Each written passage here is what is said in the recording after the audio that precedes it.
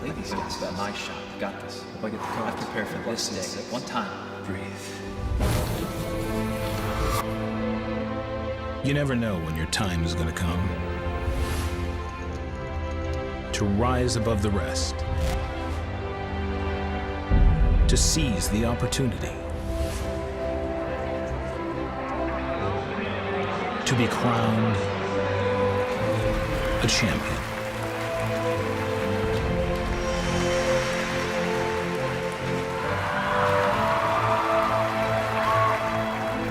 Is it time for your story to be told?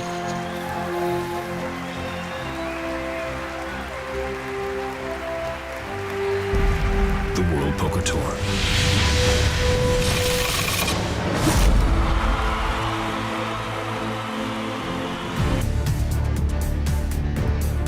Hello everyone, Matt Savage and Tony Dunst here at the final table of the WPT Venetian Las Vegas Championship. Tony, how you doing?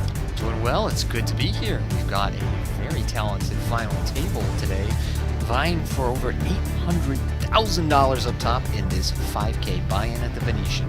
Which does include that seat to the WPT World Championship in December. A lot to play for here, and these players, for the most part, have not had a score this big that they are getting today already at the final table. That's right, and we have an entirely international final table here in Las Vegas. No Americans among us. That's kind of an amazing stat. However, it is. It's very rare in an American WPT final table. Yeah, Elvyn does live in LA, but outside of that, he is from the Dominican Republic. We actually have two players from the Dominican Republic, which is also amazing. Yeah, it is. I believe the first time in WPT history. Oh, the card needs to be here, right? Yeah. I'm going to go on a limb and say that is the first time. Yeah. So you see the chip counts here. In seat number 1, we have Jamie Flynn from Limerick, Ireland. He has 5,025,000. Oliver Bösch is in seat number 2 from Austria. He has 4,925,000. Elvyn Bello from the Dominican Republic. He's our chip leader with 17,300,000. Nico Betbese has 13,575,000. He is from Argentina. We have Francis Cruz. He has 10 million in chips, and he is also from the Dominican Republic. And Iulian Blebese. He is from Romania. 6,850,000. I think we may have gotten an insight into Oliver's approach to the final table there, folding 10-8 of spades on the cutoff. It's a little over 30 blinds. I think he could have gotten in there, but he'll pass, and Bello on the button finds King-Queen. Happy to raise that one to 300K. We're playing 75,000, 150,000 with 150K big blind ante, and it does look like we had a dead small blind that hand, so just the one big blind for Bello's King-Queen to get through. These players settle in for a relatively deep stacked final table. We have 3 players north of 60 blinds, nobody under 30. So I can't imagine anybody will be in a rush. Yeah, that seems to be the case. I was watching these tables coming down to this final table, and the play seemed pretty good. I'm totally unaware of any of these players coming into this tournament, but I did interview them after the final table, and all seemed pretty confident about coming into today. Yeah, we were talking to one of our team members on live updates, and he was saying that even watching the play down from the final 50, sifting through the hand histories, he thought that there was a lot of quality play in the field. There wasn't really people taking big, unnecessary risks. A lot of the all-ins that he saw were the type of hands that you'd expect. Meanwhile, Bello with King-Queen here says he's on the cutoff, but I believe he's on the sort of double button after that last hand. He's going to call, dominating Flynn's King-Jack.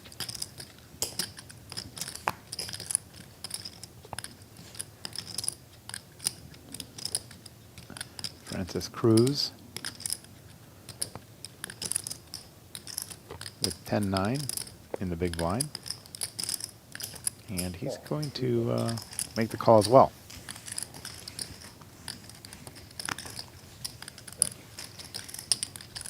So 3 players go into this flop.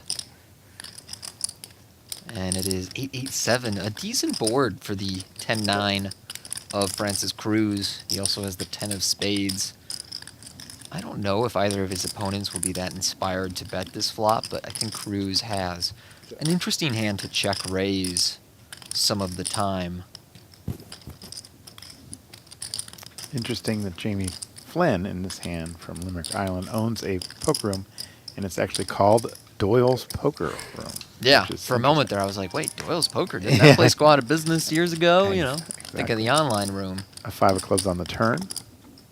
Well, a pretty favorable board for the big blinds range as opposed to the opener and the caller, and I think Francis will recognize that and start betting with his open-ender, especially holding the 10 of spades, a lot of rivers that will make for favorable bluffs. So our big blind will fire out here 750,000. for 750. Flynn gets out of the way here. Now to Bello, who also lets it go. So a nice play there from Francis Cruz.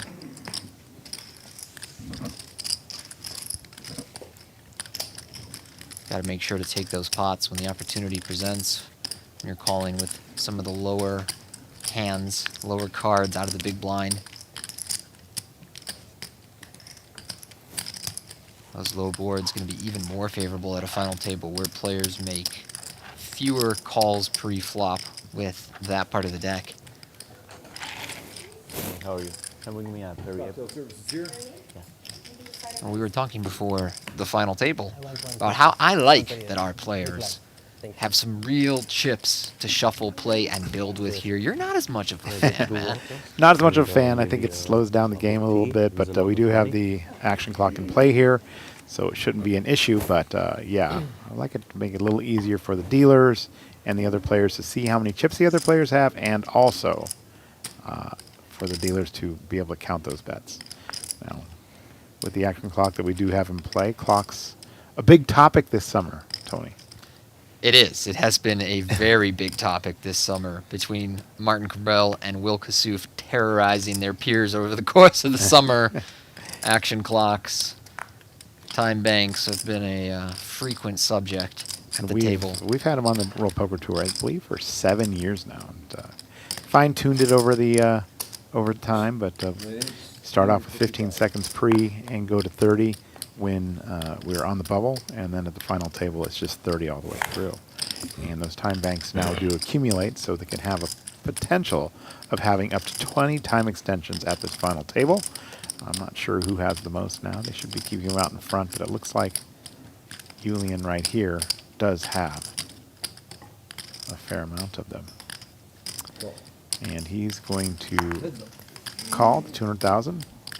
Blebea has 9-8 suited in diamonds, and he's up against 9-8 offsuit for Betbese.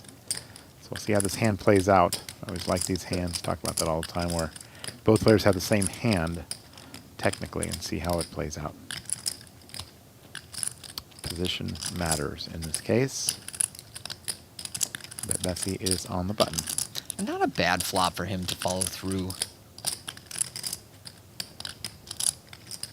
His 9-8 blocks some of the combos that Iulian would call with out of the big blind that give him top pair. Iulian has an interesting decision here because he has the 3 straight and 3 flush, but it is 2 undercards. So not as natural a continue as it would be if he had, say, the Jack-9 of diamonds or the Queen-Jack of diamonds, where he can turn top pairs. And he doesn't let it go. Yeah, he ends up letting it go. I think maybe earlier in a final table, earlier in a tournament, we would see him find ways to continue there, whether by calling or check raising. But at a final table, when you have weaker equity, I like his decision to fold. 800,500 up top, which does include that seat to the World Championship in December here in Las Vegas. A lot of money. 800K is a lot of money, man. And it's a not lot easy to win a tournament for 800K. A lot of these players talked about the prestige and the fact that they would get their name on the Mike Sexton Championship. Right. A spot where you're at already, and Yeah. you know. Also not easy to what do. that Only means. about 10 chances a year or Yes. so. Exactly. Raised to 300,000. Bello raises to 300,000 with the ace queen.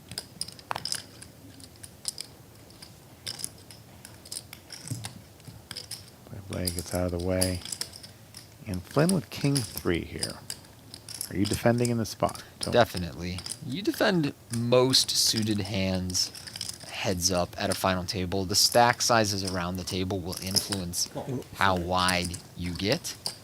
But certainly a suited king is going to call under almost any circumstances. So he does go to the flop, and it's a favorable one.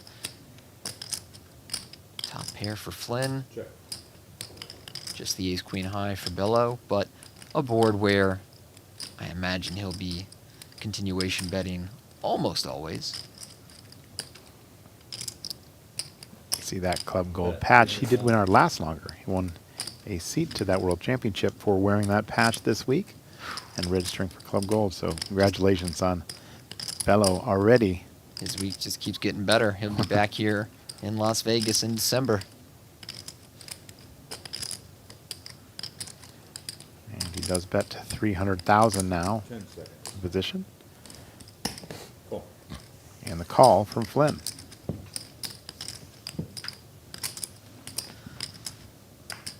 Turn card to 5. They'll hope for Bello here. Flynn continues to check here, and he does. Thoughts on the check? From Flynn? Yes. Yeah, I think you have to check. I don't think you really want to be leading very much here. Bello is the one with the real decision, and I think he should mix betting and checking. I think some of his weaker aces should actually be the ones that barrel a much higher frequency, but ace-queen will occasionally get to showdown and win. So now with that jack on the river, Now if I'm Flynn, I'm aiming to value bet. With the jack on the river, it's more likely my opponent has a pair that can call and pay me off, and Flynn should have some missed clubs. Check. decides to check it again. I think with that 3 kicker, checking the river, not crazy, but I do think a little missed opportunity to bet there. I mean, a lot of his range that gets to the river is a king or a flush draw. Certainly there's going to be some 9s, and the 9s will want to check. And it's not crazy to check the river occasionally with the king if you think your opponent is likely to overbluff that decision, in which case you have a nice, confident call with the king.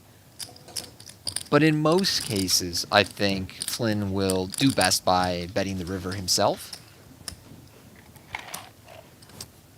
Nice pot there for Yeah.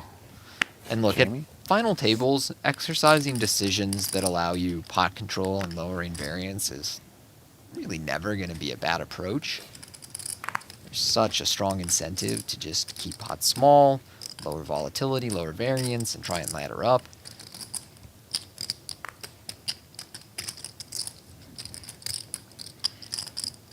I made a limerick for Jamie because he's from Limerick. Okay.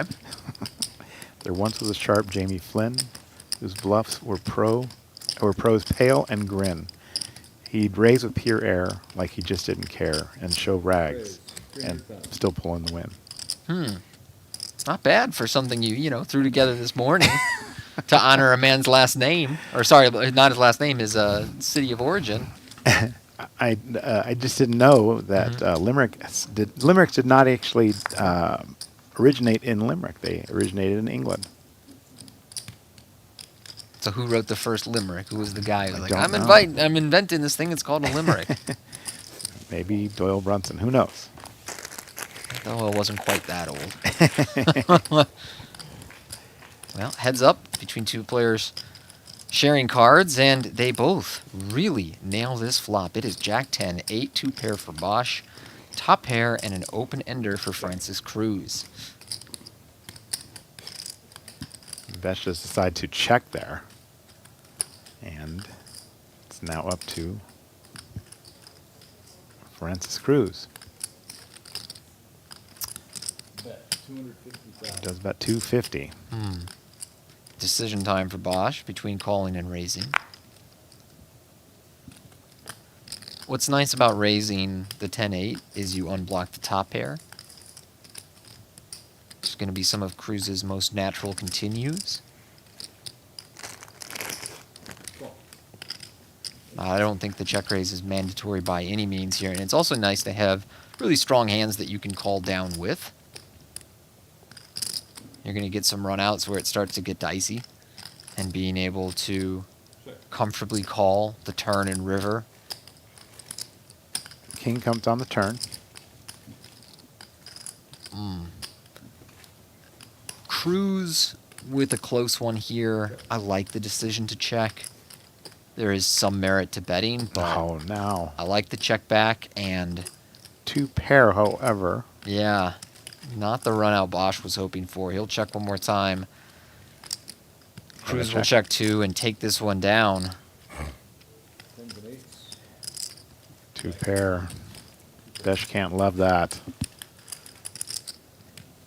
No, though in fairness, Francis Cruz had a lot of outs there going to the river. So not the worst beat, and Bösch, by just calling the flop, minimizes the damage. I think had he check raised, Francis Cruz definitely sees a turn, and then it starts to get dicey already when you turn the king. I don't think he would have folded to a turn barrel either. And so Bösch would have lost a bigger pot had he taken that route. Yeah, Oliver Bösch was actually in the hospital earlier this week. No. Yeah, very sick. Didn't know what it was, and they let him out, and he said he just really wanted to play this event. He's been watching the World Poker Tour for a long time, and he said that he just wanted to be here for this event. And so he got out of the hospital and ended up making it here and making the final table. Wow. Well, guess he's running good. I mean, Yes. Definitely well running enough good. to get out of the hospital and play a poker tournament and then final table that poker tournament. And clearly a man who loves Las Vegas culture, as he has the Las Vegas sign tattooed on his arm. I believe that's the Statue of Liberty above that. I so. believe the Statue of Liberty is covering its eyes, though, so perhaps some political commentary there from Bösch on the State of the Union as he limps in with ace-king in the small blind, looking to trap Bello. I haven't even had. Apologize, it looked like that was a check. And Bello, to me, has a hand I think plays better than a check, as a check than a raise here. I would rather see him isolate better and worse kings. Raise. You know, there's some merit to raising king-queen, occasionally getting called by worse, or raising king-deuce, king-3, and knocking Bösch out. King-9, I don't think it's like crazy to raise, but it's not my preference. So he raises to 650. So now, if you're Bösch, are you? All in. Oh wow. Yeah, absolutely. This is what you were hoping for, and you don't really want to go to a flop with ace-king as the short stack here. Time that. He's using the time extension. He's the short stack. I don't know that he can do anything else to trap Bello into putting money into this pot, and I don't think he wants to call, see a flop, and potentially be outflopped. Yeah. There you go. He's all in. All in. All in for 4,225,000. They're getting a count here. And Bello is going to posture for a moment and enjoy some Cheetos. All that bluffing worked up an appetite. 425,000. Bello does have 16 million chips. 1/4 of that would have to go into this pot if you were to make the call.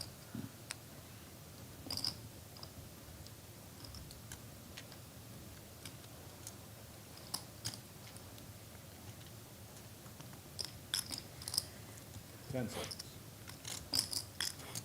You hear the dealer say 10 seconds. And he does let it go. So Bösch wins this pot. Picks up a nice one there. You like the limp there, Tony? I was just going to comment on it. I really like the limp. When we are around, 20, 25 blinds, you'll see that we're supposed to do some trapping in the small blind with hands like ace-king off and ace-queen off, and use those as limp raises all in. And many players get so excited at the prospect of having a good hand and wanting to protect it in some way and win some pots, win some chips immediately, that they forget to ever limp any hands that can be used as traps like that, and they just raise their strong hands, limp their medium strength hands, and fold their weaker hands, and it becomes a pretty easy strategy to play against if you're in Bello's shoes in the big blind. So making sure to lay some traps, as Bösch did there, allows you to limp in and not just let the big blind blast you out of every pot. Does this now mean that in other spots he has to raise with hands like that, or No. just mix it up, or He should continue limping those hands, Limping, okay. but he'll also continue limping weaker hands, and Bello will sometimes need to check behind and let him get to a flop, because as we saw, if he raises, Bösch is live to limp re-raise all in. so Betbese has the King 7 of hearts. He's going to make the call to 400,000 from Francis Cruz. And we'll go to the flop. 3 diamonds, 8-5 deuce. Need a player with a diamond in their hand. One of those boards where first got to breathe on the pot will probably win it. Nice small bet here from Francis Cruz. Just one big blind, and even that enough to get the job done. Francis Cruz says that he's super excited if he would win this tournament because he wants the trophy. He wants it sent back to the Dominican Republic, but he says in hope for where he that. lives, it won't be big enough, so he's going to have to give it to his mother, he said, and they're going to put it in their Would be house. good. Where he lives, it won't be big enough because he has such a huge house? No, the opposite. The trophy's too big for his house. Oh, he okay, said. the trophy will be too big. Yeah. The house won't be big enough. No, he says he's living in a Airbnb down in Gotcha. the You have to earn Republic, so. I thought he was like, my place is so huge No, opposite. All right. that your tiny trophy will not work within my feng shui. In addition to getting your name on that Mike Sexton Champions Cup, you also get a replica sent to your house. I know you have one. I don't. Oh, you I don't? never got the replica. What? I never got the watch. I was a year early on the watch. I never got the trophy. How is that? I know. I have nothing but my name on a plaque on the Mike Sexton Champions Cup. Oh, wow. Yeah. You won too soon. I won too soon. I won a year too early. I won a small one. Mike Sexton loved to tell people, Tony Dunst won the smallest WPT of all time. It still counts. That's all that matters.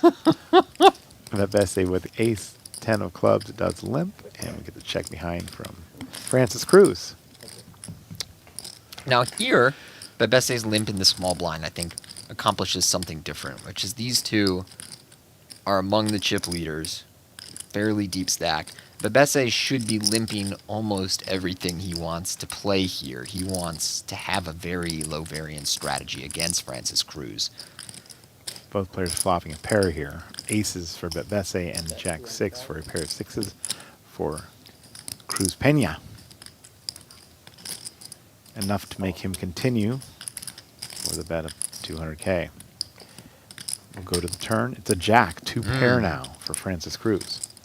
Now, so far, it has been Francis Cruz's day at this final table. It's still early, but always nice to start off hot. You start thinking to yourself, hey, maybe I'm just going to run really good all day. And a board where Betbese can bet or check. I think his hand is strong enough to merit this double barrel for value and consider betting some rivers as well. 625 is the bet. Now, if you're Cruz, I would lean towards calling, but I don't think raising would be out of line. does make the call.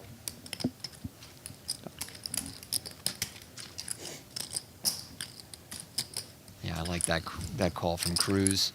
5 of hearts on the river will probably cause Betbese to slow down. It completes 8-9.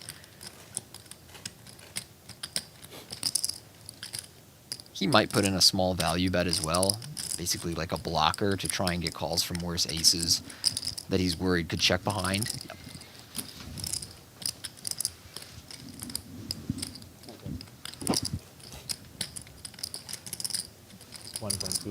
Oh, he's going a little bigger than I thought he would. And a quick call from Cruz Pena. And that'll get the pot. 2.225 in that pot. And Cruz Pena creeping up towards that chip lead of Elvyn Bello. Joining us in the booth now, we have the Director of Poker Operations here at the Venetian, Las Vegas, Mr. Tommy LaRosa. Hey, Tommy, how's it going? Matt, Tony, it's great to be here with you guys today. Thank you. Of course, welcome in. Tommy, this room is beautiful. A lot of people seeing it for the very first time this summer. Tell us a little bit about what went into putting this whole thing together. To be honest, Matt, this was like about a 10-year journey. I've been pushing to, get us a new room in the Palazzo for a long time. And, plan after plan after plan didn't come to fruition. And finally, with the new leadership here on property, I was able to sell them on it. And, boy, once it started to happen, it happened so quick. It's unbelievable how quick it all came together. And the leadership here on property has just been so supportive and being able to give us this brand new room. They did an amazing job in the design, aesthetics, and just providing everything to the poker player that they may want when they come to play poker. Yeah, I was talking to a lot of people that actually came into the room for the first time for this WPT event, and they just said they love the room. The chairs are comfortable. You have the coffee and the soda machine right there. It's beautiful. And, the staff and the service and the dealers are all wonderful here. So a lot of people will be coming back. So I'm glad a lot of people were able to see this room for the first time. But, yeah, like you said, I'm sure it had a lot of work to putting this together. But on top of that, you have this beautiful studio, which we're watching these players. And tell us a little bit about that. Yeah, when my leadership came to me and asked me everything I wanted in the room, I laid out, pages and pages of items I wanted. And having this streaming studio was something that I fought for. And, instantly they were on board and supportive of it. And it's amazing how it all came together. I think it's a beautiful studio, beautiful space for players to play and for us to stream these live, not only tournaments, but cash game streams. And just really excited about how everything turned out. Yeah, it's amazing. All right, Iulian here flops trip threes. Pena not too much here. Not too much. He's under the gun. Consider betting here, as he's got backdoor straight outs with the 7-5. If he checks and Iulian bets, he'll have to give up his hand immediately. So I like this little stab here from one big blind. Iulian with a decision between calling and raising.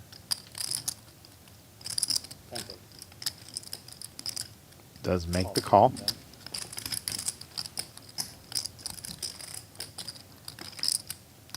Now that 6 comes on the turn, so now Cruz Pena with the gut shot straight draw.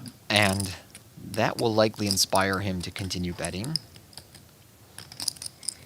And there are some high card hands and backdoor hands that Iulian can call the flop with that will have to forfeit facing a barrel on the turn. So I like that Francis is continuing to bet with his now straight draw here. Makes it 500K. That should knock out a lot of Iulian's king high hands. Stuff he had like queen jack or jack 9 that wanted to peel the flop and see what develops. So now your Jules here. What are you thinking now? The board is so dry that if I'm in his shoes, I'm probably still calling. I think if he was going to raise, the time was the flop. Now I think you let your opponent drive the betting. It's really difficult to find hands that would want to bluff raise in Iulian's shoes. Maybe something like a 4 or 5 suited. He's just really deficient in hands that make for a bluff raise. And you want to give your opponent one more chance to put in chips on this river when there's so few cards that would scare you from playing a big pot on this river. So now, with the queen, it's worth considering one more bet from Francis. It does get a little tough to represent very much here. Yeah. It's certainly, worth considering. It's just a run out that's a lot better for Iulian than Francis. And unfortunately for Iulian,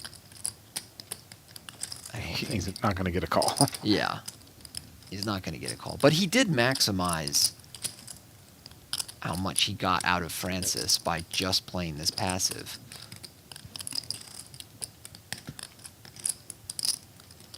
1.8. There, 1.8 million. No posture from Francis there. Quick fold with his 7 high. Yep.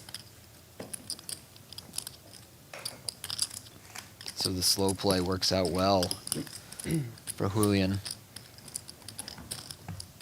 He chips up a little bit, creates some distance between Flynn and Bösch, who are both around 25 blinds. Having that distance, very important at a final table.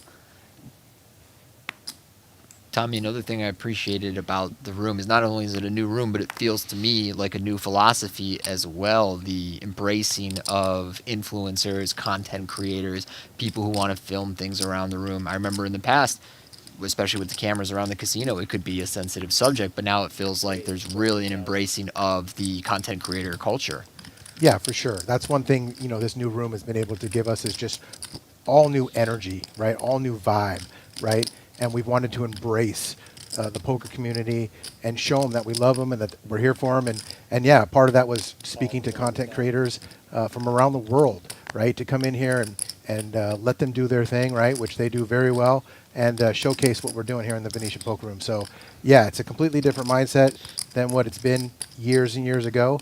And you know, it just put a lot of energy not only into the players who play here every day, but for the staff, right? The staff is energized again, Right. which is great to see. And I think it pays dividends in that the room is showcased to people through a lot of different mediums, and you're not necessarily paying for traditional marketing that way. And players just see the room, how great it looks, how friendly the vibe was. But before we get too into that, we've got quite a pot brewing here. Wow, and even more so now with Flynn waking up with jacks in the big blind. Betbese slow playing the ace-king a little bit by just calling Bello's open. I really like that play from Betbese with some of those shorter stacks behind him for exactly this kind of situation. Flynn now jacks. And his decision is very clear. 4 million? And somewhat fortunate for Francis Cruz that Betbese is this strong, because usually he's going to call with a hand that just ends up folding to this jam. And I think facing a 25 blind shove with the 9s, Francis Cruz would probably call Flynn here and be in terrible shape. But instead, I expect that Betbese will be the one to play this all in with him, and they'll be flipping.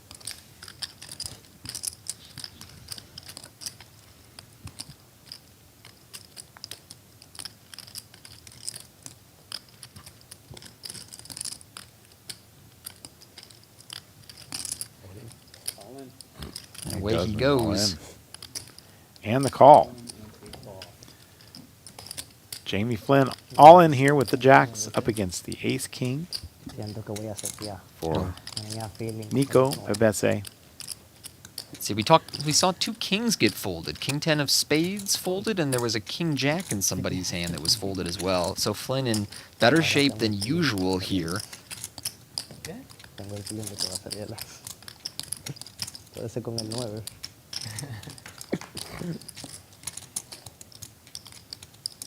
Flop is 3 clubs, neither player with a club in their hand. Jack's looking good for Jamie Flynn.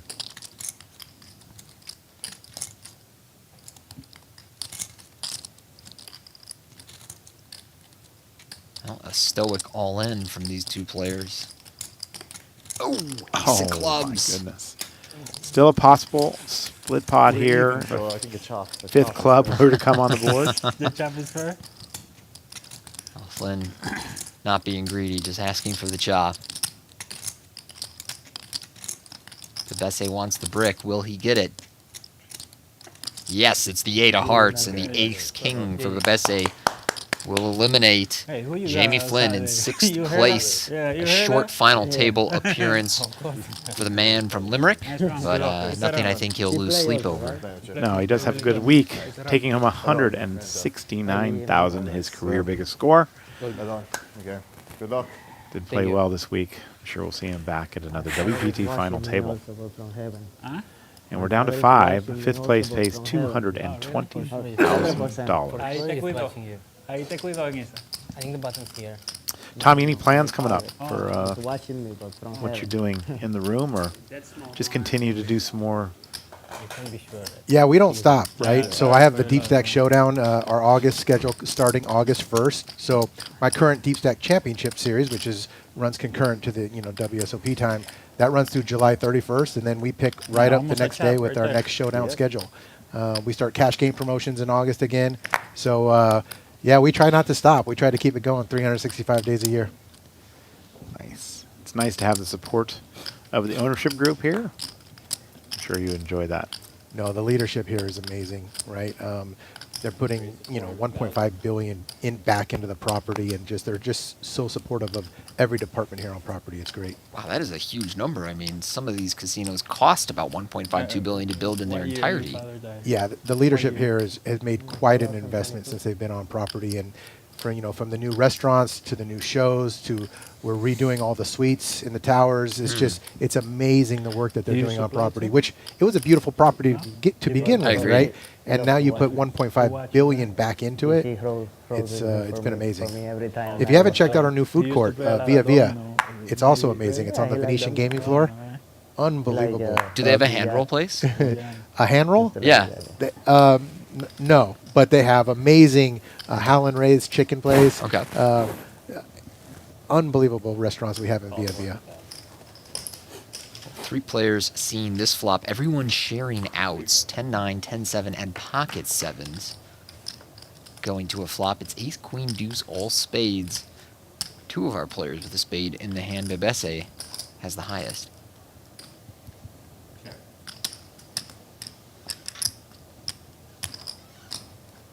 Bösch checks his 10-7 offsuit. He was the one that had the green eye? Your mom? My grandfather, Oh, your grandfather? he is alive. He's 91, but he's super strong.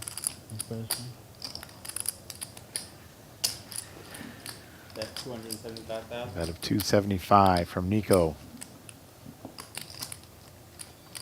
I like that he's following through here with the bet. Not only does he have the outs to the spade, but as the raiser pre-flop, he should have the most aces. Iulian will have a lot of aces in his range, but he's handcuffed here with the sevens. Not going to give up on them, though.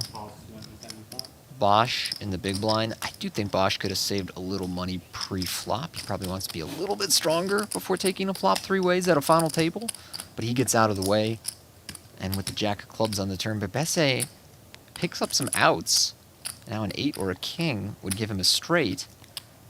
So it may be tempting to barrel again here. And to be honest, he could even consider tripling on a lot of run outs and putting enormous pressure on Iulian.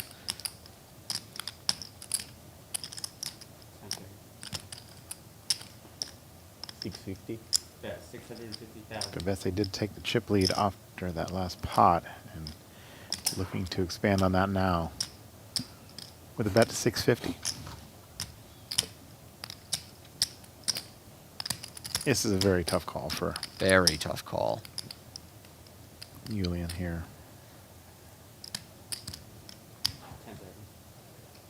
I think he's just going to get rid of it, and he does. Nico extending his chip lead now. Yeah, and opening up his game, raising the 10-9 offsuit from the hijack, recognizing that with the chip lead, he gets to be table captain and open the most hands, apply the most pressure. Doing a nice job of that so far with his newfound chip lead. Fun spot to be in. Very fun spot to be in. Chip lead in the final table. Everyone mostly wanting to get out of your way.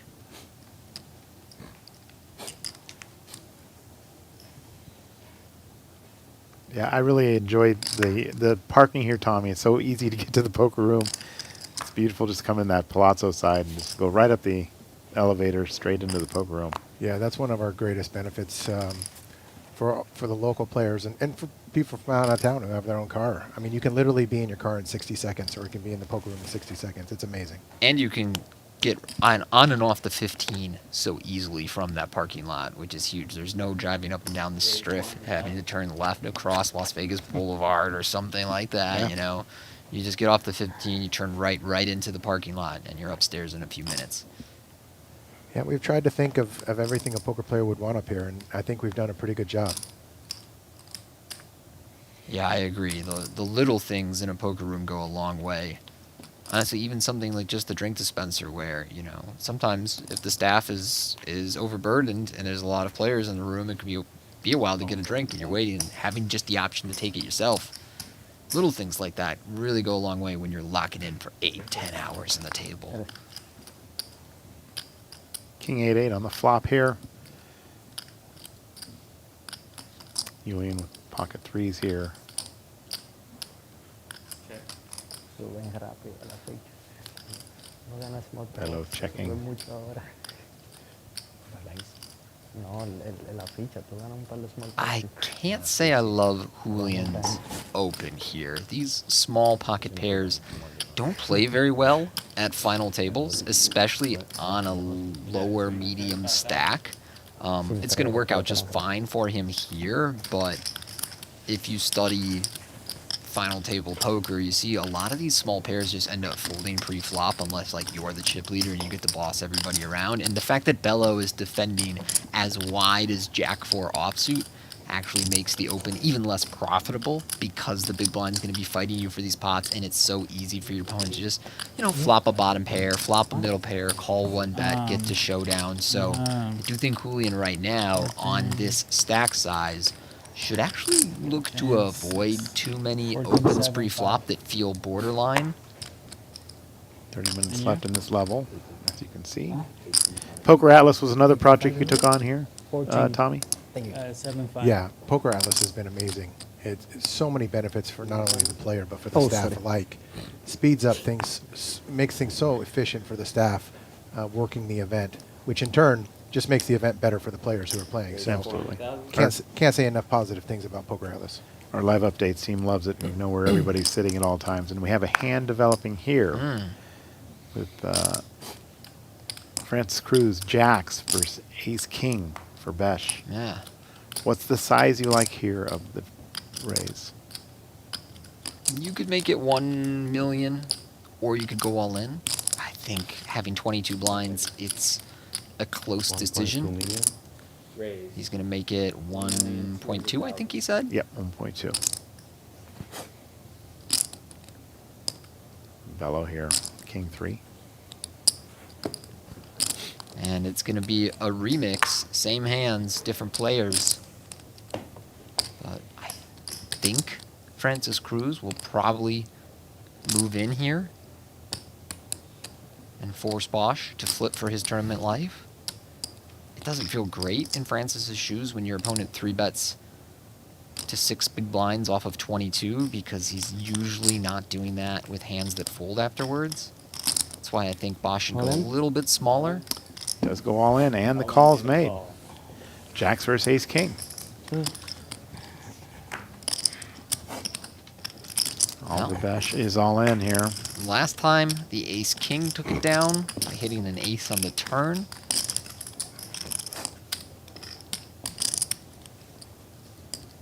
Potential big double up here for Oliver Bösch.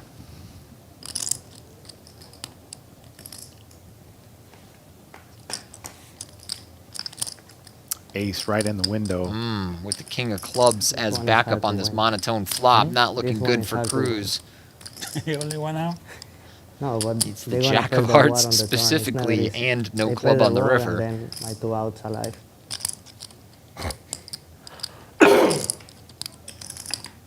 Oh, and there it is. It's all over. Flush made for Bösch. Top. Stay flush. He's going to double up here.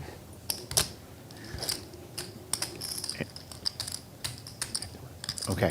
Tommy, thank you for coming in and speaking up with us today. A fantastic job you've done with this room, and looking forward to coming back more and more on my off time living here in Vegas. Yeah, Matt and Tony, it's been great to partner with the WPT this week. Appreciate everything you guys are doing here in the booth. I wish I had the skills to be in here more often, but it's a pleasure to be in with you guys, and just a pleasure to be with the whole WPT team this week. It's been an amazing week. Great. We're really happy to be back, and congrats on another huge turnout here. Yeah. That's right. Like I said, amazing week, 1,153 players for this event, and just very excited to be able to host it. So thank you. Absolutely. Thank you, Sponge Tommy. All right, so with that hand, Bösch up to 9.25. So he jumps to the third stack in the tournament here. Nico still with that chip lead. 8.6. I love that it's a purely international field. This has to be the first time in history that we don't have an American at a WPT final table in We should have America. like something that we can I can't remember them all, but that certainly feels right. Yeah. The Honey Badger, there he is. Oliver Bösch. Nicknamed the Honey Badger. From Lustenau, Austria. He's gonna buy more crypto and pump our bags with whatever he wins here. Let's go. Now I'm really rooting for him. My man. We do not give crypto advice here on the live stream, but at least one of us is invested. I've been trying to twist your arm for a while now. I know. I'm It's just, not- you know- too dumb. We've talked about it a little in Vince's case. There has been multiple times where I'm like, Vince, I will buy you the Trezor. I will teach you how to use it. I will load the Bitcoin onto it. I will like do whatever you need in order to take a position on this stuff. But you should be in there. He's like, oh yeah, it kind of sounds like a great. I'm kind of maybe. Let me think about it. You know. And then he messaged me the other day. Whoa! Did you see Bitcoin? No, I should have. Oh. Yeah. We all have a story like that. Yeah. Some more than others. Yeah, here we go. Jack on the flop. Both players with a jack in their hand. Jack 8 versus Jack 5. With a Jack 3-3 flop. Very likely chop pot here, Tony. So Pretty likely, yeah. Betbese with the superior kicker and some hearts for the backup, which he There it finds is. on the turn with the Queen of Hearts. Currently a chop pot, but Betbese outs to the 8 or the heart. and he has to bet something here. What size do you like? I don't know that he does. He can bet something here, but I wouldn't say that he has to because it's pretty tough to get called by worse, and your hand is really well protected. Plus, your opponent in the big blind has way more threes than you do. Not so much after checking behind on the flop, but that still remains true. But Betbese does decide that his hand will play best as a bet, and he fires one out. The deuce of diamonds on the turn.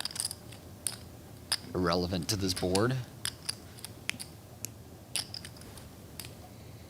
Betbese perhaps considering betting or checking, wondering what worse hand calls me if I bet. Maybe an ace high. Maybe occasional king high. He's going to go medium sized. Looks like 4 1/4. And I imagine Francis Cruz will not love this situation, but will eventually call.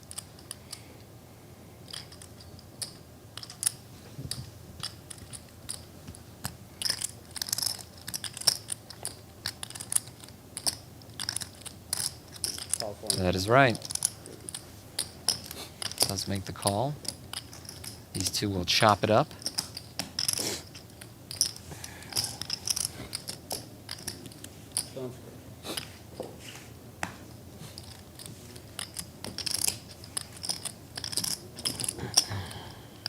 These two started the final table so hot, but Francis Cruz losing that coin flip also lost his chance to leapfrog Betbese and take the chip lead back.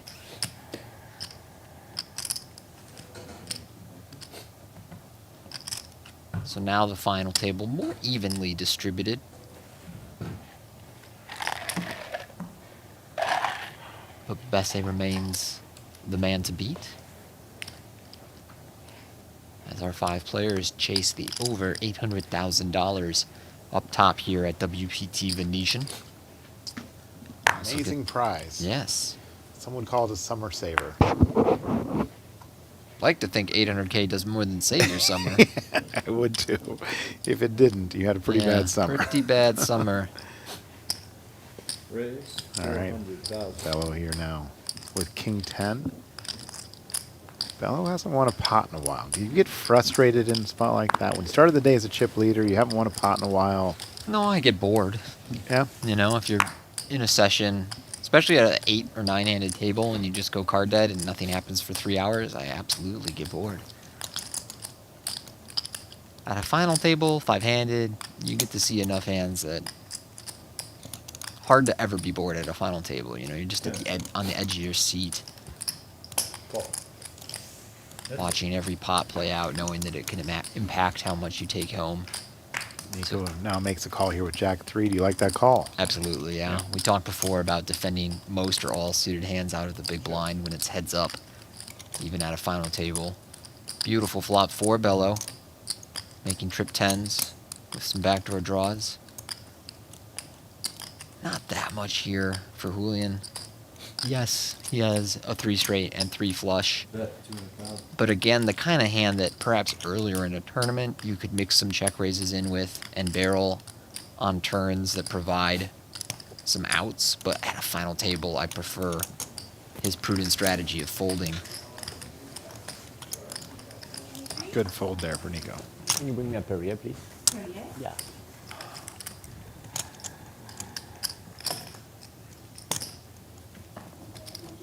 I have, thank you. I'll take a Perrier too. Yes, thank you. Fasting today? Of course. You don't want an oatmeal or something? I eat the same breakfast the last 3 days. Same, I'm exactly fasted same. like 3 days, same, of course.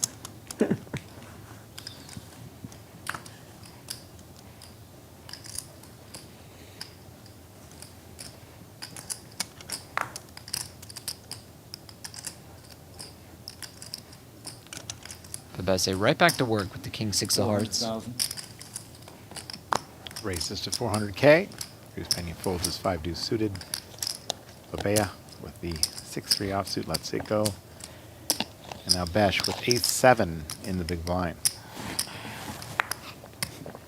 I think you will mostly call, but a reasonable hand to mix some 3-bet bluffs in against, especially against Betbese, who, with the chip lead, will be opening wider than usual.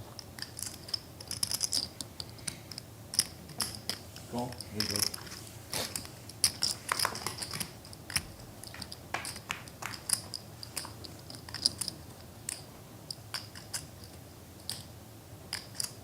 Not much here for Bösch. Check.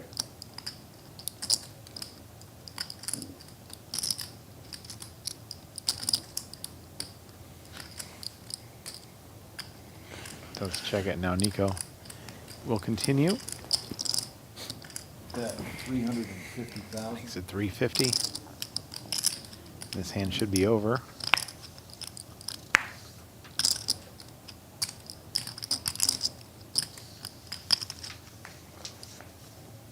And it is. Betbese winning this pot, increasing his chip lead. Well, we have a fun schedule of events coming up in the late summer, early fall on the World Poker Tour, starting with WPT Cyprus. The festival is from August 6th to 18th, the championship from 13th to 18th. You and I will be there. Absolutely. My first trip to Cyprus, your second at least. Yeah, You've I'm been looking there a forward to couple it. times. I've been there a few times Yeah.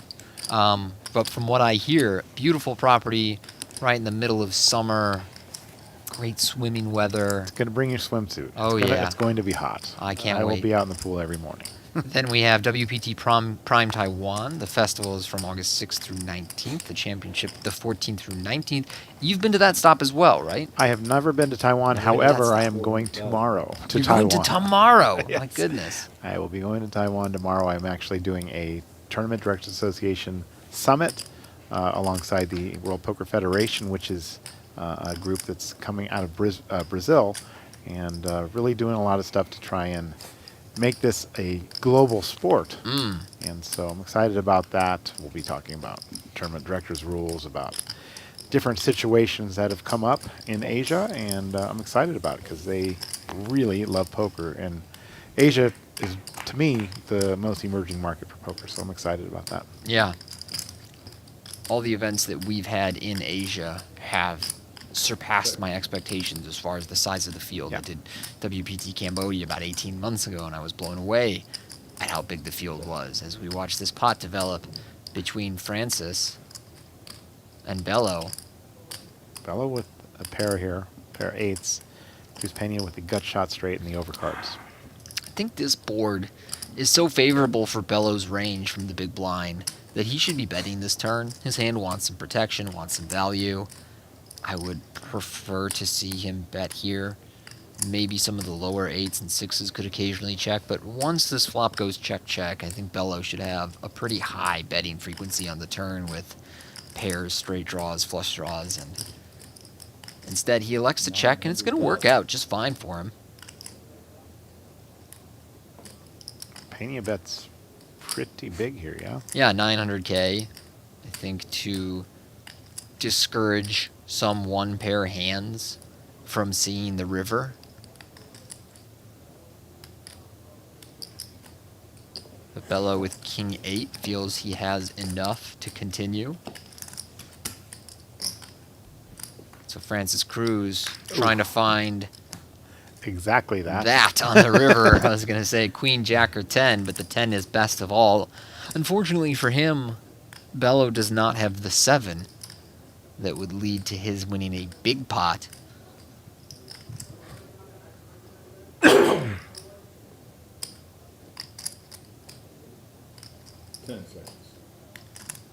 Bello going to turn his hand into a bluff here. Interesting play. I think he's a little high up in his range to do this. And as we know, it's going to backfire as he is he's bluffing into the nuts. Francis Cruz can't believe his luck. Not only did he river the nuts, but his opponent bet 2/3 pot right into him. What are you thinking about betting here, Tony? As Francis Cruz? Yes. I think you want to go on the bigger side and really try and get paid by a 7. If by some miracle your opponent has Jack 7, he's never folding. Most people pay off even with a 7. But I might make it like... Well, I guess with 7.2 I would just go all in.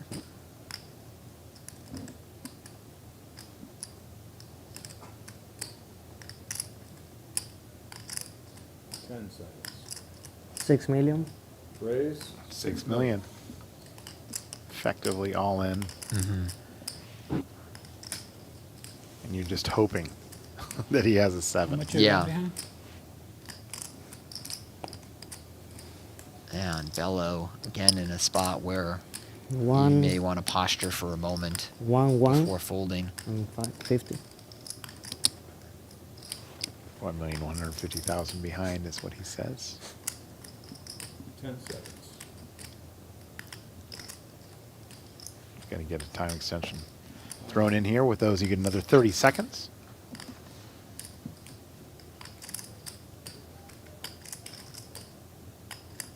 The more I think about Bello's bluff, the more I think it's pretty interesting because he doesn't get to the river with that many worse hands than King 8. I think he folds the turn with a 6, and I think it's stuff like Queen 8, Jack 8 are about his worst hands that get to the river, and turning some of those into bluffs in that manner is pretty viable.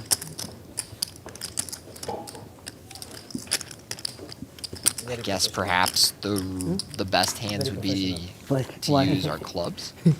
He will have a decent amount of club combos that reach the river, and so perhaps that should be the priority to bluff with, since the 8 can show down and win sometimes. Your opponent will have to check behind since it's a pretty favorable river for the big blind. So the times that your opponent, decided to bet big with 2 overcards on the turn and try and shut out a pair, a lot of those will have to check behind. You'll get to shut down your 8 and win. So I guess the more I think about it, Bello should probably be using clubs and not pairs there, but I will rarely argue against people fighting for pots when they have the range advantage. With that pot, the Dominican versus the Dominican, he does jump into second in chips, does Francis Cruz. Well, Francis Cruz right back at it with the Queen 10 of spades. Bösch on the button with Ace 8 of clubs has a hand that I think will mostly... Ooh, not that one. Yep, not that. You should definitely at least call and sometimes 3-bet. Ace 8 suited going to be too strong to fold to an open raise there. So it's the second time we've seen Bösch fold a hand that I think most players in his shoes would get to a flop with somehow. So his mentality today is definitely on the risk-averse side. And while that's a savvy strategy at final tables, part of the dilemma is on a streamed final table, some of your opponents are going to find out about how you are playing, and then they will be able to overfold to your aggression in the future. They're like, look, this guy is missing some of the hands that should be getting to a flop. He's taking a very tight, risk-averse strategy to the final table. You know, if he really fights me in a pot, I'm just going to let him have it. I'm not going to pay him off. So he has my favorite hand, Jack 10 suited here, and kings right behind for Elvyn Bello. Well, what's the raise going to be to?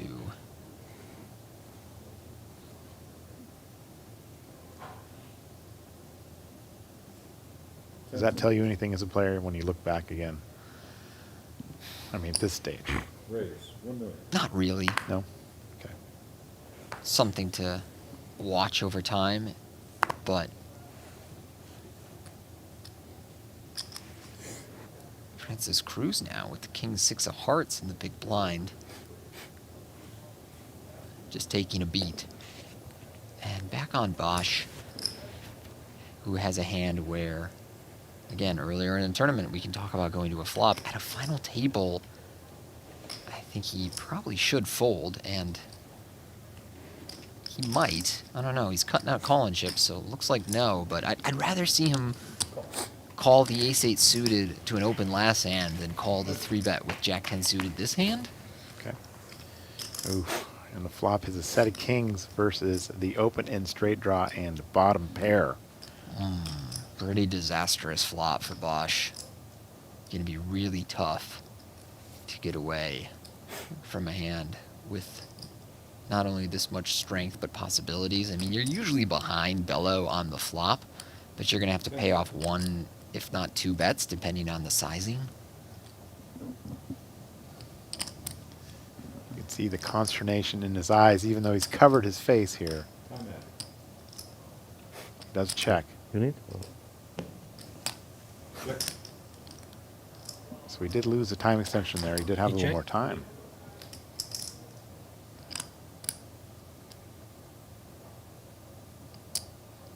Nice board for Bello, but a connected one with the flush draw. I don't think he should go too small here. And he seems to agree. 650,000. That's quarter pot. 650. And if you're Bösch, you have to see another card, do you not? Absolutely. Yeah. You cannot fold on this texture.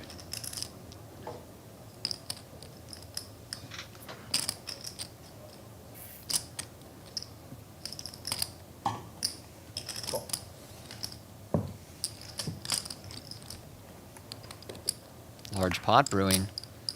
8 of diamonds on the turn. No help Safe for Bösch card. here. Yeah. So now if you're Bello, I think the sizing should be around half pot. Bösch will have a decent amount of combo draws going to the river. Some ace high hearts.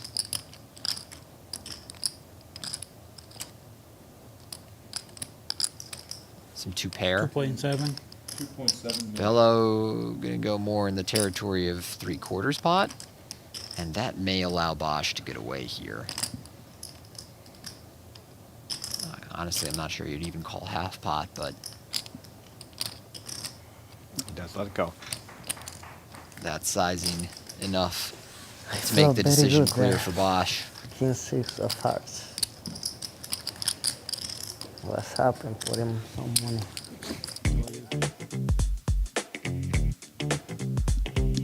Elvyn Bello, over 1.1 million in lifetime earnings. Poker rival Adrian Mateo. He is a great poker player. Yeah. think instead of rival, the question I saw in the bio sheets was like, if you could play heads up against any player, who would it be? And I think he answered Adrian Mateo. So I don't think he has like some personal rivalry with Adrian Mateo. You know, they bumped into each other in a casino and words were exchanged, anything like that. I think he just admires Adrian as a poker player, and if he could play heads up with anyone, I think it's Adrian Mateo, because some other guys answered, you know, Doyle Brunson on that list, Okay. Phil Ivey and stuff. And Bello, emboldened by winning the previous pot, opens the 4-3 of clubs on the cutoff. Betbese seems to be considering the king-9 on the button, but he goes out. Cruz lets that 10-3 go. Blebea with the 8-7. I think just good enough to see a flop. Call. Heads up.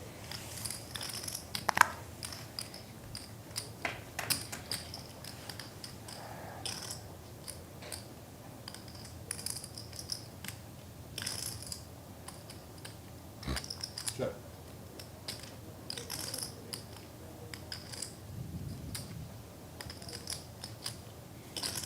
Beautiful flop for Bello. Open ender here on King 5 deuce. Nothing here for Iulian. I don't think he'll mess around.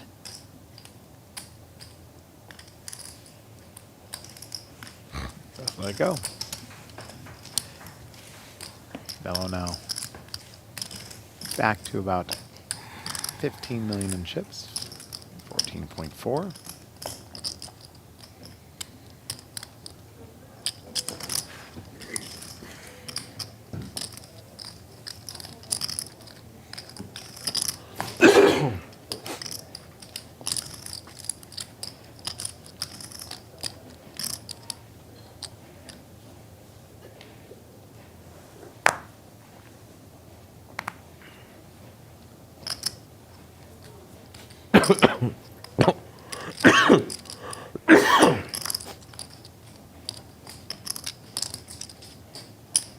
Betbese with the ace-3 of spades. Raise 400,000 to go.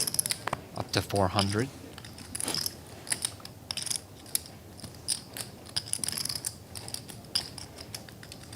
Cruz Pena with the king-queen suited right behind. Call. Nice hand to see a flop with on the button. And Bösch in the big blind with the ace-8 of clubs.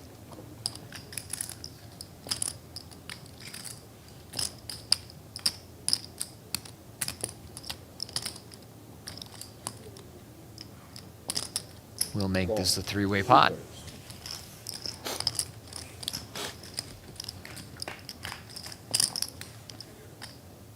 And on Jack 7-4, no one meaningfully connects.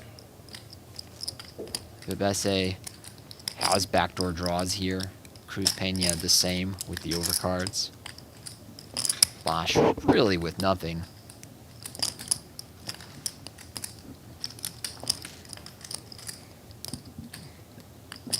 Betbese on the fence about betting. 675. Wants to go 675. And that will give Francis Cruz a close decision. And one he will end up passing on. So you see, Matt, that when you have the chip lead, a lot of hands that are sort of marginal bets can become profitable ones. Your opponent's a bit handcuffed by the situation will make folds like that King Queen of Hearts, where early in a tournament he's never folding there. I'm not even entirely sure he should fold on that flop, but it's awful close with a player to act behind him. Had the big blind not overcalled, I think Francis Cruz sees the turn, but with one live hand behind him, it becomes much murkier. As we've seen recently, having the chip lead at a final table can be very powerful. Very powerful. Also helps to run like God. Absolutely. And as we were talking about that, our chip leader picks up kings. Yeah. Raise 400,000. Oh, and Cruz Pena with ace-jack right behind. Well, Francis Cruz with the hand, I think should mix calls and 3-bets here. Thus far, he has leaned a call-heavy strategy in this spot. But it looks like he wants to cut out some raising chips this time. Raise. Nice sizing from Francis Cruz. 1,200,000. Earlier on, we talked about making some smaller 3-bets, 2.5x. But as a medium stack versus the chip leader, I think you want to price him out of seeing the flop easily, and making it the full 3x is the best sizing available to Francis. Unfortunately for him, Betbese was not opening wide this time. He has the Cowboys, and I imagine will 4-bet.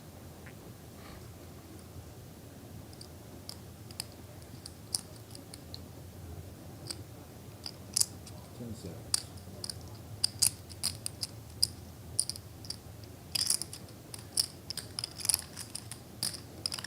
2.8. Raise. 2.8. 2.8 million.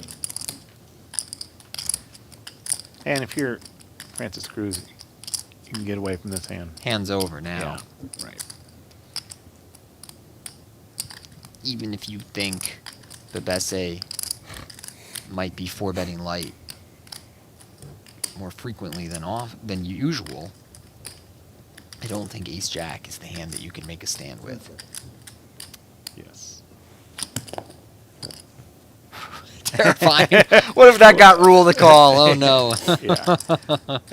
Oh no. He's quick to muck it up. It went over the line too, like somewhere out there is a rules nit who's like, that should stand. Yeah, as the rules guy myself. Yeah. If called to the table, I'm definitely not making that a call. However, I have seen some floor make that Yes, call. exactly. And it's just you got to use TDA rule number 1 on that sometimes.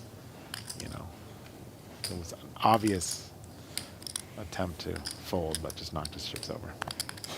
All right, Cruz Pena now with 10 queen. We'll fold under the gun. Blebea with queen 5 also lets it go. Bösch with you nerds' favorite hand. I don't know why you guys love it. It is. That's what it's going to be known as in the history books. The nerd hand, Ace-5 suited. On the button.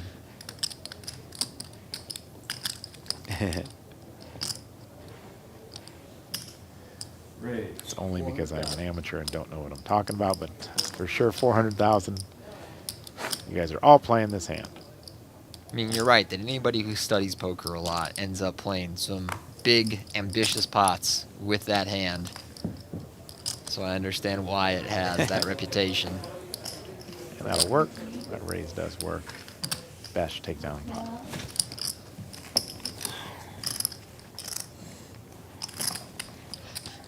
Yeah, it's funny, There's so many hands you look down at, and you're like, okay, maybe I'll see a flop. Well, we'll see how this works out. And then with Ace-5, you look down, and you're like, buckle up. Here we go.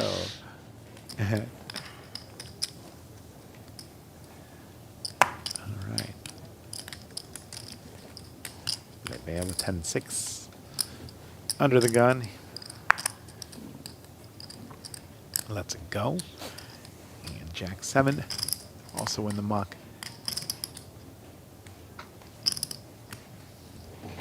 We on break, right? Looks like these guys are about to be on break. But first, we'll see Betbese play a blind versus blind pot against Francis Cruz. Earlier on, we talked about at a deeper stack depth, the small blind should do a lot of limping against the big blind, but now that Betbese has a clear chip lead, I think he should adopt a raise-heavy strategy, since Francis Cruz will have to overfold to him.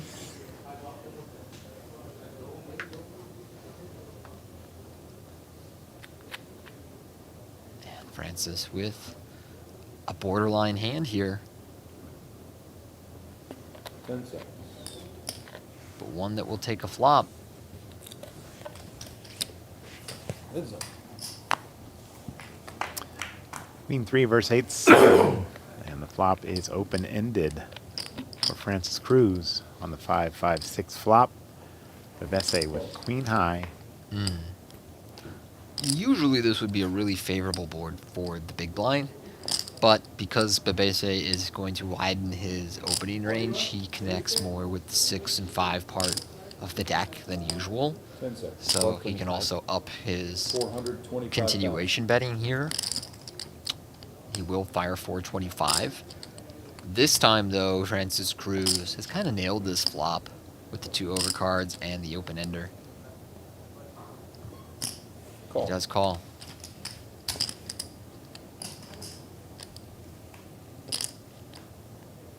Ooh, there's 8, giving Cruz Pena top pair and that straight draw. And I would not like a barrel from Betbese here. That is a very favorable card for Francis Cruz. And you really just have no outs, no nothing going to the river. If you're up against a 5, you're drawing dead. You're going to have lots of hands here that do have outs going to the river that you could barrel with instead. Do you ever like a check here from Francis Cruz? You can. I don't think it's unreasonable to check. 10 seconds. I think he'll probably opt for a small bet, like quarter or third pot.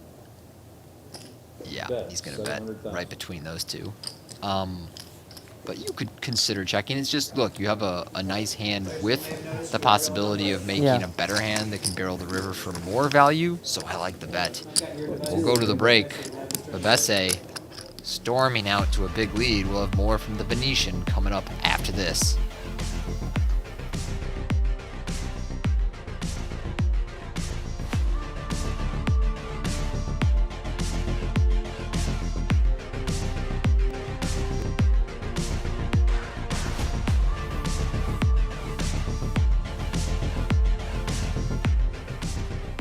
Takes home all the money and becomes our next Deep Stack champion.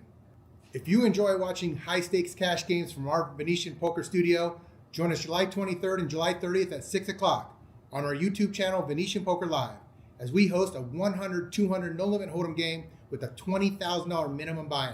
Once again, July 23rd, July 30th at 6 o'clock. From cash game promotions to ladies meetup games to tournament final tables to cash game streams, we've got it all for you here at the Venetian Poker Room. We look forward to seeing you in July. Club WPT Gold has already awarded millions in prizes, and 3 players have become millionaires. Now, poker fans in the U.S. can enjoy sweepstakes-style poker with daily ring games, tournaments, and appearances by your favorite WPT ambassadors. Play for your chance to win real prizes and entries into exclusive WPT events. Sign up today at clubwptgold.com and use promo code Venetian to get started.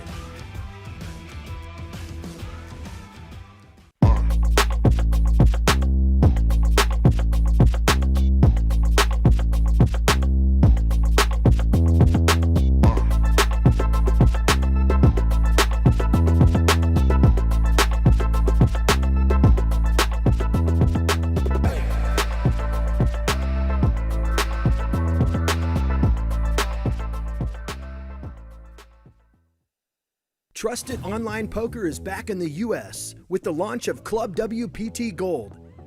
Play sweepstakes poker and daily ring games and tournaments against your favorite WPT ambassadors.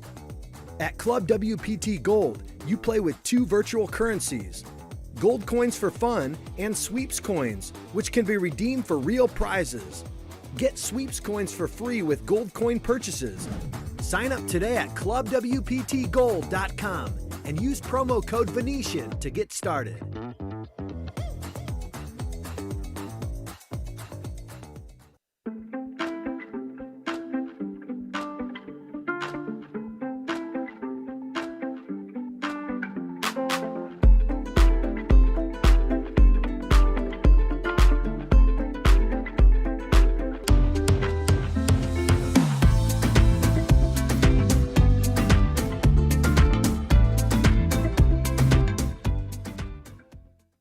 This is Tommy LaRosa, Director of Poker Operations, coming to you live from the Venetian Poker Room inside our Venetian Poker Studio.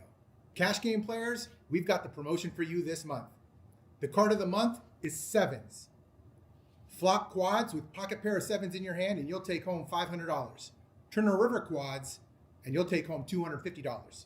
But that's not all. Make a straight flush using both whole cards in your hand, one of which is also a 7, and if you flop it, you'll take home $500, or if you turn a river a straight flush, you'll take home $250. Be sure to join us for our card of the month in July. But that's not all, cash game players. We also have the Bad Beat Barrel promotion in July.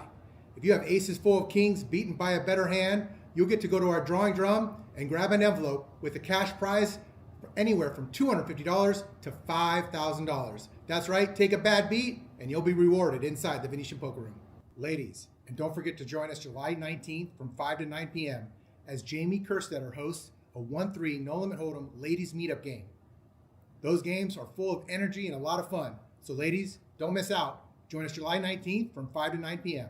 Be sure to join us July 19th at 12 p.m. on our YouTube channel, Venetian Poker Live, as we stream the final 7 players from our $1,600 buy-in, no limit hold'em, ultimate stack, $750,000 guarantee. See who's crowned our next deep stack champion. And that's not all. Join us July 22nd at 12 o'clock on our YouTube channel, Venetian Poker Live, as we stream the final 7 players of our $1,100 buy-in, no limit hold'em, ultimate stack, $300,000 guarantee. See who takes home all the money and becomes our next deep stack champion. If you enjoy watching high stakes cash games from our Venetian Poker Studio, join us July 23rd and July 30th at 6 o'clock on our YouTube channel, Venetian Poker Live, as we host a 100-200 no limit hold'em game with a $20,000 minimum buy-in. Once again, July 23rd, July 30th at 6 o'clock. From cash game promotions to ladies meetup games to tournament final tables to cash game streams, we've got it all for you here at the Venetian Poker Room. We look forward to seeing you in July. Club WPT Gold has already awarded millions in prizes, and 3 players have become millionaires. Now, poker fans in the U.S. can enjoy sweepstakes-style poker with daily ring games, tournaments, and appearances by your favorite WPT ambassadors. Play for your chance to win real prizes and entries into exclusive WPT events. Sign up today at clubwptgold.com and use promo code Venetian to get started.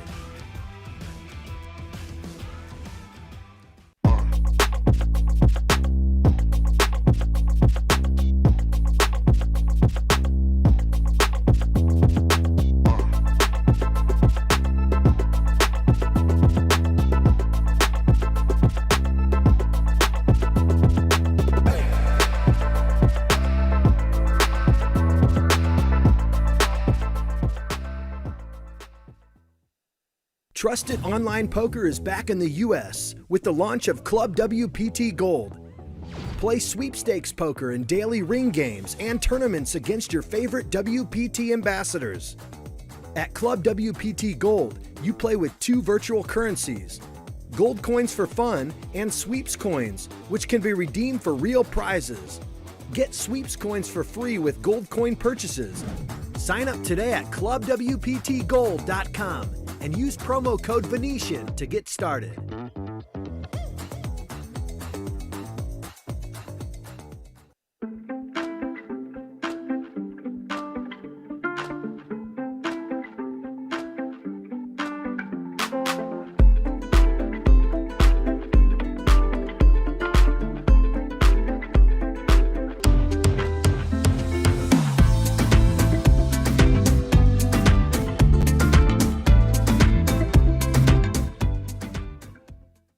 This is Tommy LaRosa, Director of Poker Operations, coming to you live from the Venetian Poker Room inside our Venetian Poker Studio. Cash game players, we've got the promotion for you this month. The card of the month is 7s. Flop quads with pocket pair of 7s in your hand and you'll take home $500. Turn a river quads and you'll take home $250. But that's not all. Make a straight flush using both hole cards in your hand, one of which is also a 7, and if you flop it, you'll take home $500. Or if you turn a river a straight flush, you'll take home $250. Be sure to join us for our card of the month in July. But that's not all, cash game players. We also have the Bad Beat Barrel promotion in July. If you have aces full of kings beaten by a better hand, you'll get to go to our drawing drum and grab an envelope with a cash prize anywhere from $250 to $5,000. That's right, take a bad beat and you'll be rewarded inside the Venetian Poker Room. Ladies, and don't forget to join us July 19th from 5 to 9 p.m. as Jamie Kerstetter hosts a 1-3 no limit hold'em ladies meetup game. Those games are full of energy and a lot of fun. So ladies, don't miss out. Join us July 19th from 5 to 9 p.m. Be sure to join us July 19th at 12 p.m. on our YouTube channel, Venetian Poker Live, as we stream the final 7 players from our $1,600 buy-in, no limit hold'em, ultimate stack, $750,000 guarantee. See who's crowned our next deep stack champion. And that's not all. Join us July 22nd at 12 o'clock on our YouTube channel, Venetian Poker Live, as we stream the final 7 players of our $1,100 buy-in, no limit hold'em, ultimate stack, $300,000 guarantee. See who takes home all the money and becomes our next deep stack champion. If you enjoy watching high stakes cash games from our Venetian Poker Studio, join us July 23rd and July 30th at 6 o'clock on our YouTube channel, Venetian Poker Live, as we host a 100, 200 no limit hold'em game with a $20,000 minimum buy-in. Once again, July 23rd, July 30th at 6 o'clock. From cash game promotions to ladies meetup games to tournament final tables to cash game streams, we've got it all for you here at the Venetian Poker Room. We look forward to seeing you in July. Club WPT Gold has already awarded millions in prizes, and 3 players have become millionaires. Now, poker fans in the U.S. can enjoy sweepstakes-style poker with daily ring games, tournaments, and appearances by your favorite WPT ambassadors. Play for your chance to win real prizes and entries into exclusive WPT events. Sign up today at clubwptgold.com and use promo code Venetian to get started.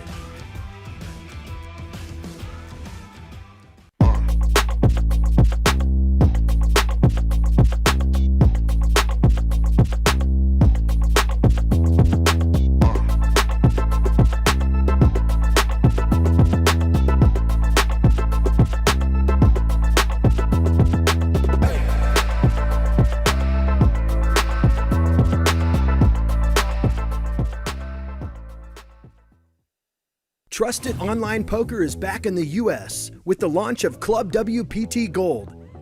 Play sweepstakes poker and daily ring games and tournaments against your favorite WPT ambassadors. At Club WPT Gold, you play with 2 virtual currencies, gold coins for fun and sweeps coins, which can be redeemed for real prizes. Get sweeps coins for free with gold coin purchases. Sign up today at clubwptgold.com and use promo code Venetian to get started.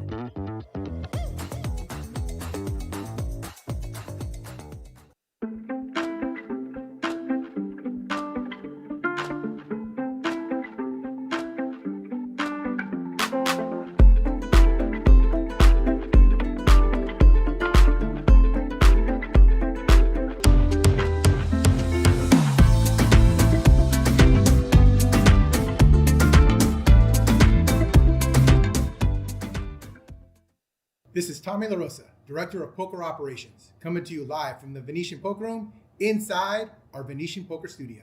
Cash game players, we've got the promotion for you this month. The card of the month is 7s. Flop quads with pocket pair of 7s in your hand and you'll take home $500. Turner River quads and you'll take home $250. But that's not all. Make a straight flush using both hole cards in your hand, one of which is also a 7, and if you flop it, you'll take home $500. Or if you turn a river a straight flush, you'll take home $250. Be sure to join us for our card of the month in July. But that's not all, cash game players. We also have the Bad Beat Barrel promotion in July. If you have aces full of kings beaten by a better hand, you'll get to go to our drawing drum and grab an envelope with a cash prize for anywhere from $250 to $5,000. That's right, take a bad beat and you'll be rewarded inside the Venetian Poker Room. Ladies, and don't forget to join us July 19th from 5 to 9 p.m. as Jamie Kerstetter hosts a 1-3 no limit hold'em ladies meetup game. Those games are full of energy and a lot of fun. So ladies, don't miss out. Join us July 19th from 5 to 9 p.m. Be sure to join us July 19th at 12 p.m. on our YouTube channel, Venetian Poker Live, as we stream the final 7 players from our $1,600 buy-in, no limit hold'em, ultimate stack, $750,000 guarantee. See who's crowned our next deep stack champion. And that's not all. Join us July 22nd at 12 o'clock on our YouTube channel, Venetian Poker Live, as we stream the final 7 players of our $1,100 buy-in, no limit hold'em, ultimate stack, $300,000 guarantee. See who takes home all the money and becomes our next deep stack champion.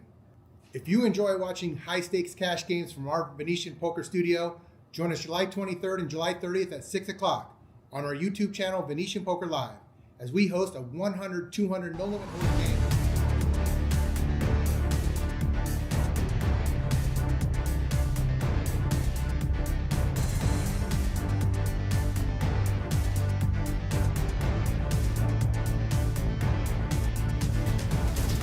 We are back at the WPT Venetian final table where 5 players are now battling it out for the $800,000 up top along with the WPT World Championship seat.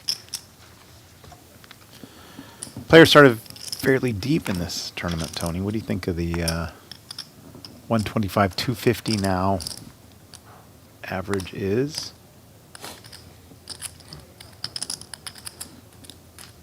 Right about, let's see. Good question.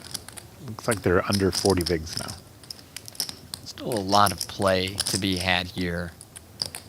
There's really only 2 players who could end up all in pre-flop over a raise, and even Bösch probably needs something like an ace-king or jacks plus to end up there. Yeah, they're not shallow. 22 is the shortest stack, 22 bigs. That'd be Blebea. And then our chip leader has 78 tried to bigs. double you up too. So a lot of play left. Don't you remember? I bet 2.7 and you didn't want it. Cruz limping in here. The 10-7 in the small blind. Iulian in the big blind with the 8-6 of spades. Nice hand to see a flop with. He checks behind. Cruz holding a crucial card for him. It's a 7 of spades.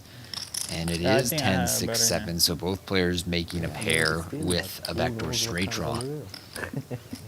Yeah, we never know. Everything can change in the river, right? Yeah. Nothing's guaranteed. You know, like sometimes you think you have the best hand, the river change everything. That's the beauty of this game. Starts the betting at 250. 2 sides is beauty. Yeah. Blebea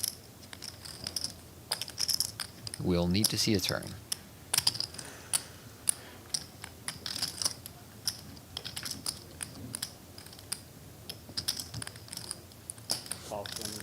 Makes the call. Where are you from? I'm from Dominican Republic, Oh, nice. but I live in LA. Ooh, 2 pair now. Been in LA 20 years. Nice. Yeah, it's pretty close. For Blebea. He Republic is still dangerous. also or it's safe.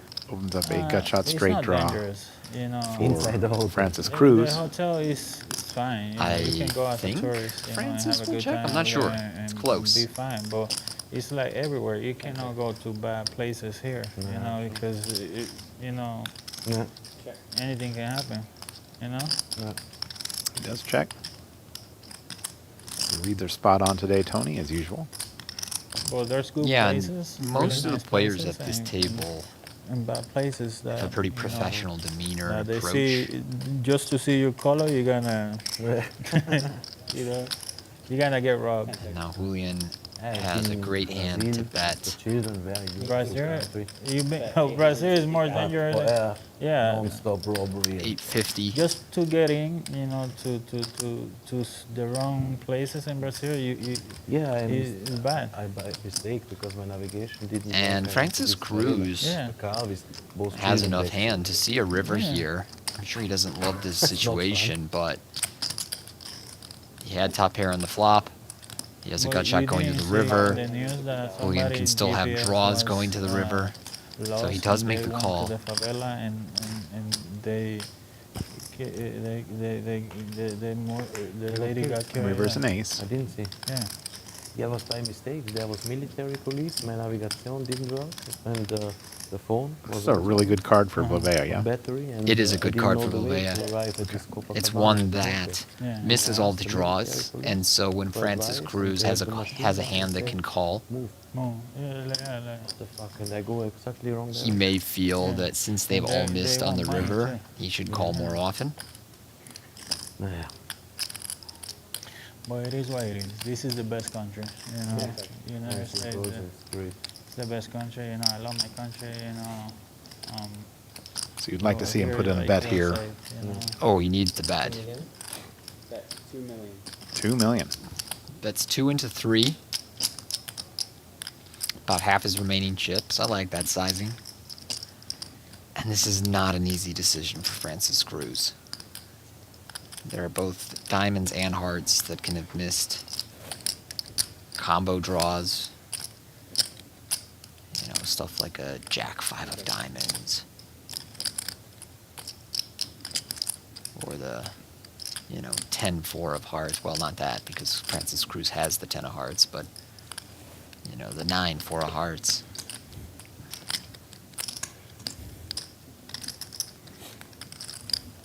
Perhaps holding the 10 of hearts is just enough for Francis Cruz to talk himself into a fold here as he blocks some of the hands that would call the flop, bet the turn, and be tempted to bluff the river.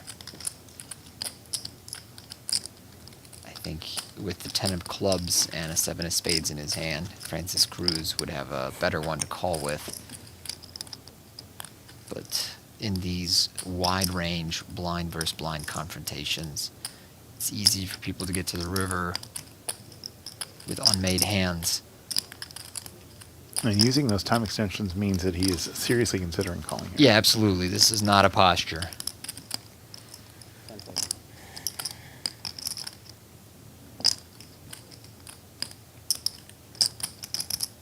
He does block 10-9, which is nice, but he also blocks some hands that would end up bluffing on this river, so. And with those time extensions, Tony, that is a consideration. He is down to 1 left. Yeah. Cannot use that last one. If he does, and the time runs out again, the hand is dead. Your hand is folded if you are out of time chips facing action. Oof. Not a good feeling.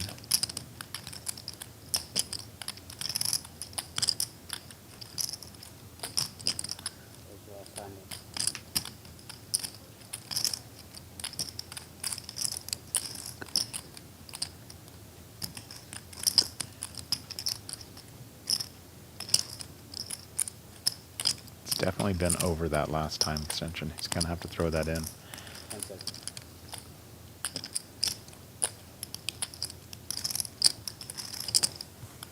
Does make the fold, though. Good fold. Good fold from Francis Cruz. He is wincing, but if he's got a friend watching the stream, Can I get another? after the delay, he'll learn that he made a very good fold. 1K. Thank you. Cheap. Yeah, I know. Where you live? Another reason why I like those clocks at the Originally final from table. Austria, but I live there. Because it adds a little more pressure to you. Yeah, in Dubai. and sometimes you will get people making The year. 5-10 minute tanks on a decision, and it gets a little excessive. I prefer the time extension format. Give people an appropriate amount of time for big decisions, but, you know, force the pace a little bit when they have nonsense decisions. Talked about at the top of the show, it is a very popular topic this summer, and seems to grow more and more every year as we go through it. It's just tough, you know, when you talk about an operation like the World Series, you know, how would you have every table enforce time extensions and things like that? You know, with the WPT, we do it when we get down near the bubble. Right. And when there's a more limited amount of tables in play. Not to mention the dealers. Not to mention the dealer quality, yes. Bösch here with the king 10 suited in the big blind, but at a stack size where I think his hand plays best as a check, and that's what he opts for here. I think if they were deeper stacked, he could raise this and get called by some worse hands, but it would really stink to raise this and get shoved on. So he does check behind. Both players make a pair on 10, 8, 7, 2 spades and a heart. Not a very inspiring pair for Iulian. Pair nonetheless.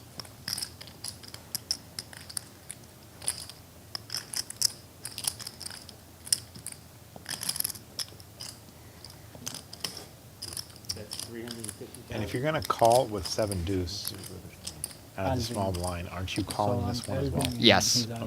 I'm not giving up on a pair so easily. It's just not ideal No, you played with him before? with the lack of You took his backup chips?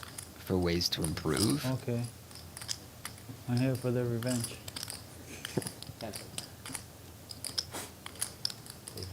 I have a lot of Argentinian friends. And he does make the call. Max, Pablo, Jack on the turn. also the other Four to one. a straight up on the board now. That is with Pablo and Max. Ugly and card for Bösch. To a spade. Flush. There were many turns that he could Lucas, continue value betting. That is not Matias, one of them. Matis, Martin too, yeah, a lot. I guess Yeah. ranges are so wide, blind Yeah, versus really blind, you good could put a friend. small bet out there, They but have, oh boy. And there's a nine of Really good spades. education, bro. So there's a like, straight on the board, amazing. but They come to also LA all the time. four to a flush. I was gonna say, Julian could turn his We're in hand the into a garden. bluff here. You check Yeah. the best you can hope for as your Oh, opponent that's checks fun, behind man. and you chop. Yeah. It's tough to get to the river with a worse hand than And you Julian's, see, you and you need to Argentina, turn we're some in hands Código into a bluff Poker here, right here. so King of this LA. strikes me as a pretty natural one. The king of what? Of LA. Nah. First, LeBron James. What size do you want? Then he. There's merit to a few Well, different I learned a sizings. lot I wouldn't from go especially all those big guys, the Argentinians, and try and rep like I had they're a pretty big good spade, players. but this kind of value The sizing, Spanish too. try and rep like you're milking your opponent with a I middling used to see spade. that. Yeah. You have a let me see. You have a tattoo. Yeah. I think I asked you about a tattoo in LA. Yeah. I remember. Well, And it's gonna work out for him. At that time. I only had Nice 2 years. recognition from Julian there I saw you that guys all his winning, pair I say, oh, they can do it. was actually a nice It's easy, combination so to turn into a bluff. here we are, right? 3 Latinos in the final tables. Cuatro? Yeah, he, Yeah, lived in you from- he used to live in you- Mexico. Huh? He's Mexican. but you- Adopted. Well, we adopt you, Thank you. Yeah, why not? really kind, yes. Yeah, Iulian is a Romanian, but lives in Mexico. Oh, okay. So he speaks fluent Spanish even though he's Romanian, which We is only adopt good Yeah, I saw the players. just Romanian want soccer chips. flag or We something adopt- hanging yeah. on his chair. so. If we happen to lose, Bösch, then we could turn this into English and Spanish final table. They all are fluent in Spanish. Blebea now at kings.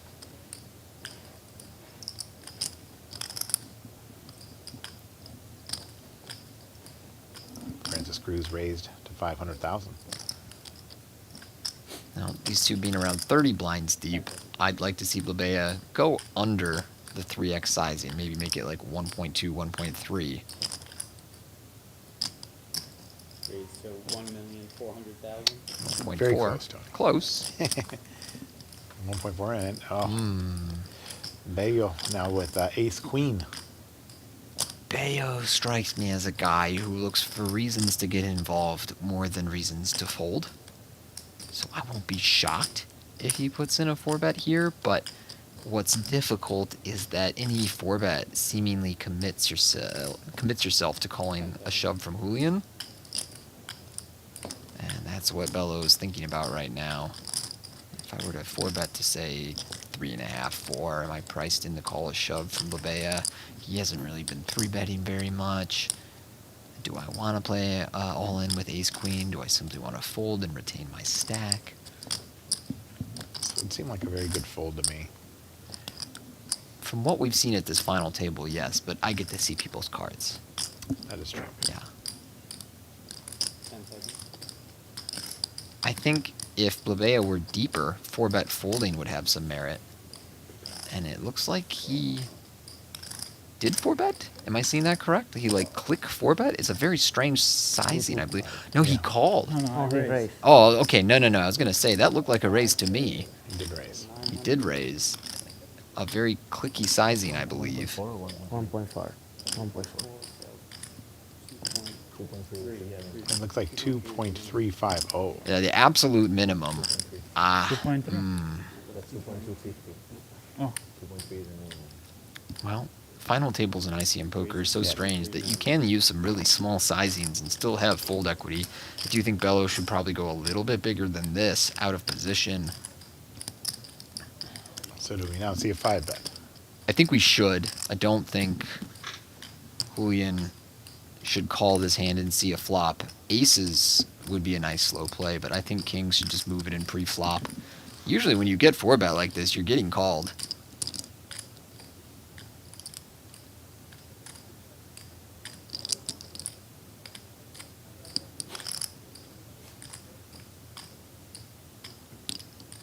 Don't it make sense to go for all of it here? Yes. Okay. Yeah, I don't think making some weird clicky 5-bet would be a good idea.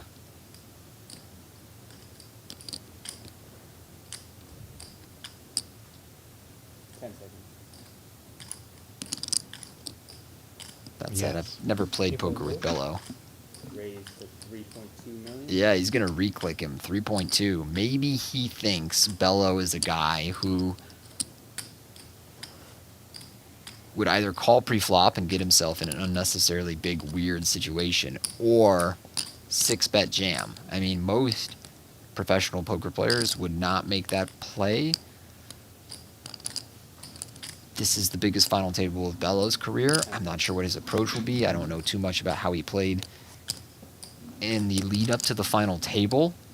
Interesting choice from Iulian to go with the click instead of the all-in. If Bello piles it in here, it will have been a brilliant decision from Iulian. Even if Bello calls here,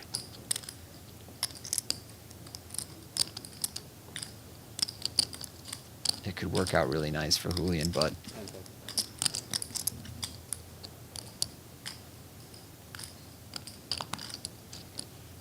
does fold it. Wow. For just $1 million more. Bello gets out of there. He makes the cold 4-bet bluff with ace-queen. Iulian clicks him, and that ends the face-off. Do you think he feels like you could be really dominated there if it's ace-king or Thank you.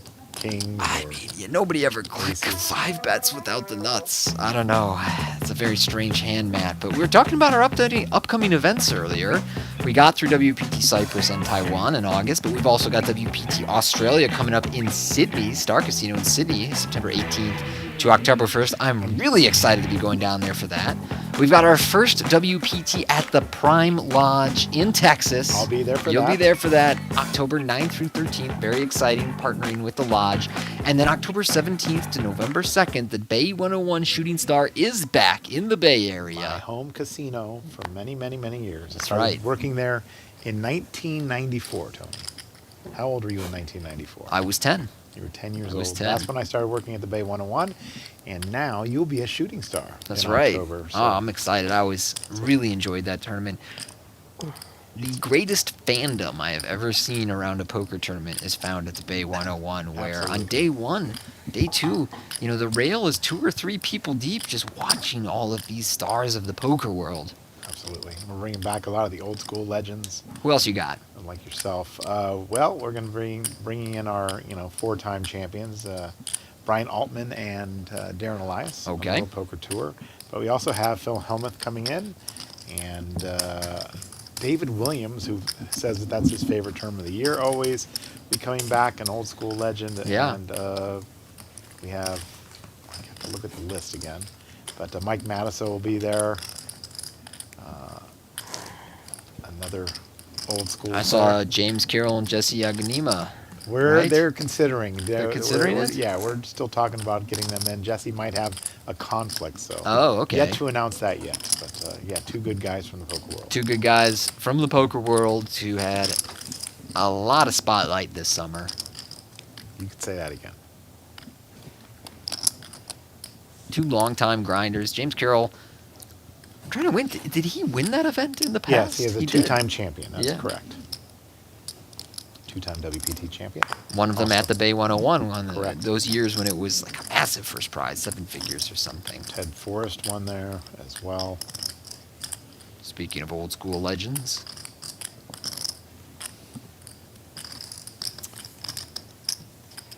Betbese with 10-5 in the small blind.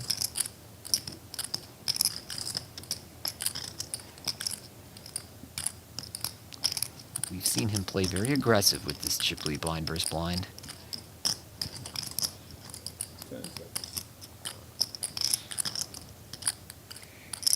825. Oh, 825,000, right? Let's continue that trend. Raising this junky 10-5 offsuit to 825. Francis Cruz in the big blind with the suited queen. Nice hand to see a flop with.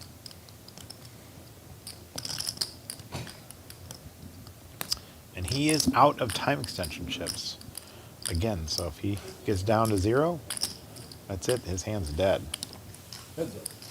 Also, if he's not facing any action and he runs out of time, then it is a check. The flop is Jack 7-4. No spades on that flop. Betbese under the gun here with just 10 high. But This is a pretty coordinated flop, a reasonable one for Betbese to just check and give up on sometimes. Yeah, Check. that's what he does. Francis Cruz with bottom pair. Hand that can go either direction between betting and checking. Check. Elects to check. 3 of clubs on the turn. We'll give Betbese a gut shot to the 6. If he'd like to represent the clubs, he could start betting here and follow through on a club river. One of the few turns that gives him any real outs in this hand. 8 or a 9 as well. 6, of course, would be pretty good for him, but the 3 should not connect with Francis Cruz very well, so he'll consider it, but ends up checking. And now, after 2 checks, and with a hand that's pretty vulnerable, kind of like a bet in Francis Cruz's shoes, but he'll check one more time. 3 on the river. Pretty much a dream run out for Francis Cruz, really. Running 3s. No flush possibility.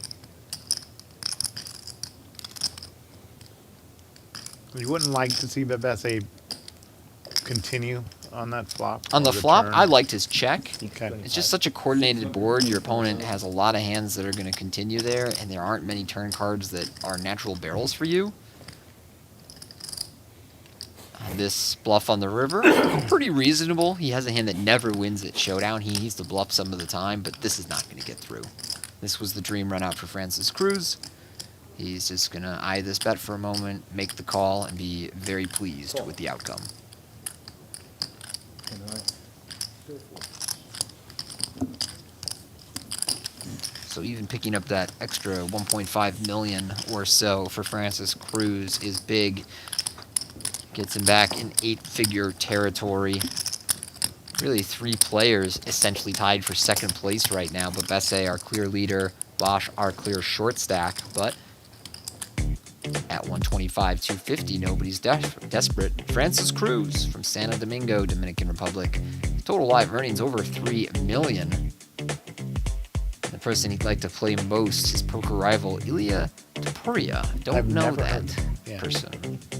I'm going to assume it's a friend of his. Maybe he's saying, I'd like to get heads up with a friend of mine in a poker tournament. Nice. Bello now with King Jack. Raise. Raise 500,000. Raises to 500,000. Betbese 7-4 lets it go.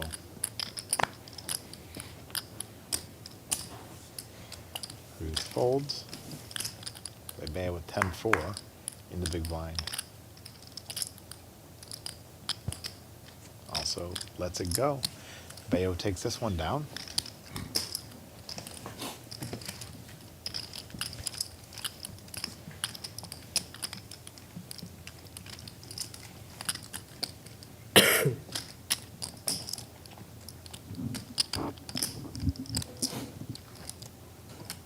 How was your summer, Tony?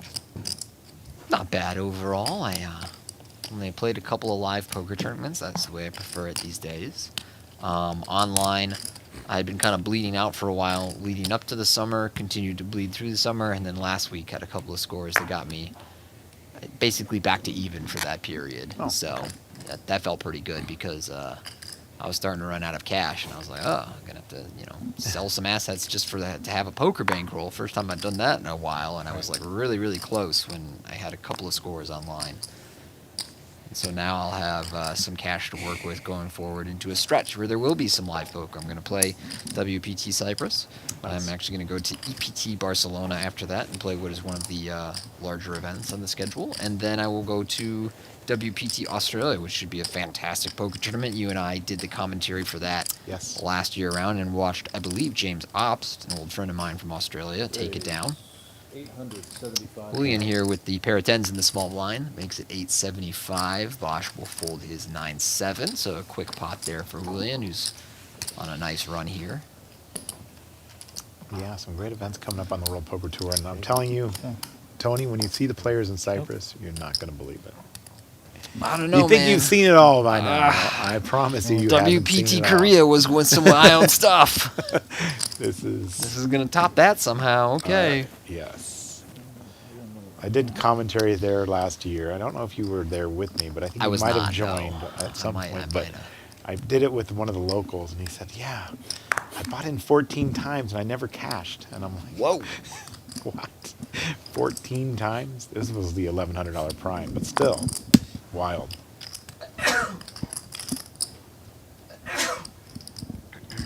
Bless you, Tony. And we got ace-5 here. For Penny who folds. Not suited, and you still like to play that hand, yeah? I do think that hand should raise, yeah. Aces go up in value, pairs go down in value at final table, so...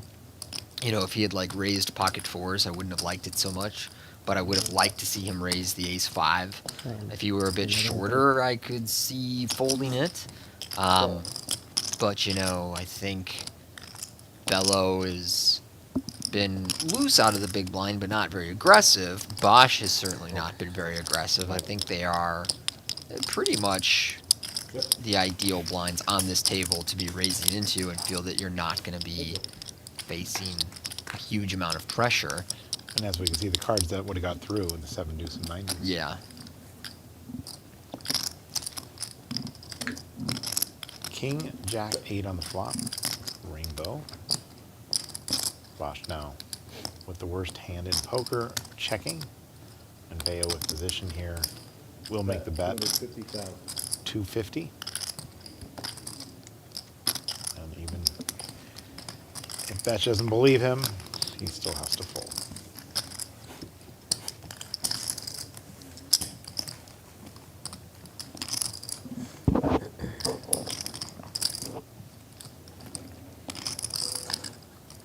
He's got the Romanian scarf behind him. Does Iulian. However, he lives in Mexico.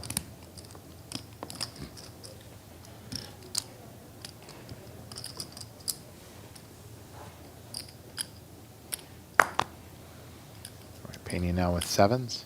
Yeah, we talked about pairs losing some value at the final table, but 7s are too good, and we support this raise. To 500,000. Bösch now with Queen Deuce. On the button. Lets it go. Bello with King 9. Nice hand to 3-bet here, in my opinion. You can do some calling, but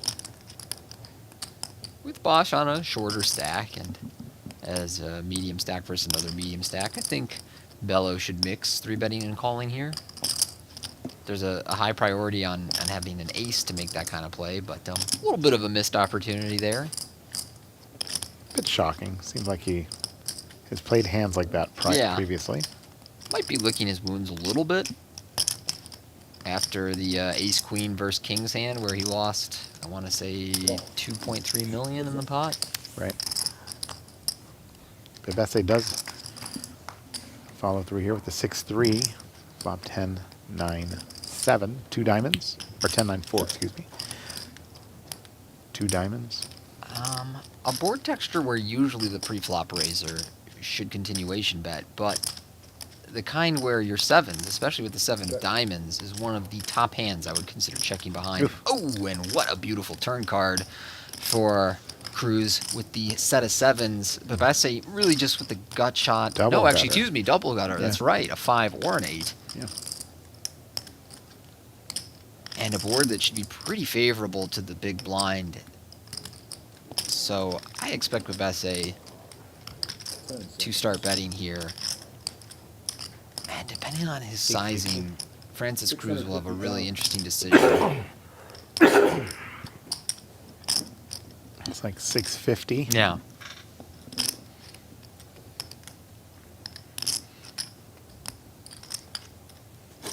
Does make the call. Yeah, I think there was a decision to be had between calling and raising, but you just don't have that many semi-draw hands that, semi-bluff hands that want to raise the turn. Now that double gutter turns into 6 high. Man, you have such a bad hand and you unblock diamonds. Pretty tempting to make one more bet. The queen is not ideal. It's better for Francis Cruz than it is for Betbese, but still, you just have a total air ball and you unblock all the folds. 475,000. Yeah, I like this nice small bet here. Like, hey, maybe I can bluff out king high diamonds, ace high diamonds, make it look like I'm trying to get a little value with a 10 or something like that, and so he'll fold those hands. As we know, Francis Cruz has a set, and facing such a small bet on the river, I imagine he will look to raise here. 10 seconds. 2 million. 2 million Raise. is 2 the million. raise. Like I said, he's got to be careful now. He's getting down to 10 seconds there. If he just Right. makes a little misstep, he loses his hand because he's out of time extensions. I think he'll continue to act when warned he's at 10 seconds. He's an experienced enough player that he'll be fine with his decision-making sped up. And an online player, so I'm kind of Yeah. surprised that he ran out of his time extensions. Yeah, as an online player, I very rarely use time extensions in our tournaments. I have to be put to a really weird decision before they come into play, but for the most part I'll go days without using the extension, and it's just because 30 seconds is plenty to anybody who is accustomed to multi-tabling online. Right.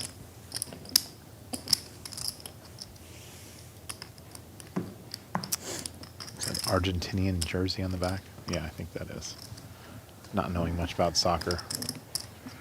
But, You and me both. Nico. Nico's. They tell me there's flopping in basketball, but after watching soccer, I actually thought a guy died in soccer the other day. He was like on the ground, and they tried to pick him up, and he fell down to the Yeah. ground again. I thought he might have been I'm sure he walked off the field. in Not a serious scratch on trouble. him. In serious trouble. Yeah, you know, I've got friends who love soccer. Obviously, with the international players, there's so much passion for soccer. And I'd say once every 5 years, there's like some big match. And I'm like, okay, everybody loves this. I'm going to give it a shot. And I watch the game. And then some guy makes an egregious flop and rolls around on the ground. And they stall the game. And it's still 0-0. And this guy's pretending to be injured. And I go, that's it. Enough of this. Turn that off. Tony, we have some Argentinian watchers and some Dominican Republic. Yeah, and, I know. It's blasphemy. Mexico. Be careful now. We're losing I our know, audience. I know.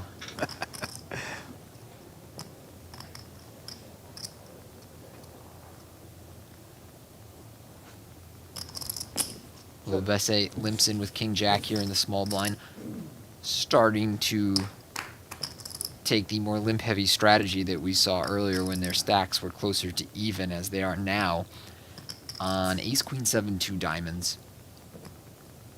It is Francis Cruz who makes the pair. Check. Check. Check, check. Deuce of spades on the turn. Good looking card for Francis Cruz. Betbese with King Jack. Check. Working towards showdown.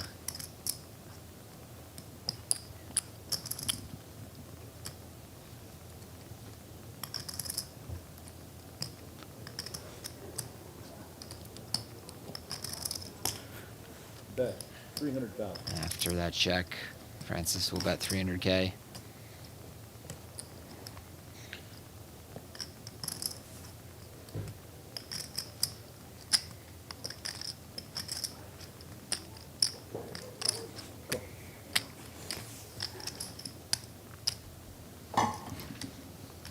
Call from the King Jack. King High could potentially be good, plus the gut shot to the nuts going to the river. Yeah, these are all my people from LA. They're here to play the tournament. And I think with this weak kicker, here, so they Francis come, will probably check behind. I'm not certain of that. It's just a little tough to be called by worse, but you know, after 3 straight checks, your hand is so likely to be good. And I saw you first time. Yeah. I thought you are John Jones. He's going to cut out a bet here, 800K. Oh, he's going a little bigger than I would have UFC guessed. fighter, So John Francis, Jones? nice hand reading here. UFC? the fighter? Confident that he's good, betting for value. I don't follow it that much. Looks like you, really. Really. So you are famous. I like boxing, you know, but I don't follow that much. UFC. And Betbese does let go of that one.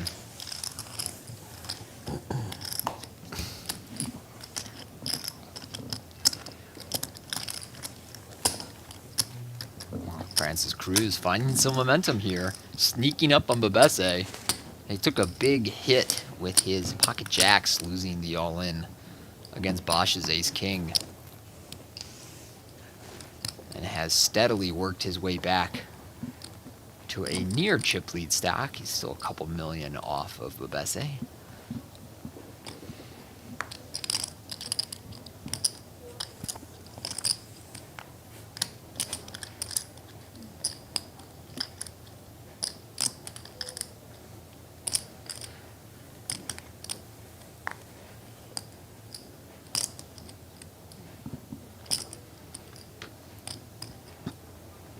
Yeah, with 9 deuce, lets it go.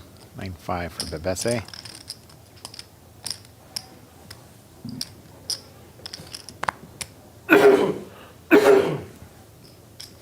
Folds in the small blind. Francis Cruz with Queen 6. Chooses to limp.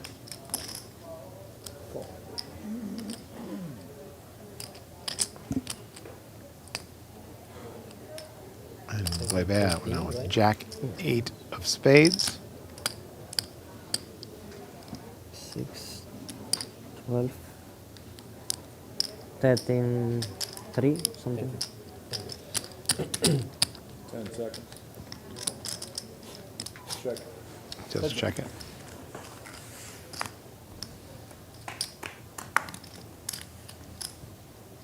Flops King 6 deuce. 1 spade. Middle pair for Francis Cruz.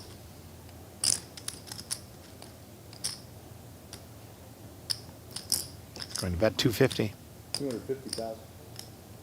Pretty uncoordinated board, and his 6 does need some protection. Not many turn cards are good for Francis Cruz and good for him to bet. So he starts the betting here. And Iulian with 2 overcards to the 6 and the backdoor spades. Not going to give up so easy. 3 of hearts on the turn is one of those good cards for Francis Cruz. Technically, Iulian can have stuff like 4-5, but that's a mostly good card for him. Does check it.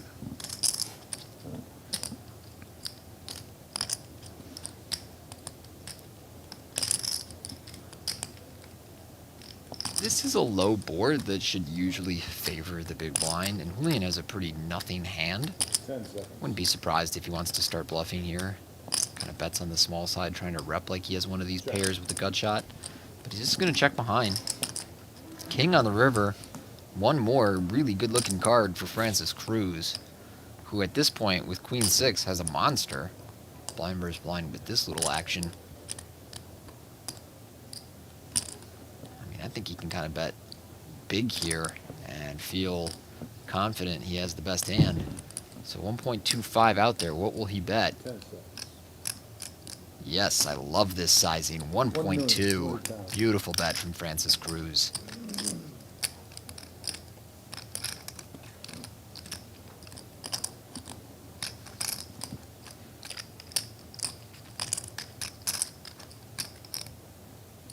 Iulian will debate whether whether it's ever possible his jack high is good. And I will say that Francis has bet sizing that looks pretty polarized. He's basically saying he has a king or a really strong 6 or 4-5 or a bluff.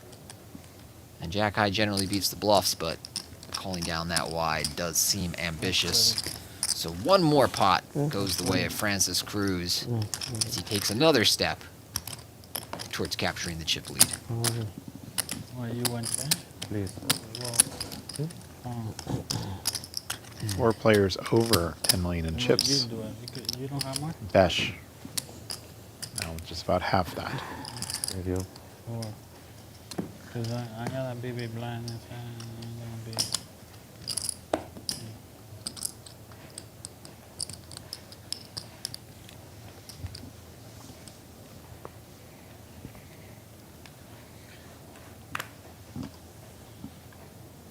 Bello here with a king 10 on the hijack. Should be enough to get in there. No, looks like he is still taking that breather. Betbese with the 6 deuce of clubs.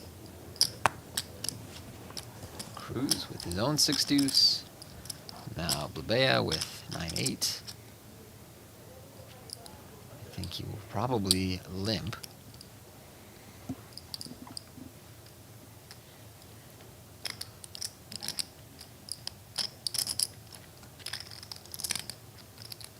But I'm wrong about this one.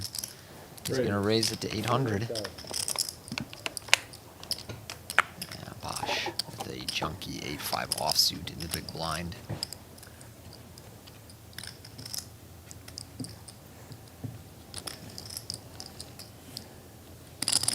He's been pretty card dead. So perhaps that's weighing on him right now as he contemplates taking a flop, but Tony, talk a little bit about the ICM implications of these stack sizes. well, for the moment, we have 4 players kind of bunched between 10 and 16 million. All of them should have a pretty risk-averse strategy against each other, while Bösch has a third of their chips. And there is a, let me double check the figure, $75,000 jump between 5th and 4th. If Bösch, say, were to double up at like 9 million and everyone's pretty evenly distributed, now you can embrace the risk a little more. There's always a pretty high risk premium at the final table. You really don't want to be the one who's all in very often, or who's bloating pots unnecessarily.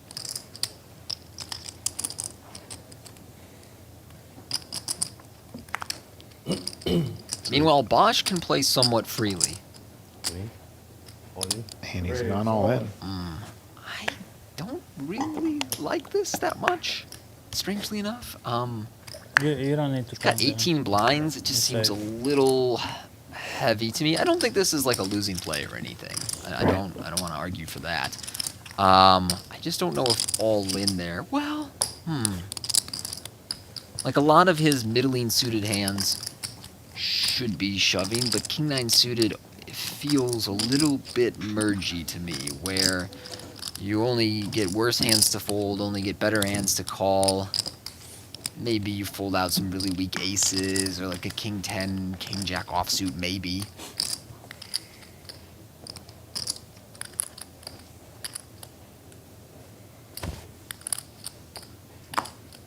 I feel at a shorter stack size, open jamming has more merit, but at 18 blinds, it's just a bit much to risk with a hand that doesn't get called by worse, doesn't really fold better. So aces now for Francis Cruz right behind Iulian Blebea with the ace-9 suited. Likely to get into this pot somehow. Now all the suited aces between ace-2 and ace-9 do some amount of 3-betting at final tables when facing an open in these kind of situations, but ace-9 is one of the hands that does a lot of calling. Ace-9, ace-10 suited do a lot of calling, and that's what Iulian opts for here.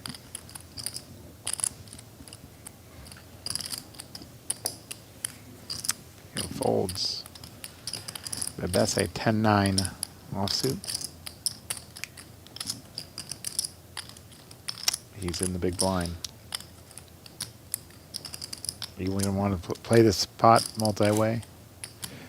Yeah, but it's close. One thing I'll say about multi-way pots out of the big blind is at final tables, you are much tighter than you are earlier in the tournament. And especially these cards that are in the like Broadway territory that are potentially dominated, they do a lot more folding than people would usually guess if they hadn't studied a lot of final table poker. I don't mind the call or anything from Betbese, but if he had something like Jack 10-0 or Queen 10-0, I wouldn't be shocked if we like pulled up a chart and found that that was actually a fold there. Whereas hands like 8-7-0 that have a chance to make more straights, pairs, and trips that are less likely to conflict with their opponent's range, do more calling.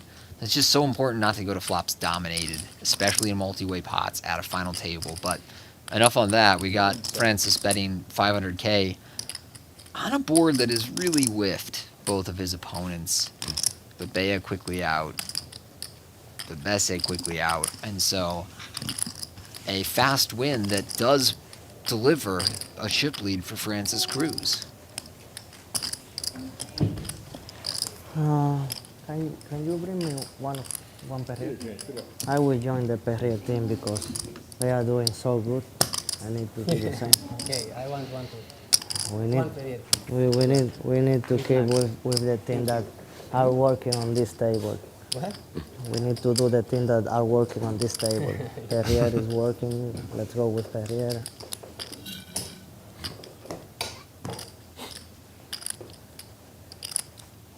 I'll be interested to see if Francis Cruz, with the chip lead now, tries to play more like the chip leader, force the action, apply pressure a bit more like we saw Blebea do. Excuse me, Betbese. Best year was 7-4. What's the iPad password? I just noticed right now that Bösch is wearing a Bitcoin-themed shirt. I like this guy even more now.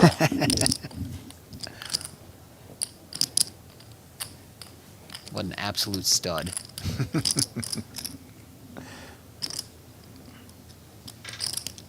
Alright, back to our chip leaders.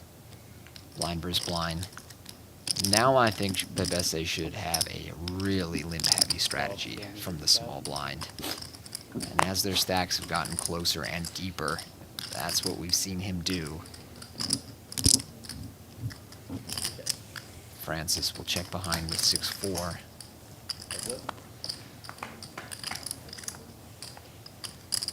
Flop is 1 diamond, a jack, deuce, and a 7. Besse with the best hand, 9-6 suited.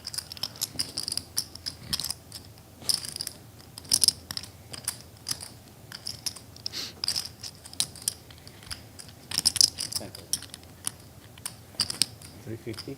Bet 350 is the bet, and that'll get it done. Betbese wins this pot.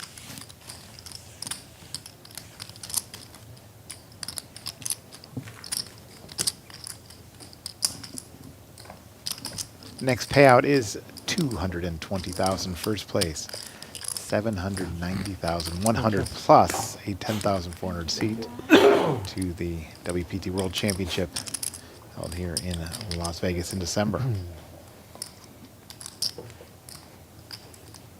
Schedule coming out soon. Beautiful time of year to be in Vegas too, actually. Yes, December is not really so a bad. nice month. I really like It's it. usually like 65, sunny, pleasant, cool at night when the sun goes down.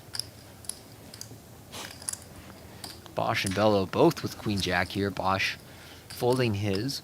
I think that's a good fold. Could be a tempting hand, but on the short stack, I don't think it goes that well for him to open from the hijack. I like this one from Bello on the cutoff, though. He's got more chips and, of course, one less player to get through. Iulian with Jack 6 on the big blind. Has a hand that is a clear defend earlier in a tournament. At a final table, much more fringe.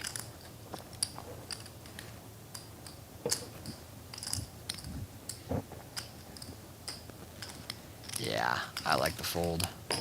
It's 3 in a row for him folding in the big blind.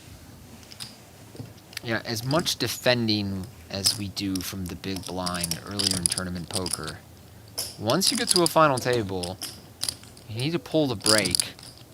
Start folding a lot more of those borderline hands like Jack-6 offsuit. It's so counterproductive to take flops. You know, make a pair, make a draw, call one straight, have to fold, and just bleed away chips. You also can't play your draws as aggressively. It's just so much harder to win those spots out of the big blind.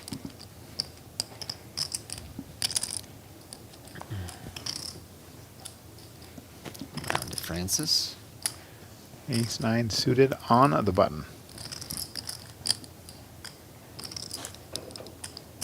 Raise 500,000. And here's a hand that can be defended. Yes, Tony? King-5 suited. Yes, certainly. Earlier in a tournament, we would be playing King-5 suited here. At the final table, it's really cuspy. What do you mean by cuspy? Right on the cusp. Yeah, right on the cusp of being playable. Yeah, I think I like his fold. Okay. A little bit higher up in suited kings, we'd see him get involved, but I think that's a good disciplined fold there. And for Bösch with King-5 offsuit. In his shoes, I would like a defend. You know, this is a button raise from the chip leader. You're the shortest stack. I think he's playing a little too snug pre-flop, and his opponents are not taking like big unnecessary risks. So it's not as though on his short stack he can just bide his time, wait him out, maybe 1 or 2 guys bust. I don't think that his opponents are going to accommodate at all, and so he should still be looking to take flops with hands that are profitable to see a flop with, and King-5 definitely is that. Big blind versus button. Definitely nobody here really getting out of line. Yes, exactly. So if your table was more volatile, if people were playing big pots and being all in, sure, I can see the merit to overfolding the big blind a little bit. But as a clear short stack on a table full of guys playing small ball poker, you need to see some flops, try and make some pairs, and run up your stack a bit. Betbese raises with King-Queen offsuit.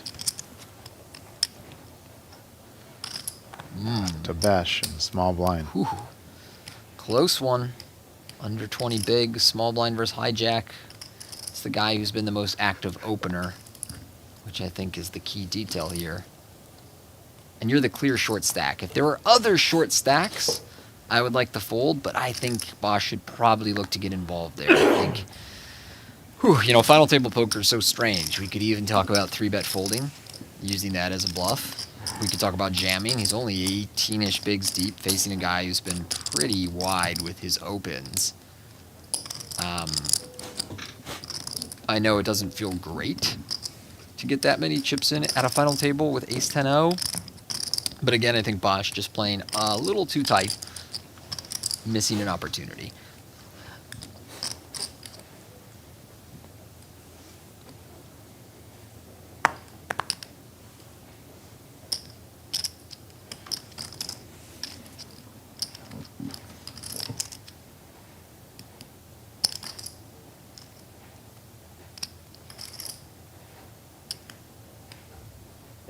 Raise 500,000. Blebea now with Queen-10 raises to 500,000. Ace-Jack for Bösch. Now I think we gotta go. This is simply too good. You're facing a cutoff raise, not a hijack one.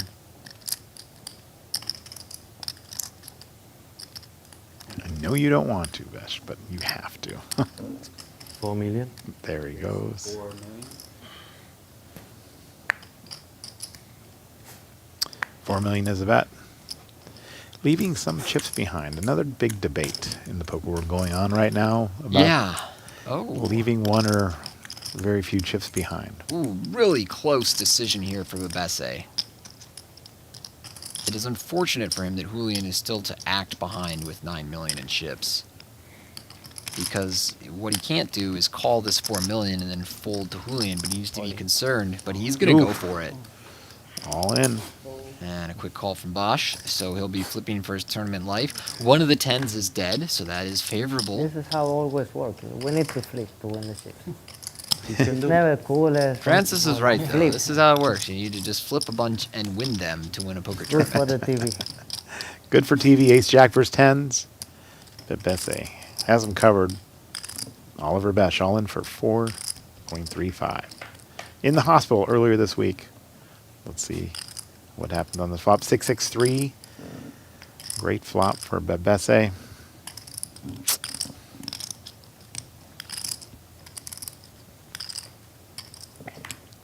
He's 7 on the turn.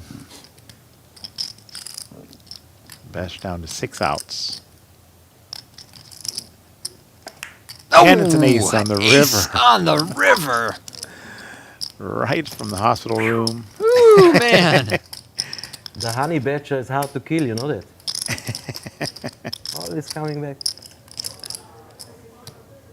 The honey badger is back. And look at these stack sizes now, Tony. Yeah, very even around this table. Francis Cruz, the leader at 15.9. Everyone else right around 10 or 11 million.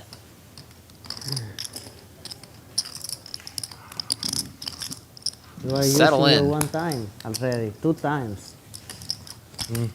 Look at I these stack lost in the last sizes. 5 years all coin flips possible. This final so I table Oh, will so continue a while. the EV, Using your the credit. EV only, for now. okay, You're using your okay. credit, huh? Yes. The EV only use some money and you're taking on this one? This one is running well until now.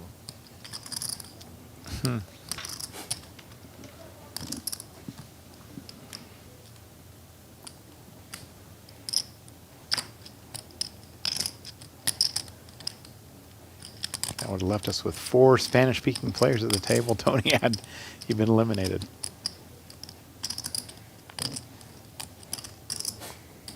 Queen 8 for Bösch.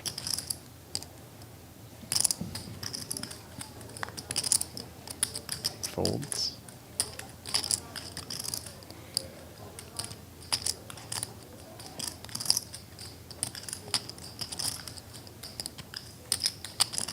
Well, back on Betbese after losing that clip. It's got the Queen Jack of Hearts. I think he will continue his limp heavy strategy. It's a pretty good hand, so could consider raising, but once more he will limp. Francis Cruz should very much consider raising this hand. It's just so bad that when you go to the flop, it's unlikely you connect in a meaningful way.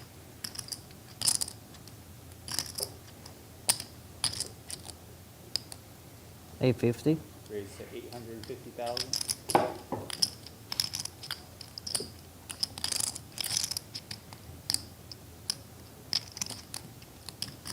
And it appears we have just announced that the WPT Best Bet Scramble returns November 14th to 18th at Best Bet Jacksonville with a $5,000 buy-in and million guarantee. The festival will run October 30th through 18th.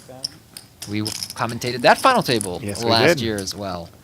Awesome. I made a bit of a run there, if I recall. I think I made the final 2 tables. 2 tables, yeah. It's been some real near misses the last couple of years, Matt. Final 2 tables 3 times. No final tables. I'm hungry. You're due. You're due for hungry. your second title. All right, we've gone to the flop here with the 3 spades on the flop. Ace, 9, 7. Cruz painting with a pair of 7s. A second ace on the turn.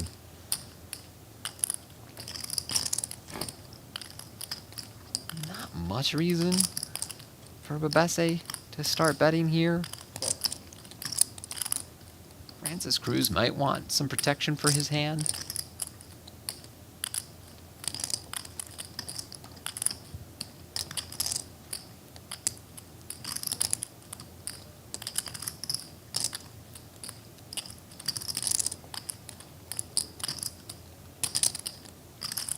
But he elects to check.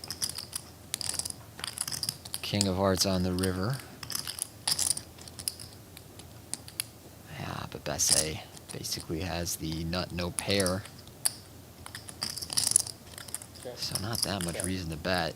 He's going to try and get the showdown and just lose to the 7s and aces of Francis.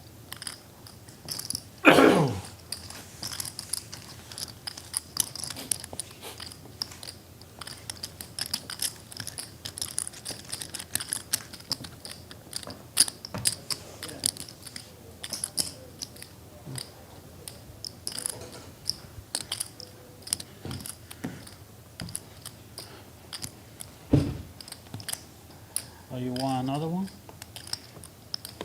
Small one. Small one?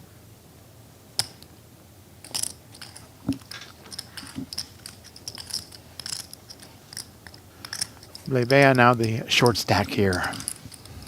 Iulian Blebea from Romania, living in Mexico.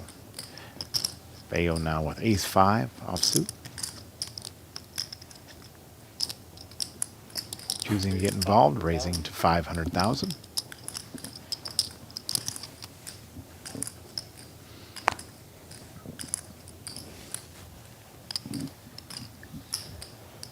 Bea's out. And Bello takes down the pot. Yeah, some junky hands to get through there.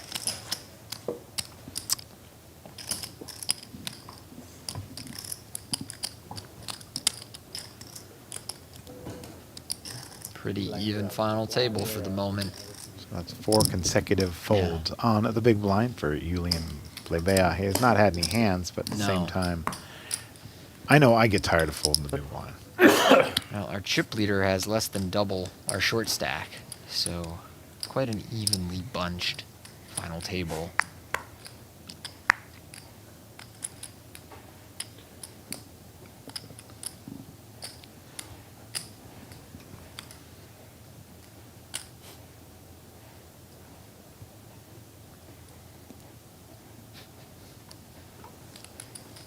Betbese folding the cutoff with 10-9.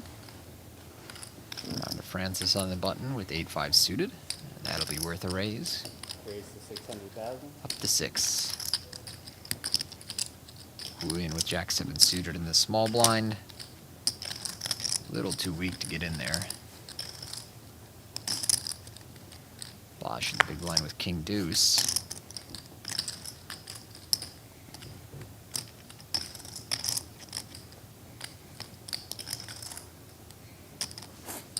Continues to fold from the big blind. That one a little closer than the King-5 earlier, but I still think King-high hands should usually defend against the button raise, especially from, you know, a chip leader who's going to be opening a wide range. It's possible the very worst kings are supposed to fold there, but I feel like anytime I check a spot at a final table when you're in the big blind and you have a king facing a raise and it's a heads-up pot, it almost always calls.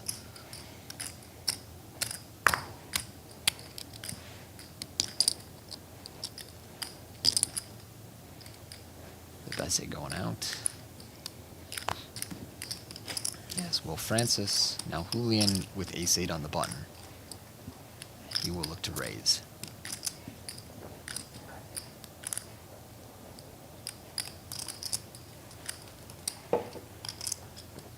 Raise to 600,000.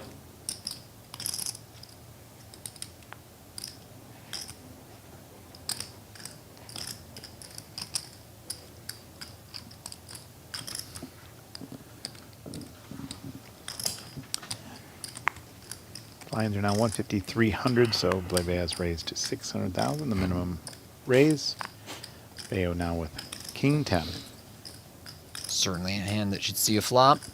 Even do a little bit of 3-bet bluffing, but mostly we'll call. Call 600,000.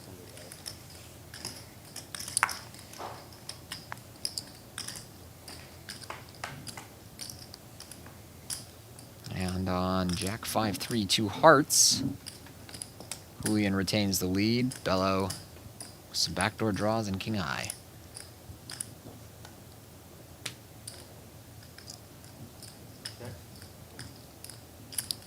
Pretty reasonable flop for Iulian to check behind. That said, Bello will be defending less of the 5 and 3 parts of this board at a final table. So earlier in a tournament, you often check behind these like Jack 5-3, Jack 7-4 type hands, or you bet big. On this texture at a final table, maybe more merit to just betting in Iulian's shoes, but he does check behind. Like I said, very reasonable board to be checking at a high frequency. Does allow Bello to catch up for free on the turn, though, with the 10 of spades.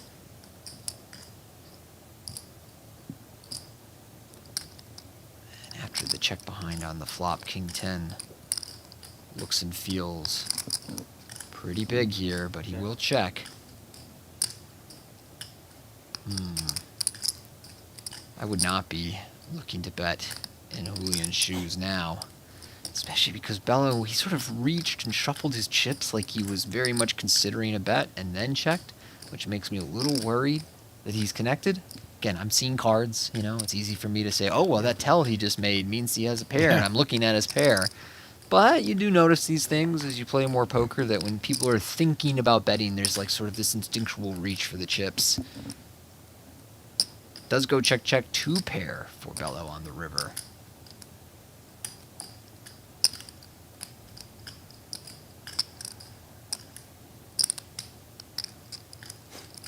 I think Bello will bet, and that's fine. I think it's probably the best play. But I would almost rather check this river than the turn. It's a river where your opponent will bluff at some frequency, but he's just got too much hand, and Iulian looks to have something like an ace high so often that I like the bet that he's made here, and he's sizing it pretty big as well, just in case Iulian has, let's say, something like 6s through 9s that rather reasonably just checked down to the river and now face a decision. But with ace high, I don't see a lot of reason for Iulian to try and snap this off. He will let that one go. Second nut, no pair.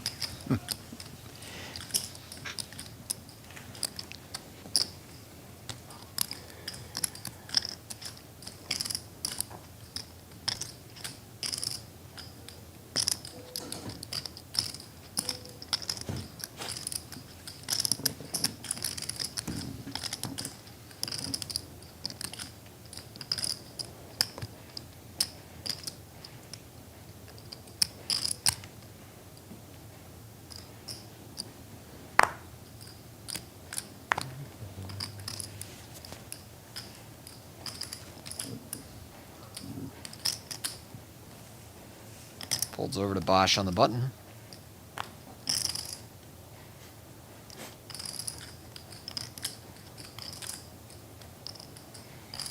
Lets that one go. Now Bello in the small blind with king 3.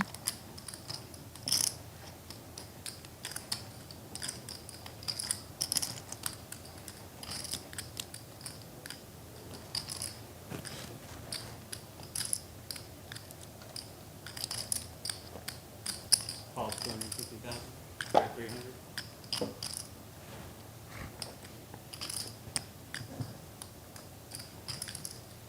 He will call. Betbese with 1 pip better in the big blind. Has a hand that can mix checks and raises. You know, these really disconnected one face card hands do like to do some ISO raising against the small blind limp, but Betbese just wants to check. So Bello versus Nico. And it's ace-10-4.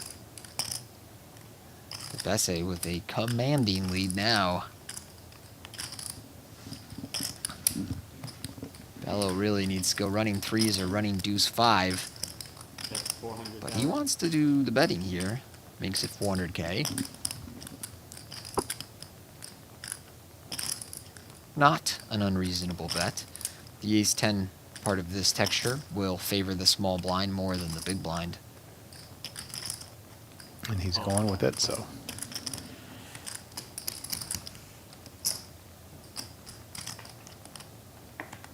There it is. Now 2 pair kings and 4s. There are some chop outs now. Yeah, as well. fortunately for Bello, the ace on the board will prevent him from losing a big pot here. He may still bet his hand for value, but I imagine it will be a small sizing. Looks like really... Nope, now he's cutting out more of a mid-size bet. That's 725. 725 is the bet. Close, could be a little thin. Kind of tough to get called by worse unless your opponent has like a Broadway 10. I'd rather see him bet the times he has King, Queen, King, Jack, King 9. Call 725. Betbese thrilled with this development. Makes the call. 4 on the river. Full house for Nico. Wow. It should be a card that, again, may slow down Bello. It's not a good card for him. He's now chopping with another... I mean, he was always chopping with another king, but... he loses to trips now.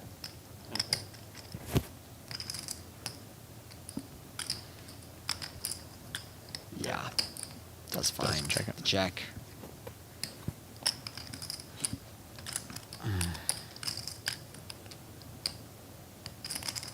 How much does Betbese want to bet here? I would lean big. You know, you're just hoping that Bello has an ace and tells himself, well, I'm chopping with all the other aces. Not that many value hands for my opponent. He shouldn't have too many naked 4s. Usually if he calls twice with a 4, you have diamonds. However, he does go big, then Bello just lets it go. Yeah, I think Bello will find the fold, but the times Bello has an ace, it's really difficult to fold to any bet that's not massive. You know, if he bets 2x pot, yeah, he's going to fold an ace some of the time. But if he just bets like... 3.5. Yeah, exactly, like 100% pot, and he's gone slightly more than that, I think it's really tough to find a fold with an ace. So this is a very well-sized bet from Betbese.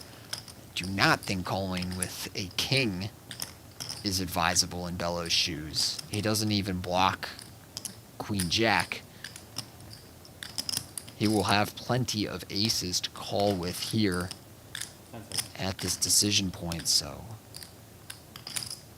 it would be Bello's first big misstep of the final table were he to pay this 3.5 million off with kings and 4s. He's gone to a time extension. And he's down to 2. I think you can start seeing those play a little more of a role in this final table.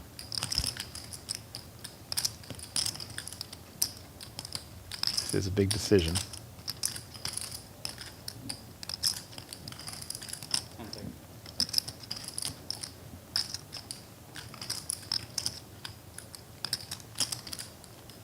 And he's using... Yeah, there's just really not that many bluffs for Betbese to have. You'd need him to hold something like backdoor diamonds that missed.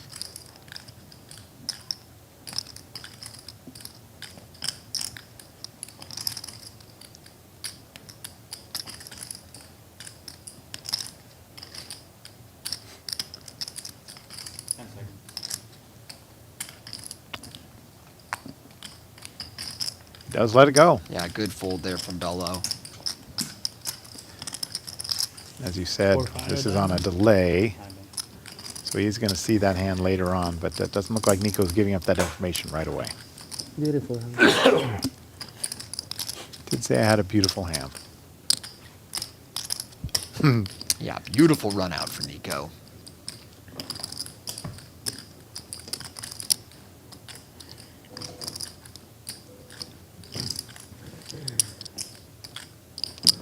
Elvyn does not look happy. Well, he hasn't had much good fortune at this final table. You know, he's not unraveling or anything like that, but he is steadily bleeding away chips in most hands he plays. Tell my friend from Argentina, you just bluffed me, okay? Really tough to find bluffs there, though, so I think that's a good fold. Raise to 600,000. Yeah, I'm gonna see the 4-5 of diamond. Said he thought he might have had diamonds there. Yeah, you know, you guessed the 4-5 of diamonds, but that's the dilemma, is there's not that many hands to put your opponent on. So Iulian opens the next hand with King You can't have a Queen. 10. You can't have a 10. Because you would have let it down after that turn. So you have a 4 with the flush draw. 4 with a flush draw, he sure. says. Interesting. He did have a 4. Yeah. He just had something else with it. I don't have that. I'm gonna see it later. He did make a note. I saw Yeah. him gesture to his fans out in the You audience who bluff were out me there on watching. some, Tell me okay? that hand, tell me that hand. You bluff We do have a me rule on some. the World Poker But Tour we and on most fire right properties now. that we have that you cannot talk to the rail between hands. They can talk to on breaks, Okay. which I'm fine with. I think that's the right rule. All right, Bösch here now with fives. We talked earlier about how the small pairs shrink up at the final table, so I like that fold from Bösch.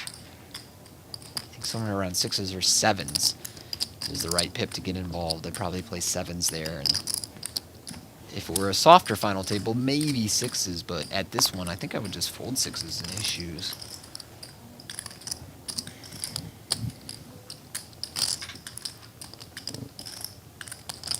Francis with king nine in the small blind. Limps in. Iulian with queen deuce. Again, the kind of Broadway low card combination that can do some ISO raising against a limp. See that a decent amount with stuff like king deuce, queen three. That's what he'll do here. Raise 1,050,000. $1,050,000. But Francis has limped a very playable hand, so I think he will take him up on this $1 million proposition.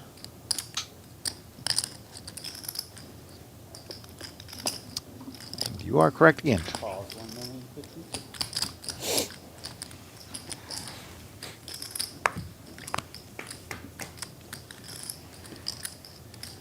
Three spades, 10, 9, 7, and Cruz does have the king spades. Pretty damn good flop for Francis Cruz. Right. Really nothing here for Iulian.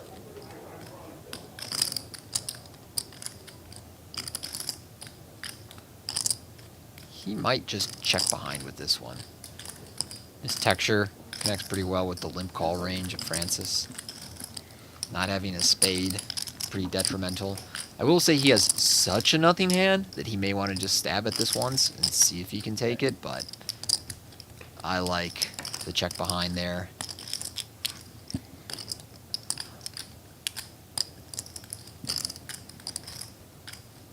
Francis, I think we'll mostly bet after that check.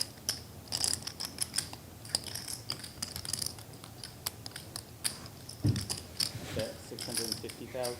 550,000. Goes with the small sizing of 550 for about quarter-ish pot.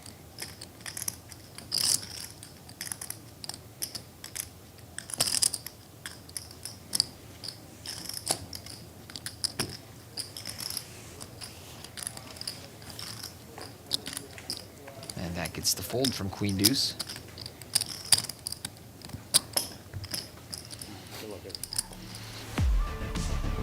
Here's a look at our payouts. $790 plus a $10,400 seat up top, so over $800K for a winner. Worst case scenario, you take home $220,000 for fifth.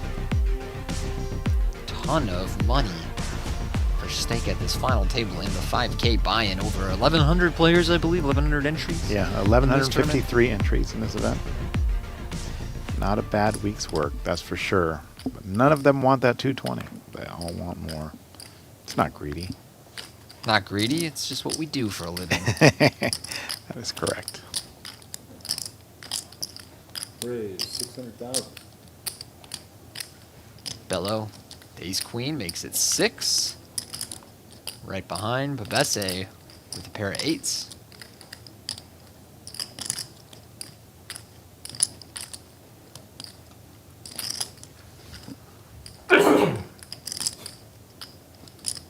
Call. He will call.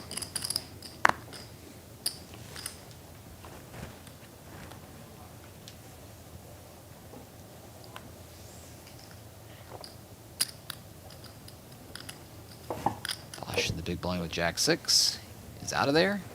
So heads up between these two. That's it. Queen 10-9. Bello with top pair, top kicker. On a fairly wet flop. He should be cautious here out of position. It's a board that connects quite well with Betbese's calling range. So I like that check from Bello.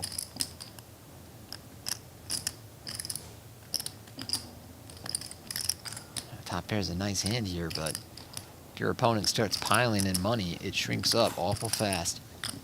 On Queen 10-9. Betbese content to check behind, looking for a jack, and he gets it. Oh. So the bottom end of the straight for Betbese. Bello now. Still a needing scary king. card for him. Scary card. Look, Bello will have more kings than Betbese as the opener. Bet 400,000. Bello's raising, or betting 400,000. I'm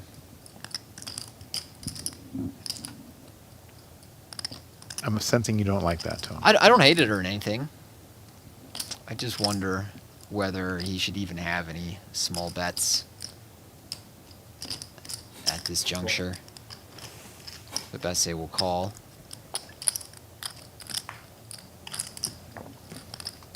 A harmless 4 on the river. What's the play here, Tony? I don't think you can bet again. There's really just not any value to be had. It wouldn't shock me if Bello tries to price his showdown and bets like 500k or something. But he does check. I like that check. And so little money has gone in here that I was going to say, but Betbese, close decision on the river.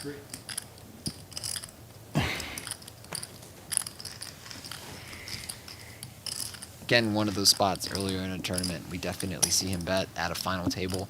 Just so much merit to checking behind, taking the showdown, usually winning, not opening yourself up to a check raise. Right when you call, I know. Part of whether you should bet or check that river is determined by how capable you think your opponent is of bluffing the river. And checking hands on the river with a king in them. Nice turn. Thanks.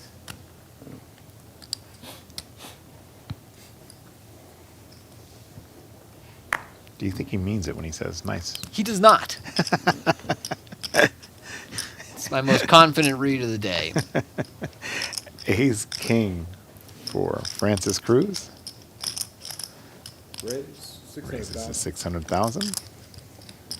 Bello folds 10 deuce. Bösch will fold Jack 5.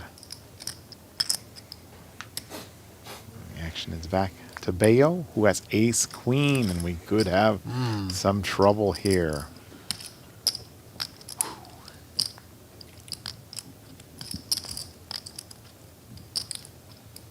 Now you just saw a player lose the last hand.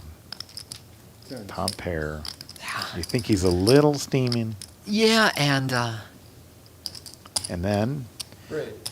he has a three. pretty strong hand here. It's just at a stack size where if you 3-bet and your opponent jams, you do have to call off, but you don't perform great against that range. Again, early in a tournament, I would 3-bet call it off all day. At a final table, it becomes much closer at the stack size. And there it goes. He is all in. What you don't want to do is 3-bet fold. I mean, if you know your opponent has ace-king, you sure do. Yeah. But when you're 30 blinds deep, you don't want to take a hand as valuable as ace-queen suited and just turn it into a 3-bet bluff pre-flop. You would much rather use like ace-3 offsuit for that and just call with ace-queen suited and keep some dominated hands in your opponent's range. So I think if Bello 3-bets here, as he has, it should be with the intention to call a jam, and it's a little concerning to me that he made this play without a clear plan. That always tells me a little bit about the level of someone's game, I guess you'd say, that they take actions without having a clear plan. Tony, I did sense it earlier that he did not want to play big pots. Yeah. He wanted...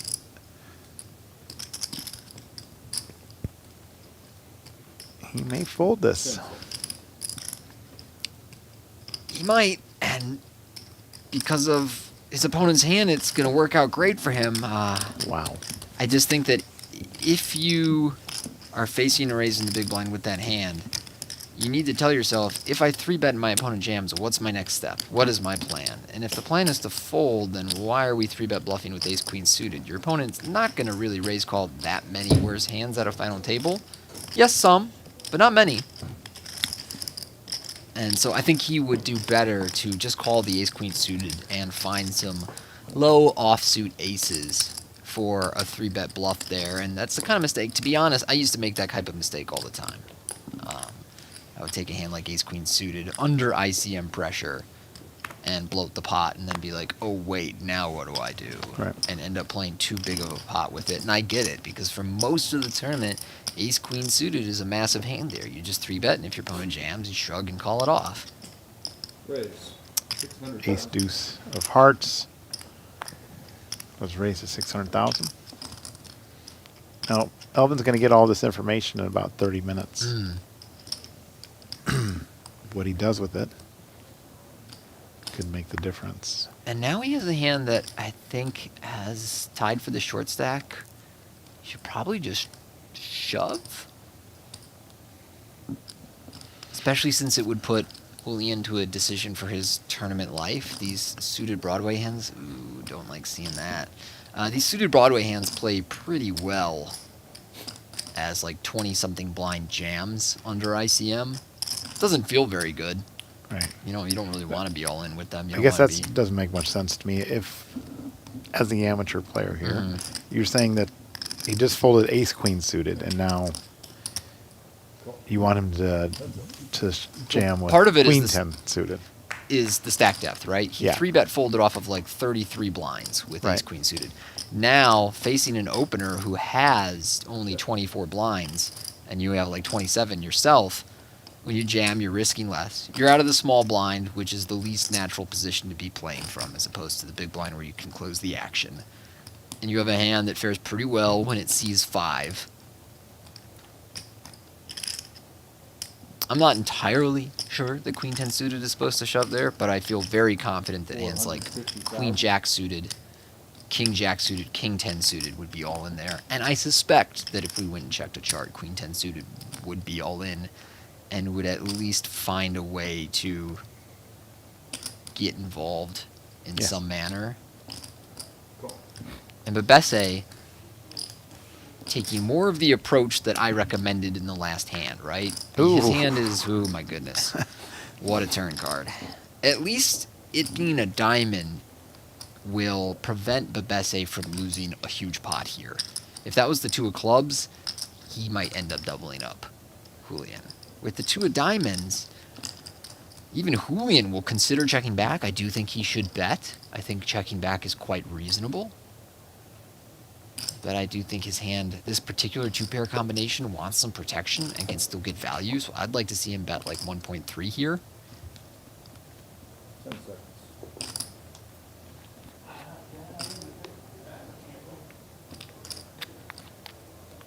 Iulian does not like using his time chips. No. And he does bet 1 million. And for that price, I think Betbese sees a river. His opponent can have some bluffs here. Broadways with a diamond type hands. But yeah, going back to what I was saying, Betbese with the ace-jack suited recognized that his hand was not quite good enough to play for an all-in pre-flop, and that by calling pre, he keeps dominated aces in. Unfortunately for him, he gets the nightmare run out here. Although, a 6-10 or jack, 5 of clubs, no help. And I think Iulian will check behind here. He needs to be really cautious about Betbese having diamonds.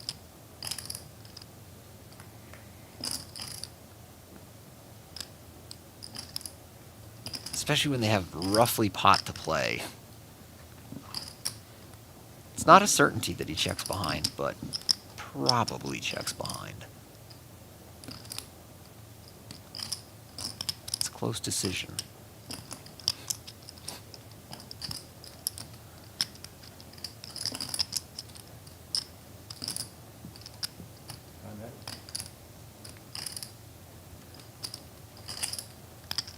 River strategies on final tables are very polar. So I think a lot of his betting range here is flushes and broadways with a diamond. And many other hands just check back. 10 seconds. Yeah, I like that check. I don't think he was going to get called by the ace-jack of spades either. And what was a promising situation for Betbese crumbles with the deuce of diamonds on the turn, delivering the win for Iulian. He got out of that pot fairly unscathed, though. I agree. Yeah. And he was in a great spot to take a nice chunk of Iulian's chips.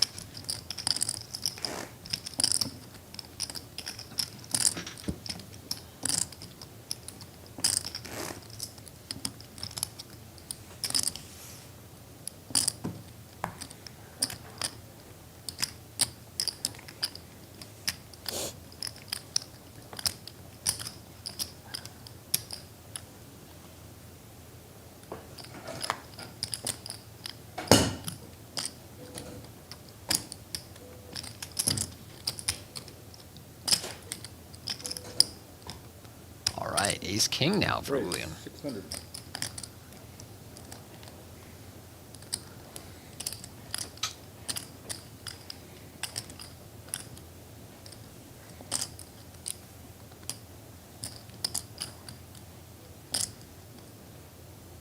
I don't think Bello wants to play Queen 8 offsuit on the button, but he took a beat there. Francis with King 5 in the big blind. Close one.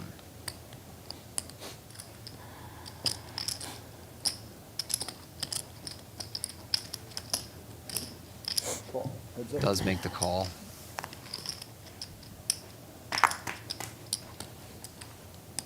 Ten, 9, 6, all spades. Iulian has flopped the nuts. But I don't know that there's enough on this flop for Iulian's hand to really invest any money. I think that Iulian will find some checks here.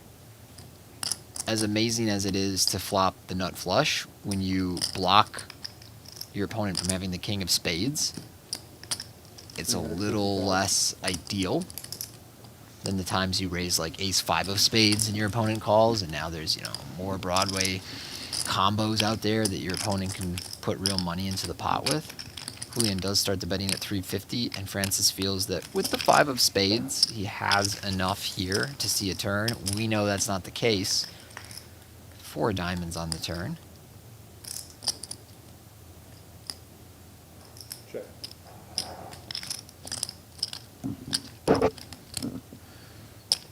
This will probably be where the hand ends, because Why wouldn't that be a sneaky check there after getting called on the because flop? your hand is still so good that you just want to get 3 streets of value while you have something this strong. 10 cents. Maybe if they were more shallow, I could see a check behind. And look, again, with the king of spades, it's not the craziest idea in the world, but I just think, you know, we're fairly deep. Your opponent can have 8 sevens and pairs plus draws, and lots of stuff that will call one more bet and then decide on the river. When you make these big hands at final tables, try and build a pot. Okay. Unless you're really shallow and you think the money could go in on the river.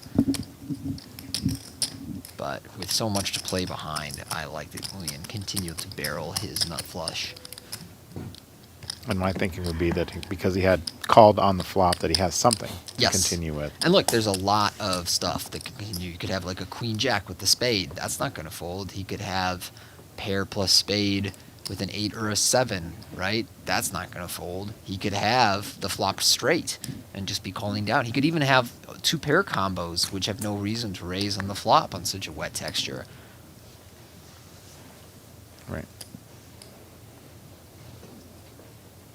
Bello folds, but Betbese now with ace 3.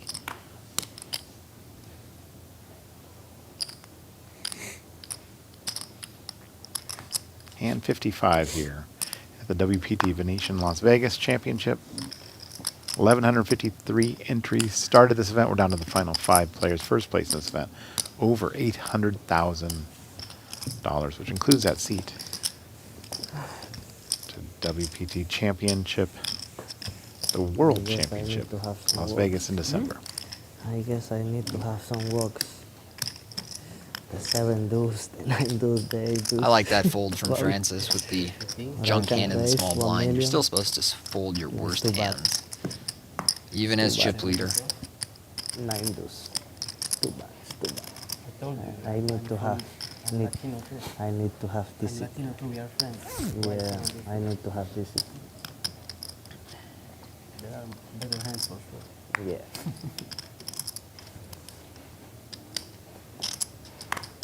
Bello with junky 9 deuce.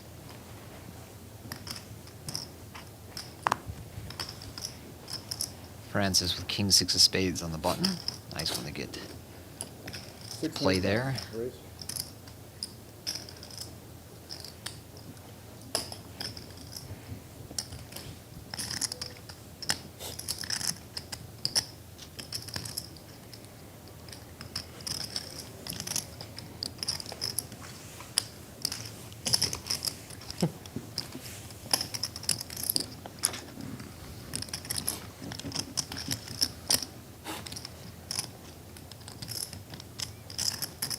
I made a PSA this morning, Tony, What's that? that when a player puts his thumbs in the air, that does not mean raise. It does not, no. No. It does not. often indicates they intend to raise, but it's not a binding action. That is correct. Sometimes you just want to give an enthusiastic thumbs up. Absolutely, and you shouldn't be forced to raise if you do that. I'm afraid that that is going to be something people are going to be doing more and more. I don't know why I'm afraid It's of got that. a weird thumbs up angle. It could be, for sure. Right, raise from Francis with the ace-9 of clubs. Bösch is out. Bello with his own suited ace. Should look to see a flop.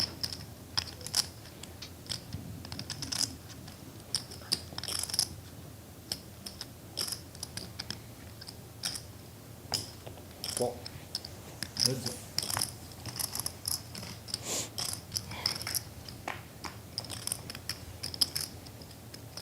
King 10-8, 2 hearts. Both players really whiffing on this one. Check.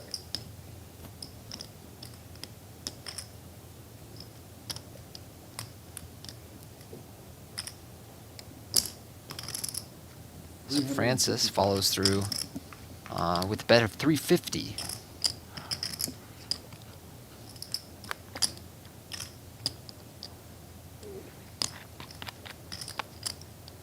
Haven't had any real cooler spots here.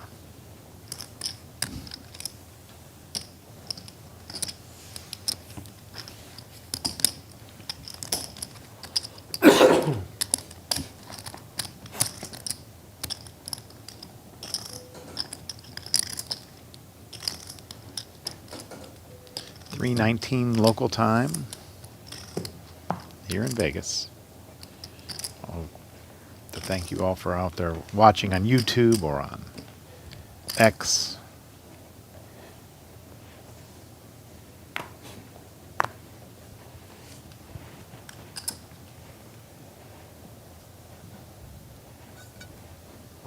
On the Bösch with 10-9 suited on the button. We are reading those comments on YouTube. Thank you, Josh, for the compliment. I don't know whether that's valid or not, of course. Tony Dunst, one of the greatest to ever be in the commentary booth, that's for sure. Been here a long time now, actually. Yes. 15 years. 15 years. Yeah. Think about that. Betbese with the 8-6 of clubs in the big blind.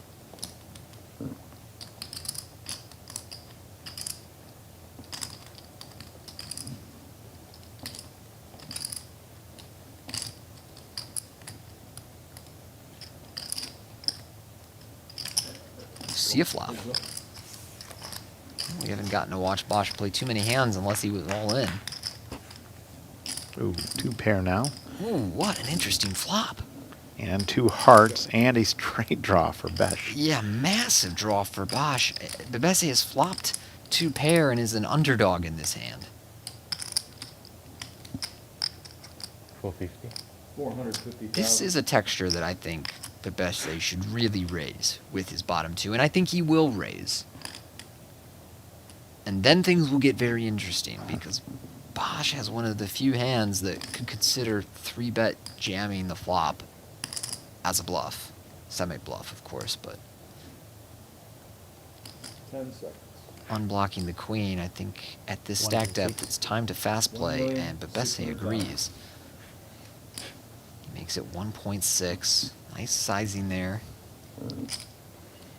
Wow. And Bösch. Bösch, I mean... He has such... Oh, he's not gonna... I would really prefer the jam. We know it would not get through. But your opponent should have some check-raise bluffs, and the dilemma now is, like, if he bombs the turn or he shoves this turn, which is not a very favorable turn for him, but Betbese could even... You know, look, against many players I would consider checking the turn. From a theory standpoint, I think there's a lot of merit to checking the turn. Against Bösch, I would just want to put the money in myself. 10 seconds. And he could think about jamming. Bösch only has a pot size, yeah, All in. pot size bet left. And see, this is the dilemma with just calling the flop for Bösch, is you're only going to have pot to play on the turn, you're going to be facing a jam, and now you have no fold equity. You have to consider calling it off. And you're going to be denied your equity. Oh, gross decision. And you could see Gross the decision. consternation on his face. And he's like, yeah, it's like dead even. You know, if he could see Betbese's cards, like call or fold is basically a break-even situation. He throws out a time extension. Now, those are one of those situations. If the guy's not paying attention, that time extension chip looks like a call. Oh, yeah. So you kind of get a little jump out of the other player. I think he has to fold, honestly. You know, as we can see, it's basically break-even just from a chip EV standpoint to call. But when you factor that you bust 2/3 of the time, I'm almost certain you have to fold. How many outs does he have? 15, right? 15? Yeah. 9 and 6.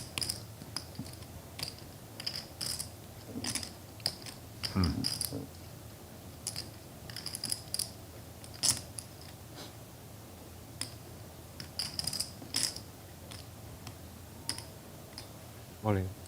Wow. Yeah, I would have liked to see that happen on the flop where there's some fold equity instead of calling it off there. I understand why Bösch made the decision. Betbese would be down to 3.7 million if he loses this all in.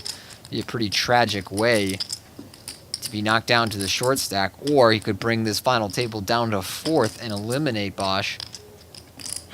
Make it an entirely Spanish-speaking final table. The river of the tournament so far. Any heart, 7 or jack for Bösch. There it is. Oh, it is the king of hearts.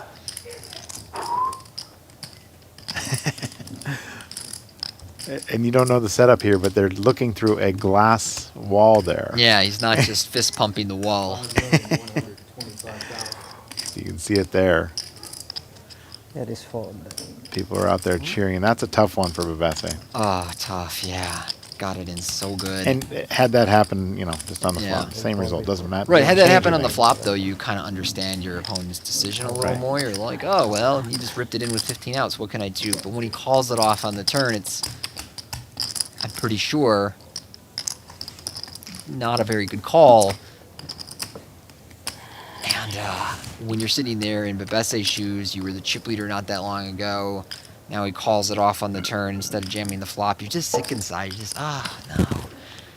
That's how you do me. No. He's got 12, 13 blinds left. I mean, it's got to feel more satisfying for Bösch, though, because he called on the turn to catch that with one to come. Wow. What a hand. And for what it's worth, earlier in the tournament, I wouldn't fold in Bösch's shoes. It's just the pressure that ICM creates where you have so much incentive to never be all in and at risk. Now Bösch with ace-7 of diamonds now on the cutoff. 10 seconds. Raise to 600. Right back to work.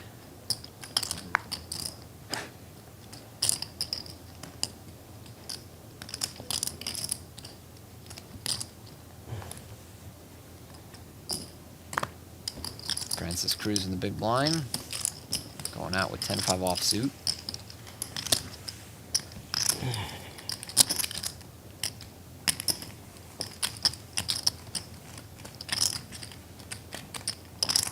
So quite a swing for Nico Betbese. He was a significant chip leader, 5-handed. After some rough beats, finds himself on 12 blinds.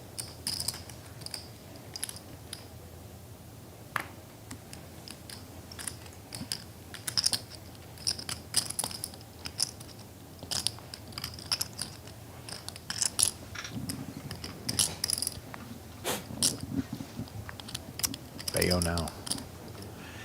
King 6 of diamonds in the cutoff. Pulls his hood up. Usually means he's getting involved. But he doesn't. He does fold. You'd like to see him playing that King 6 suited from the cutoff? Yeah, I think so. On 23 blinds and with one short stack behind you and then the chip leader in the small blind, maybe I wouldn't. I think with a deeper stack, his hand would be worth an open. And it's really close as is, but pretty reasonable spot to make some snug folds there, actually. So I take it back.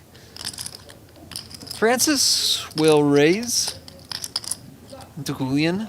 Now with Betbese so short, I think Francis should be really aggressive out of the small blind up against Iulian on the middling stack.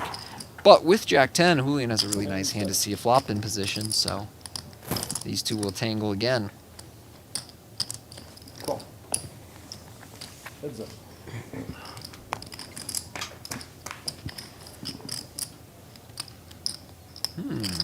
Great flop for the Jack 10, and not a bad one for Queen 3 of clubs. One club flop. Gut shot straight. Open-ended. Yeah, gut And shot top pair for Blebea. to the top end of the straight. Backdoor flush draw. And that cannot win at showdown. 1,150,000. No, Thinking 650. some Excuse me, 650. bluff out some superior king high, ace high hands. I like this bet from Francis. 650,000. And Iulian with the monster here. With outs to an even better hand. He will be calling. I would really not like a raise in Iulian's shoes. But he knows better than that. Call.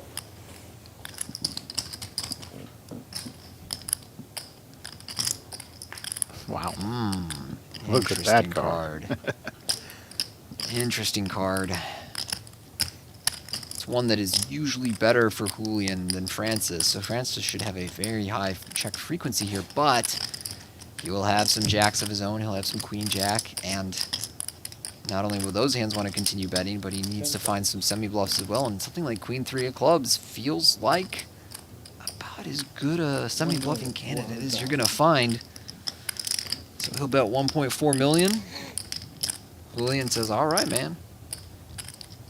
You want to do the betting for me when I've got a straight? That's just fine. And Iulian even has the jack of clubs to provide some protection against potential clubs on the river. 10 seconds.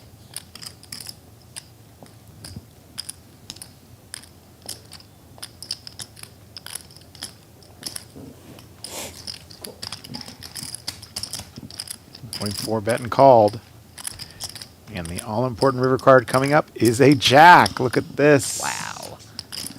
Wow is correct. Straight on the board. Blebea. How is this going to play out now?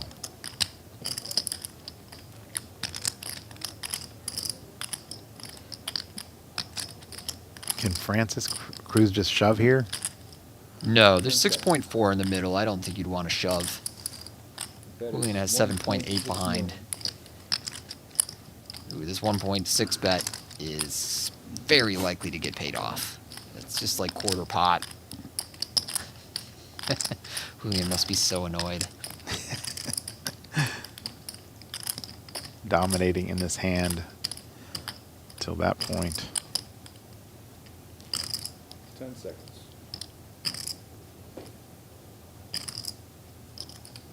And Queen Jack and Queen 10 are two of the hands most likely to consider betting this flop, although I don't know that Queen 10 bets the turn. I still think Iulian has a pretty good hand to just shrug and call with here and be very annoyed when Francis tables that queen.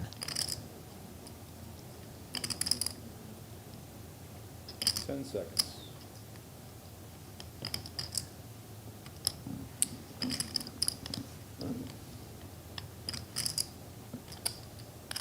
Time at. 2-time banks now.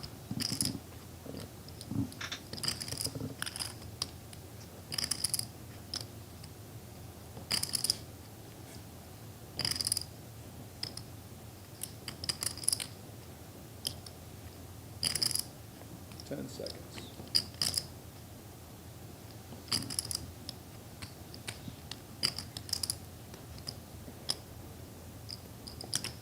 Time extension. Just sense the frustration in his body language. 3rd time extension. Well, Iulian has a surplus Yeah. of time extensions sitting next to him. It's kind of a luxury now. Yeah, Does make the call. settles on the call. Straight to the corner. Sees the bad news. That's a significant portion of his stack. Now dropping run out. Blebea down to 6.150. Huh? Nice run out. Yeah, for sure. Just a bad. You know it was coming, huh? It's a good bet then. Yeah. Good bet on the river. Good bet on the river. I was trying to think what the ideal bet size is on the river. Weird spot. Here's our prize pool. Somebody is going to be knocked out next and take home 220,000. Our eventual winner, 790 plus a $10,400 seat to the WPT World Champs in December.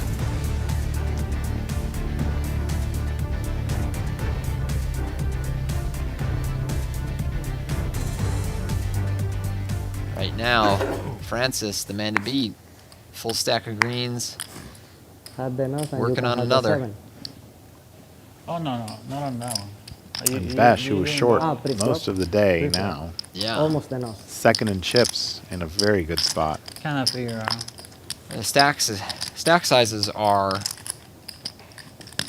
pretty nice for Francis Cruz here. He has the big lead. Bösch, who has been on the snug side at this final table, is 2nd in chips. He's probably just going to, fold, try and get the 3-handed heads up, see what he can do from there. I don't think he's going to go out of his way to fight back against Francis. And then the other short stacks are going to try and outlast each other. And especially with Betbese short, Bello and Blebea should be really conservative. So just an ideal setup for Francis Cruz, who is going to pummel these guys until someone's fate is decided.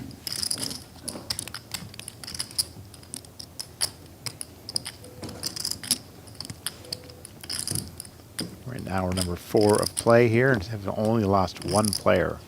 The structure started off very deep, and as you know in these situations, Tony, they just get shorter unless they eliminate some players. So some decisions are going to be made shortly. Yeah. I mean, Betbese under 12 blinds will be in open shove territory soon. Blebea with 20 bigs, 22 for Bello. Now with a pair of 10s on the button, Iulian will be raising here. Raise to 600,000. Makes it 6. Bösch with 10-5. Bello with ace-7. At these stack sizes, I think he should have some jams pre-flop, but they're like low-suited aces. I would really not like it with ace-7 offsuit. Ace-6, ace-7 offsuit are some of the last hands that, at this stack depth, we want to 3-bet bluff all-in pre. And I fear that's what Bello is considering here. It's going to 3-bet not all-in, I think. just, 1.8 million. ay, boy. There was some situations earlier in the final table I would have liked to see this kind of thing from Bello, but right now I think his hand plays best as a call. I mean, I will say this looks incredibly strong, but these two got into a click war earlier, so I think Iulian's a little less likely to be intimidated and will probably just go all in. But this really sucks. Yeah. There it is. All in. And Bello quickly folds. Yeah. Look, when you're facing that 3-bet, it's gross. Your opponent is just not 3-bet folding very much at all. But 10s are a hand that needs to be all in there, and Iulian understands that well. A big chunk of chips shipped over to Iulian there, and Bello wanting to know how many chips Betbese has. Can't fold it. It's I hard. tried. So hard I tried. It's so hard, yeah. It's nice price to show. Huh? It's nice price Betbese to had the show, chip lead, and Bello had the chip lead, I don't have so much. and now time Cruz playing that. with the chip lead. 600,000. Blebea here with a nice hand to 3-bet fold, given the positions and stack sizes. Calling, not crazy, but I think on the cutoff versus the hijack, it's going to play best as a 3-bet. 10 seconds. And Francis Cruz should be opening really wide here, so the 3-bet will get through most of the time. Don't like that one. Just can't get behind that fold, Matt. I get it, though. You know, there's other shorter stacks at the table. Blebea solidly in third, two guys really short. Doesn't want to reduce the distance between himself and those players, but, you know, the saying goes under ICM, you can't stop playing poker. Can I get change? And Betbese Thank will you. be all in here, I though. lost change. Oh, I am. Yeah, he had everything over there. And with Cruz's stack size, can you consider calling that? All in. Maybe raise the chip, no? All in. I would not call. I like that fold. Okay. Retaining the big chip lead is really important, and Betbese is only going to be jamming like, let me think about this, maybe like 5s plus, 6s plus, and then, you know, aces, stronger aces. I don't know if you would even jam any Broadway combos there. Okay. Your 10-8 suited not faring very well. If Betbese had more like 7 blinds, 8 blinds, now we start talking about whether he's priced in with the hand that performs well when it sees 5 like 10-8 suited, but for a 10 big blind shove, I think he can get out of there.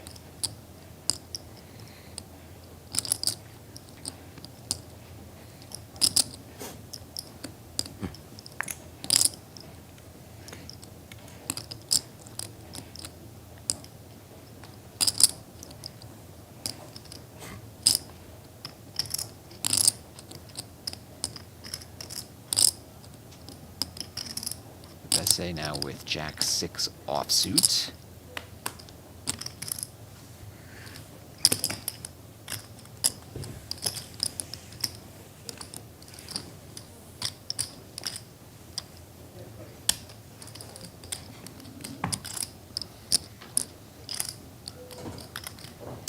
$4.4 for Bello, 4.175 of Betbese. Thank you. Your tournament's not over when you're short like that, Tony. We've No, seen we've people come seen. back. We've seen people come back over and over again. It's happened just today.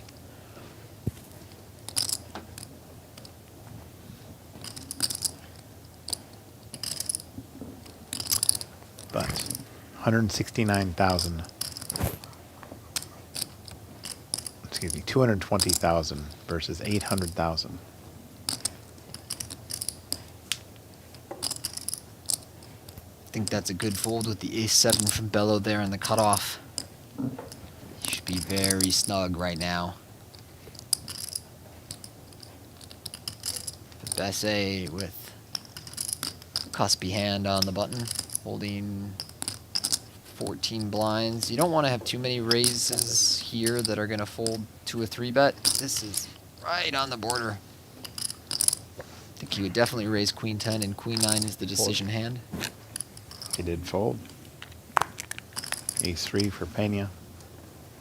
Again, as you said, he should be opening the widest. Yes. Yeah, at 27 blinds effective, I was going to say, yeah, shove seems pretty good. Blebea really cannot call very many hands. And this is like the decision hand.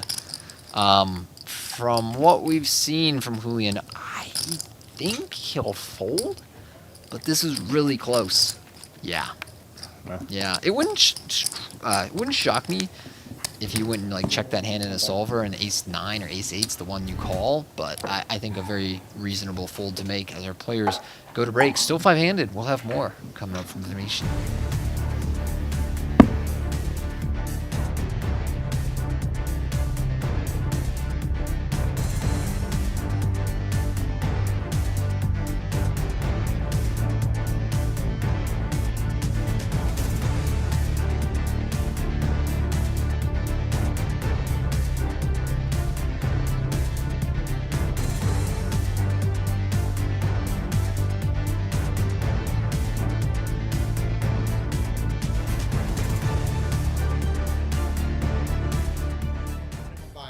Once again, July 23rd, July 30th at 6 o'clock. From cash game promotions to ladies meetup games to tournament final tables to cash game streams, we've got it all for you here at the Venetian Poker Room.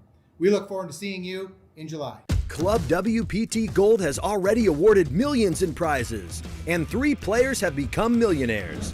Now, poker fans in the U.S. can enjoy sweepstakes-style poker with daily ring games, tournaments, and appearances by your favorite WPT ambassadors.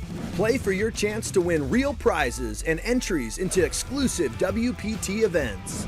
Sign up today at clubwptgold.com and use promo code Venetian to get started.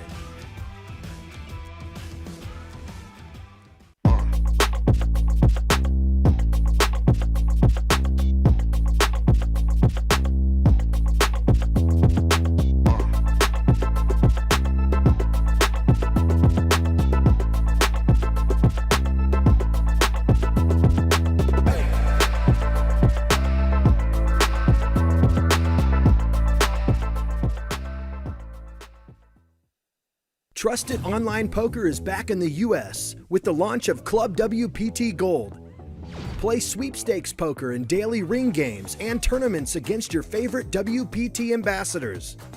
At Club WPT Gold, you play with 2 virtual currencies, gold coins for fun and sweeps coins, which can be redeemed for real prizes. Get sweeps coins for free with gold coin purchases. Sign up today at clubwptgold.com and use promo code Venetian to get started.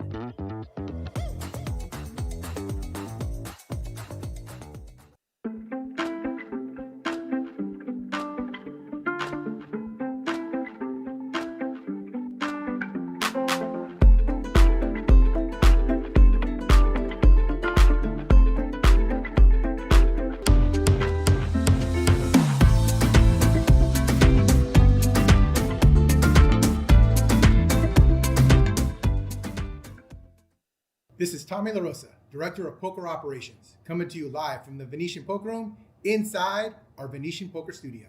Cash game players, we've got the promotion for you this month. The card of the month is 7s. Flop quads with pocket pair of 7s in your hand and you'll take home $500. Turn a river quads and you'll take home $250. But that's not all. Make a straight flush using both hole cards in your hand, one of which is also a 7, and if you flop it, you'll take home $500. Or if you turn a river a straight flush, you'll take home $250. Be sure to join us for our card of the month in July. But that's not all, cash game players. We also have the Bad Beat Barrel promotion in July. If you have aces full of kings beaten by a better hand, you'll get to go to our drawing drum and grab an envelope with a cash prize anywhere from $250 to $5,000. That's right, take a bad beat and you'll be rewarded inside the Venetian Poker Room. Ladies, and don't forget to join us July 19th from 5 to 9 p.m. as Jamie Kerstetter hosts a 1-3 No Limit Hold'em ladies meetup game. Those games are full of energy and a lot of fun. So ladies, don't miss out. Join us July 19th from 5 to 9 p.m. Be sure to join us July 19th at 12 p.m. on our YouTube channel, Venetian Poker Live, as we stream the final 7 players from our $1,600 buy-in, no limit hold'em, ultimate stack, $750,000 guarantee. See who's crowned our next deep stack champion. And that's not all. Join us July 22nd at 12 o'clock on our YouTube channel, Venetian Poker Live, as we stream the final 7 players of our $1,100 buy-in, no limit hold'em, ultimate stack, $300,000 guarantee. See who takes home all the money and becomes our next deep stack champion. If you enjoy watching high stakes cash games from our Venetian Poker Studio, join us July 23rd and July 30th at 6 o'clock on our YouTube channel, Venetian Poker Live, as we host a 100, 200 no limit hold'em game with a $20,000 minimum buy-in. Once again, July 23rd, July 30th at 6 o'clock. From cash game promotions to ladies meetup games to tournament final tables to cash game streams, we've got it all for you here at the Venetian Poker Room. We look forward to seeing you in July. Club WPT Gold has already awarded millions in prizes, and 3 players have become millionaires. Now, poker fans in the U.S. can enjoy sweepstakes-style poker with daily ring games, tournaments, and appearances by your favorite WPT ambassadors. Play for your chance to win real prizes and entries into exclusive WPT events. Sign up today at clubwptgold.com and use promo code Venetian to get started.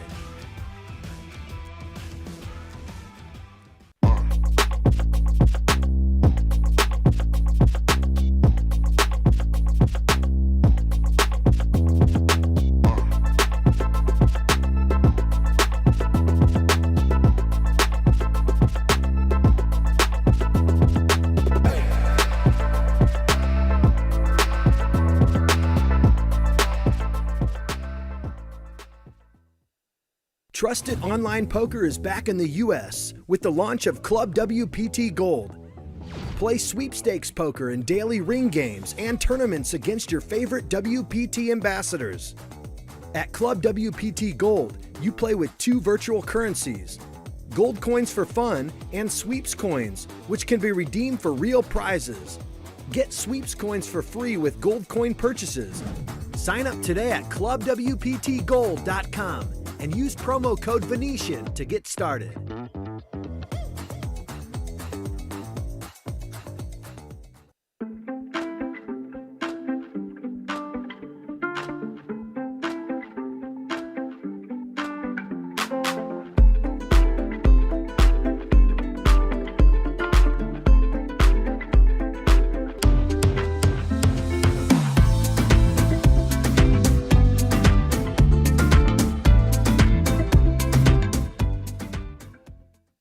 This is Tommy LaRosa, Director of Poker Operations, coming to you live from the Venetian Poker Room inside our Venetian Poker Studio. Cash game players, we've got the promotion for you this month. The card of the month is 7s. Flop quads with pocket pair of 7s in your hand and you'll take home $500. Turner River quads and you'll take home $250. But that's not all. Make a straight flush using both hole cards in your hand, one of which is also a 7, and if you flop it, you'll take home $500. Or if you turn a river a straight flush, you'll take home $250. Be sure to join us for our card of the month in July. But that's not all, cash game players. We also have the Bad Beat Barrel promotion in July.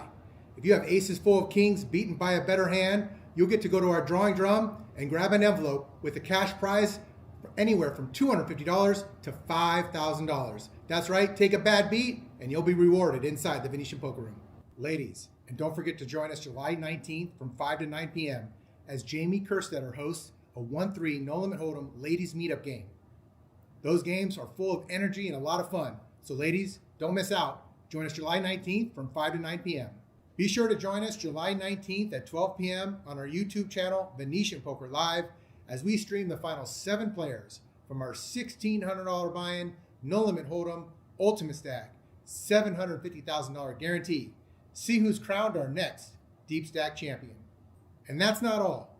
Join us July 22nd at 12 o'clock on our YouTube channel, Venetian Poker Live, as we stream the final 7 players of our $1,100 buy-in, no limit hold'em, ultimate stack, $300,000 guarantee. See who takes home all the money and becomes our next deep stack champion.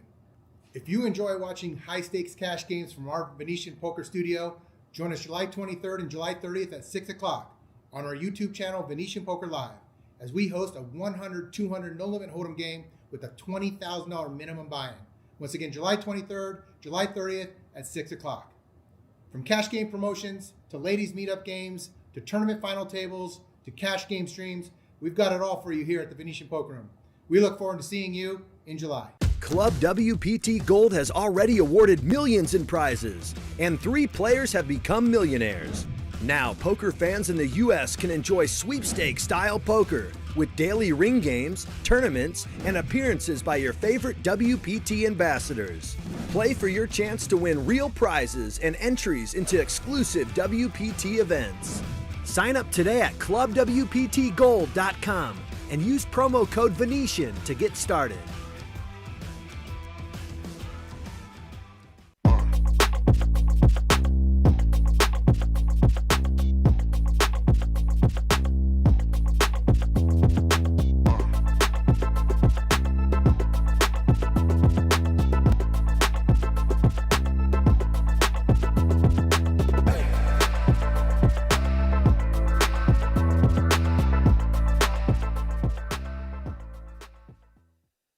Trusted online poker is back in the U.S. with the launch of Club WPT Gold. Play sweepstakes poker and daily ring games and tournaments against your favorite WPT ambassadors. At Club WPT Gold, you play with 2 virtual currencies, gold coins for fun and sweeps coins, which can be redeemed for real prizes. Get sweeps coins for free with gold coin purchases. Sign up today at clubwptgold.com and use promo code Venetian to get started.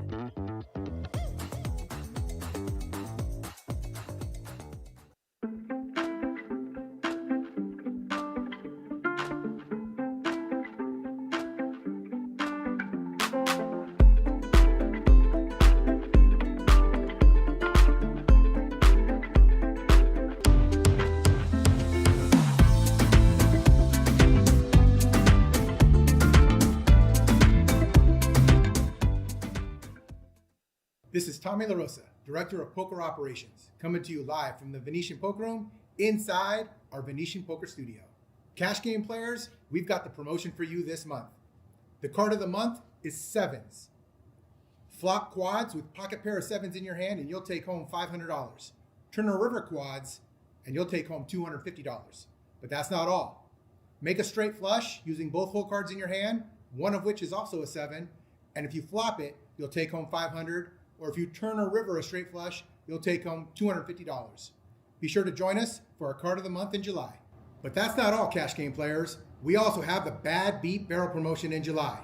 If you have aces full of kings beaten by a better hand, you'll get to go to our drawing drum and grab an envelope with a cash prize anywhere from $250 to $5,000. That's right, take a bad beat and you'll be rewarded inside the Venetian Poker Room. Ladies, and don't forget to join us July 19th from 5 to 9 p.m. as Jamie Kerstetter hosts a 1-3 no-limit hold'em ladies meetup game. Those games are full of energy and a lot of fun. So ladies, don't miss out. Join us July 19th from 5 to 9 p.m. Be sure to join us July 19th at 12 p.m. on our YouTube channel, Venetian Poker Live, as we stream the final 7 players from our $1,600 buy-in, no-limit hold'em, ultimate stack, $750,000 guarantee. See who's crowned our next deep stack champion. And that's not all. Join us July 22nd at 12 o'clock on our YouTube channel, Venetian Poker Live, as we stream the final 7 players of our $1,100 buy-in, no-limit hold'em, ultimate stack, $300,000 guarantee. See who takes home all the money and becomes our next deep stack champion. If you enjoy watching high-stakes cash games from our Venetian Poker Studio, join us July 23rd and July 30th at 6 o'clock on our YouTube channel, Venetian Poker Live, as we host a 100, 200 no-limit hold'em game with a $20,000 minimum buy-in. Once again, July 23rd, July 30th at 6 o'clock. From cash game promotions to ladies meetup games to tournament final tables to cash game streams, we've got it all for you here at the Venetian Poker Room. We look forward to seeing you in July. Club WPT Gold has already awarded millions in prizes, and 3 players have become millionaires. Now, poker fans in the U.S. can enjoy sweepstakes-style poker with daily ring games, tournaments, and appearances by your favorite WPT ambassadors. Play for your chance to win real prizes and entries into exclusive WPT events. Sign up today at clubwptgold.com and use promo code Venetian to get started.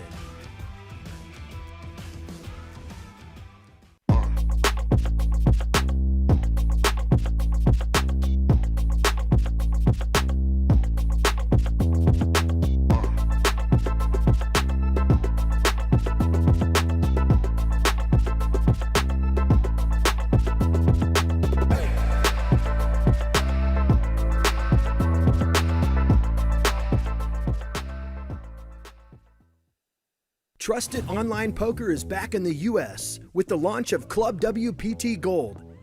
Play sweepstakes poker and daily ring games and tournaments against your favorite WPT ambassadors.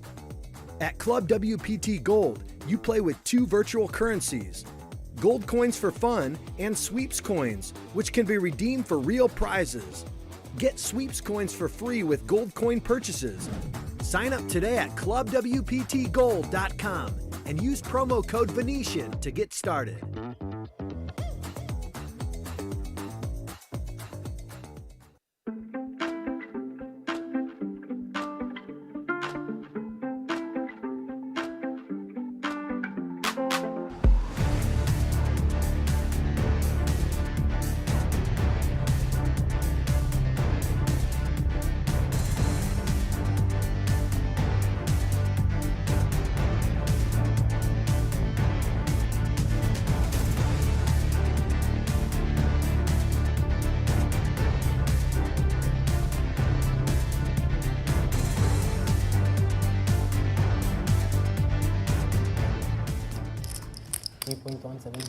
Huh? 4.1. I have 4.450.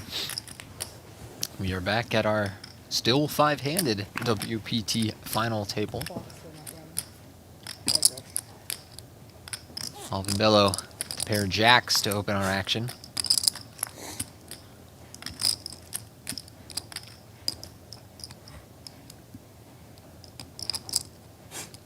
Blinds are up to 200K, 400K, with the 400K big blind ante, so with his 11 big blinds, Bello will just move in here. Betbese with ace-9 has to go out. Oh, but with ace-king, Iulian. Can you count, please?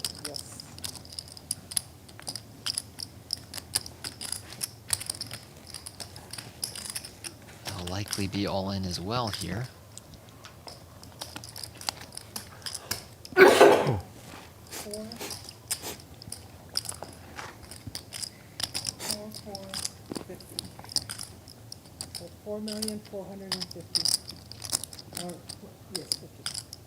Well, you know, an ace and a king have been folded. All in? All in. There is the all-in. Yes. So Bello and his jacks in Classic. better shape Classic. than usual, with some of Iulian's outs already folded.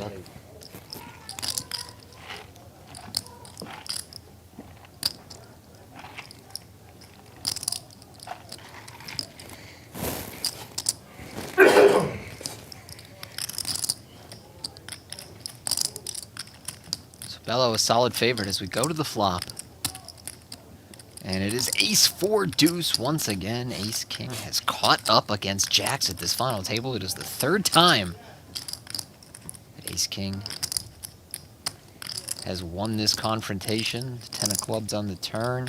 No help to Bello despite holding a club. Iulian's is higher, so only a jack will save him on the river.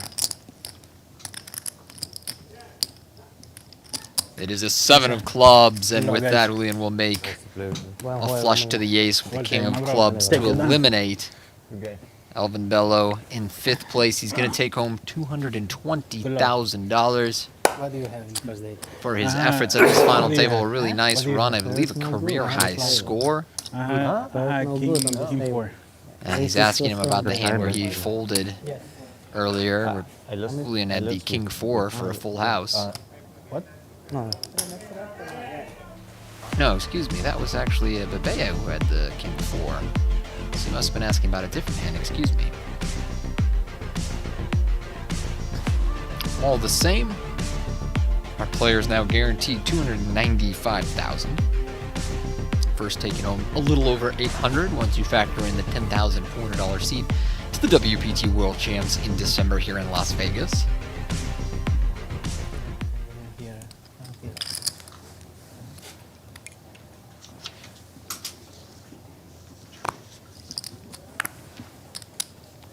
How much do you play, Nico? 3.775, I think. Yeah. 3.7, right? 3.775 for now.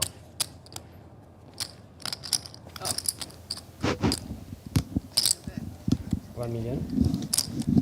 Blebea here, right back to work with the ace-9.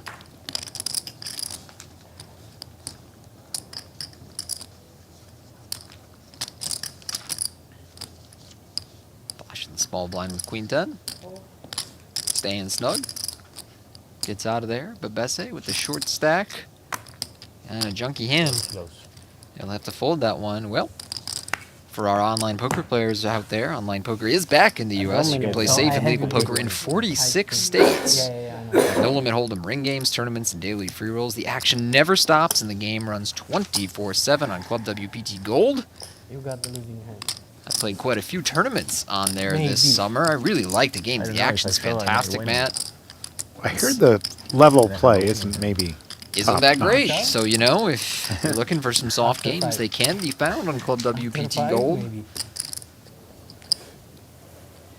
And one thing I really appreciate about Club WPT Gold is that they are very open to player feedback. They want to improve the product. You know, over the course of the summer, occasionally players said, hey, I was playing on the site, something went wrong. Can you let them know that XYZ goes on? I said, yeah, absolutely. And they're really open to the feedback. They communicate well with the players. I can tell you from playing on other online sites, you cannot always expect that. That is absolutely true. Bösch here opening ace-king suited on the button. The blacks are 100 and 500. Francis Cruz in the big line will fold jack-deuce.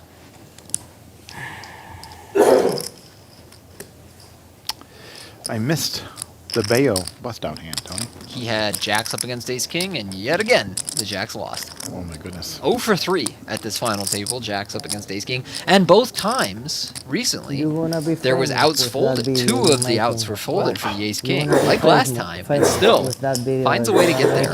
Recording all the tournament and everything. Man, Bösch does not sound good. He might have to go back to the hospital. Yeah, he was, it wasn't good earlier in the week, too.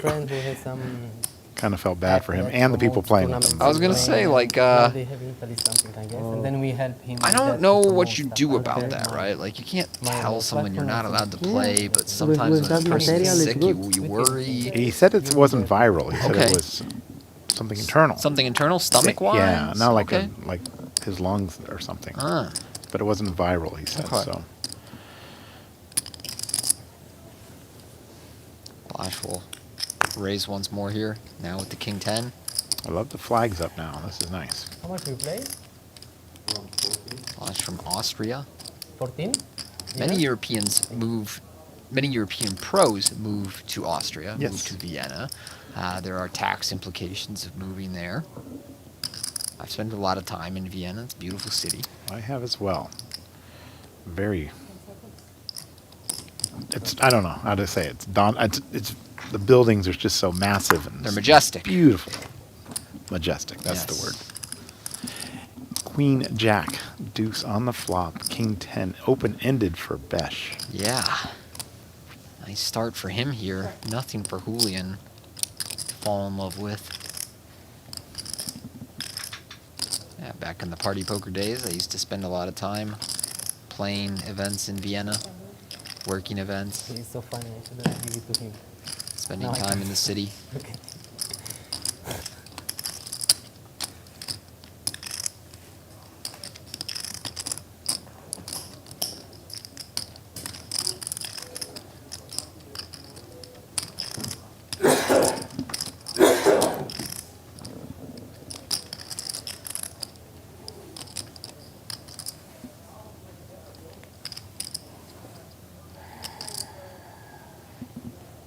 Bösch showing off his Bitcoin shirt. Honey Badger Bitcoin shirt. Betbese about to be all in for his remaining 8 blinds.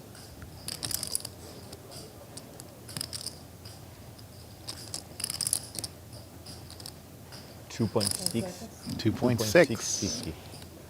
All in? No, no. Oh, 2.6. 50. 2.6. And what's the Francis reason for here. doing that versus shoving, Tony? Depends on the situation. Here at the final table, I imagine it's because maybe if there's like a couple of all-ins behind him, he plans to fold and try and ladder, I guess, is the motivation. In many other situations, Francis is going to make the call here with the ace-9. Many other situations, people are trying to make some kind of pay ladder. There was the famous case of Ike Haxton doing it in the main event this year. It was very contentious. I'll talk about that after we announce the hand because I kind of want your opinion on it. Okay. And I want to defend Ike a little bit. But for the moment, we have a almost all-in pot brewing as we go to the flop between ace-queen and ace-9. And no help for the ace-9.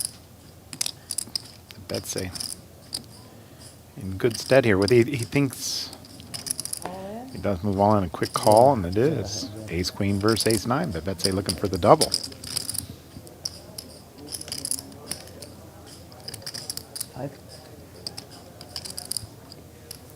The hand played itself here.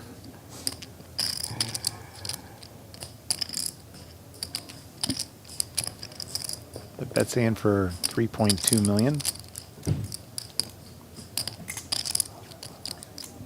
King on the turn. Chop is good. Chop is very Potentially good. chop pot now. A 7 on the river. Didn't happen, but Betbese doubles up. Double up for our short stack there. So, the Ike Haxton situation during the main event, Ike I need to call that one. made the all-in but one chip play. His opponent then put him all in, and then he said to his opponents, look, I'm going to stall for a while. You're all free to call the clock on me whenever you feel it is appropriate, but I'm trying to make the pay jump. And so he announced that, and then he went into the tank, and he ended up tanking for 6 minutes, I believe, and called it off, lost, busted. And there was a furor online over this. I'm going to quantify this by saying you are good friends with Ike. I'm friendly with Ike, yeah. And I really respect Ike, and he's never been anything but nice to me, and always made good, positive suggestions for the industry and things like that. Yeah.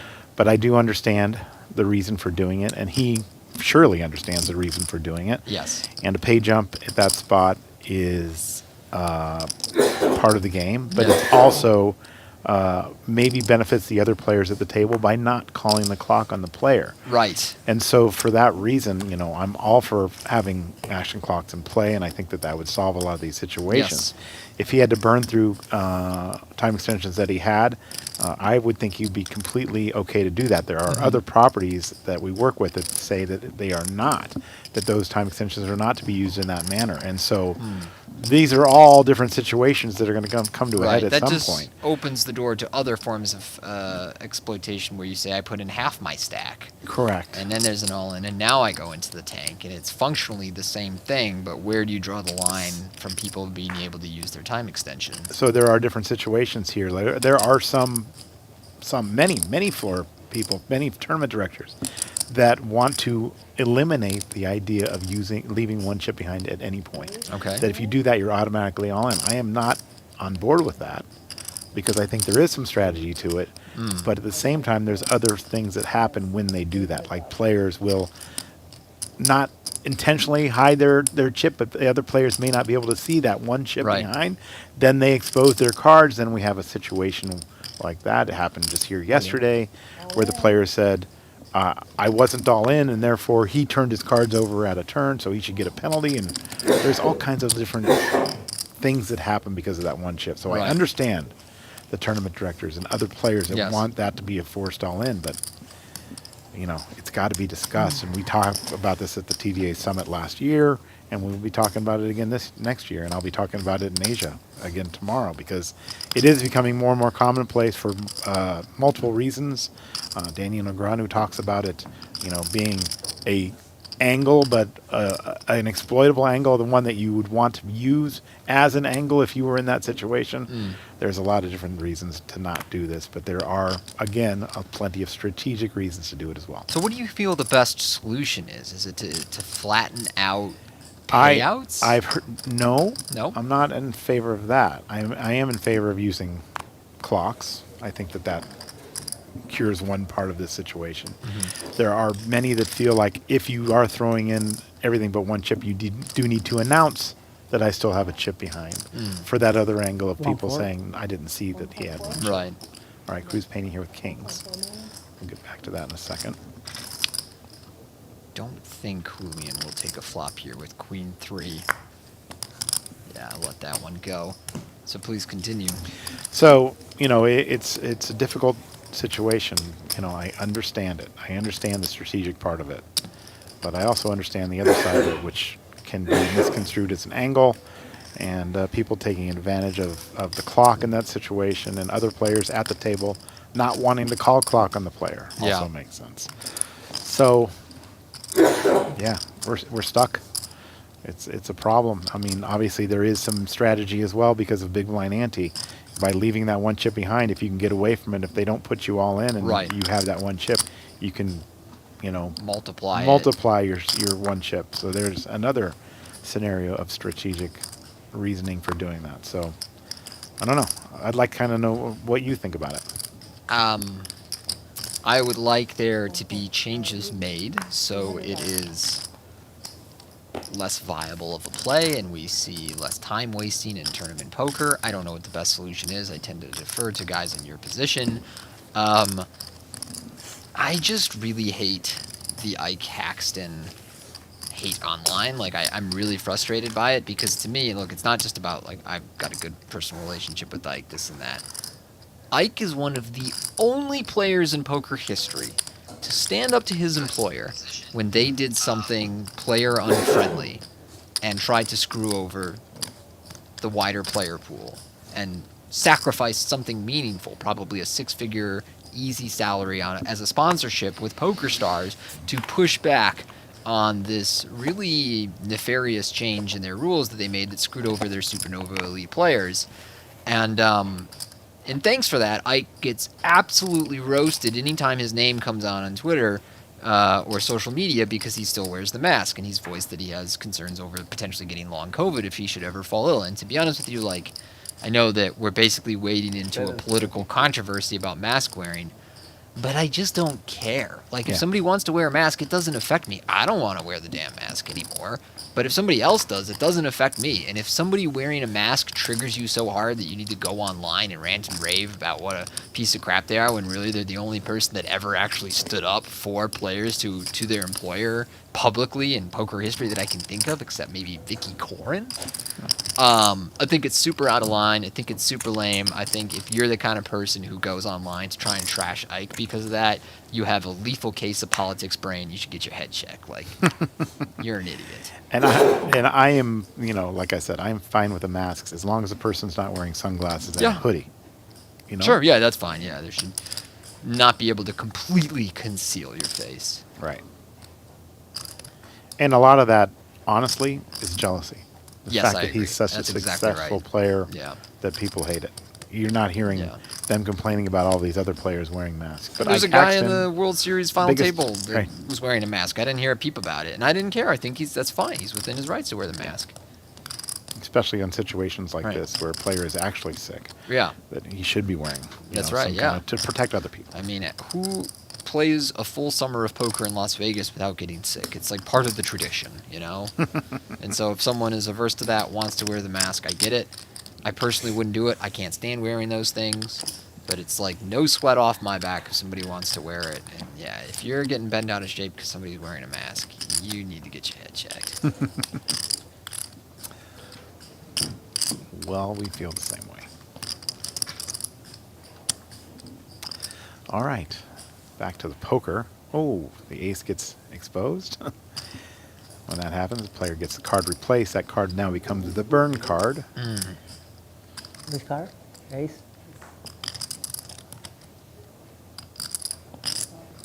Bösch with queen 3. We don't know whether it would have ace queen or ace 3. So, and it doesn't matter. It doesn't matter. It Could have doesn't been matter. anything. Exactly. Cruz here with 10-4 of hearts.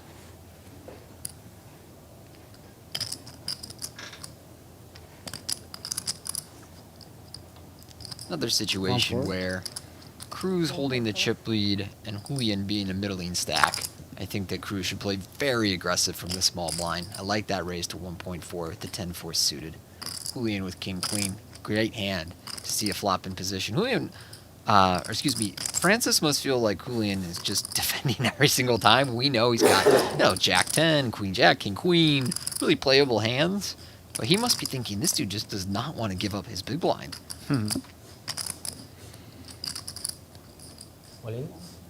Oh, whoa! I didn't expect that one. They were like 30 blinds deep. I don't like that one, Matt. No? It worked out just fine. And he's right that, Francis is going to be raising really wide there, but 1.2 I think of that mistake. he should make that kind of play maybe with like low aces. His hand. Maybe some middling offsuit aces like the ace 10s of the world, maybe some low suited aces. Like king queen offsuit to me feels like a really good hand to see a flop in position and a little bit too deep to be jamming that. I don't think it's like a, some suicide punty play or anything like that. They're just a bit too deep for it. So that saved me. Right. It saved me. Betbese with ace queen now.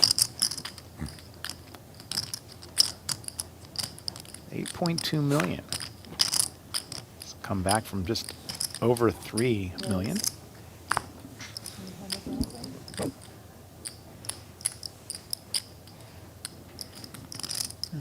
Ooh, Pena now with ace jack.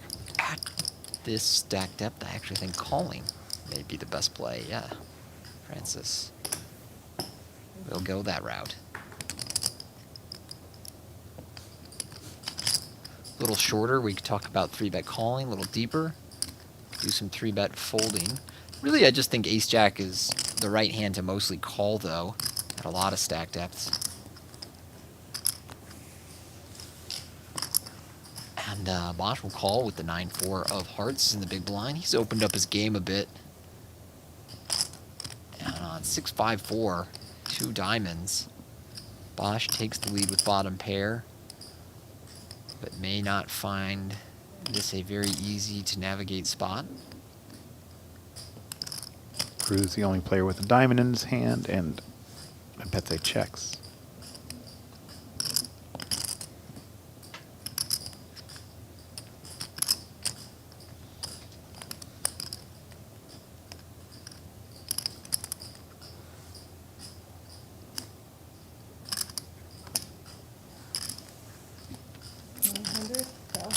Cruz does bet. 900,000 now. Bösch folds. He does have a diamond in his hand. And as the caller, this board should connect with him much better than Betbese as the opener. Oof. Take that one down. Yeah, it sounds bad, doesn't it? And just, when I'm a guy on the table and I watch somebody cough into their hand and then touch the chips and cards, ugh. You want to know why I don't play much live poker anymore? Ugh, stuff like that.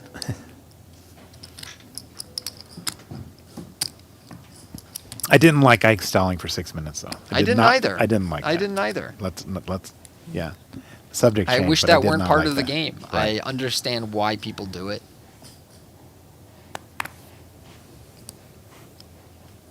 People have this weird mentality that because Ike has been successful and is a wealthy person, that he should just, be totally cool with leaving $15,000 or whatever it is Right. on the ground, not trying to pick it up. Yeah. Like he should be above that. But it is bad for the game to just have, all this pay jump stalling, all this, like, for lack of a better word, nittery. Yeah. And the WPT, we've gone to actual bigger pay jumps, but less of them. And Okay. the reason for that is the issues that we get into as tournament directors and staffs is that when there are multiple pay jumps, then people have multiple opportunities to stall, and that we pay more the people the same amount. Seems to speed the game up. a bit. Okay. Yeah. But I understand there's always going to be those pay jump levels, and there's always going to be that 25, position. 25 or But 26. again, as long as you have a clock in play, you know, there's only a certain amount of time Yeah. you can stall. Yeah, the clock really mitigates Right, and it. if you have time, if you're using your time extension, which we've seen people do, now let's say you do double up later in the tournament, Right, you you're don't going to have be those. affected. You're going to Yeah. you're going to have an issue. So we've seen that happen.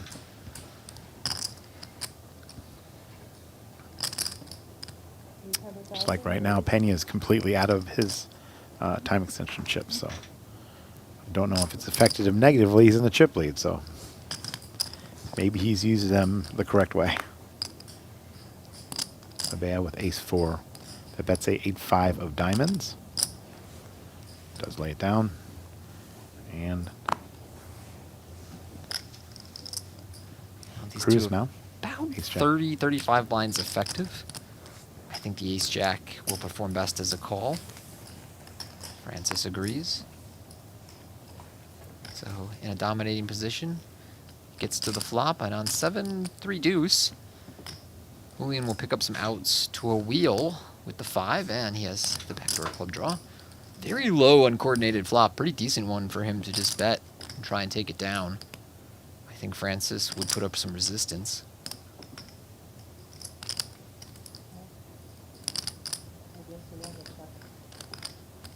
Bet is 550. And that's 550.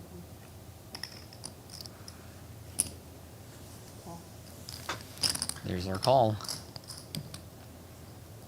6 of clubs. Music to Iulian's ears. Giving him the club flush draw. It's not a great card for him to barrel, though. It should be a really good card for the range of hands that calls in Francis's position. Stuff like 4-5, 7-6, 6-5. Last thing you want is to bet and face a check raise at this stack depth, too. I really think he should check behind most of the time. And he does. He does. Deuce of clubs on the river will provide an ace-high flush to Iulian on the river. Don't believe he will get paid here. That said, once Francis checks and Iulian bets, Francis beats all the bluffs. And it's hard to have that much value on the river. Like, would you check behind pocket 8s or better? I don't think so.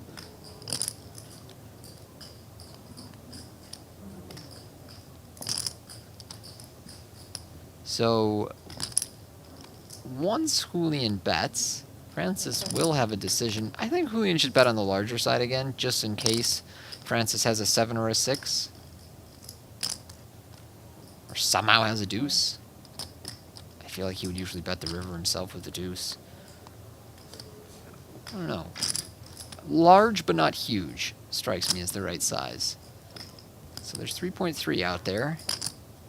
What does Francis want to bet?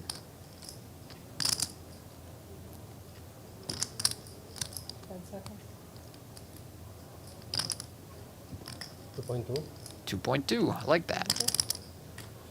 2/3 pot. If you're going to bluff here, that seems like a reasonable size to make it. And Francis will have a bit of a decision here, but doesn't take long. Lets that one go. Questions about the payouts? We have first place is $800,000, which includes that $10,400 seat to the WPT World Championship. Second place $530,000. Third place $395,000. Fourth place $295,000. And Elvyn Bello took home $220,000.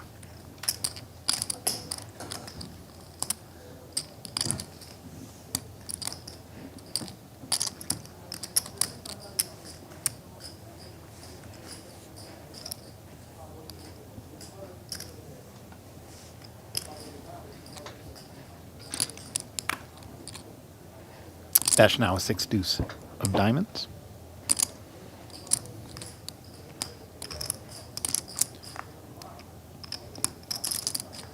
How old do you think Nico is? But around 30. Yeah. Okay. You ever played with him at all? I don't think so. Okay. Or if I have, it was very briefly.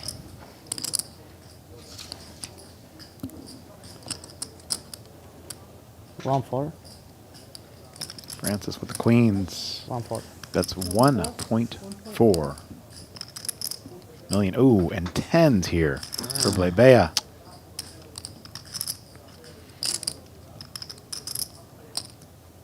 You know, one strange thing about ICM is a lot of pairs actually just call in position at this stack depth under ICM pressure. They feel like hands that you should just 3-bet and get it in with, and maybe with Francis opening so wide in the small blind, that's what Iulian will choose to do. But a lot of pairs in these positions at this stack depth just call in the big blind facing the raise. 25. 4.5 million. And this may spell the 4.5. end Wow. of Iulian Blebea, because when Francis jams, I just can't 4.5. think that he intends to fold the tens blind versus blind after this pattern has played out so many times. Can you put the clock, please? Yes. Ah, yeah, yeah. Okay. 45. Ready? Yeah. Yeah, especially being first and second in chips, I just don't like the idea of 3-bet calling off tens here. You're either going to be 2-outing or flipping, and that's not what you want. Second in chips up against the chip leader. I totally understand how Iulian has found himself here, and facing raise after raise thinks that he should 3-bet this. 7-2. Oh, it's the small 4-bet from Francis. 7.2 million. I don't know about that. 700. You're only 40 blinds deep. Hard to sell the idea that you're going to 4-bet fold. Now, almost presents an opportunity for Iulian to 10 fold. seconds. Very, very strange spot.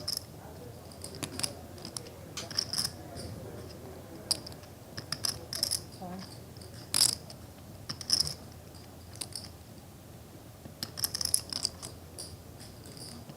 What will our second in chips player do with his tens? Facing the clicking 4-bet. All in. 10 seconds. He's all All in. in. Quick call.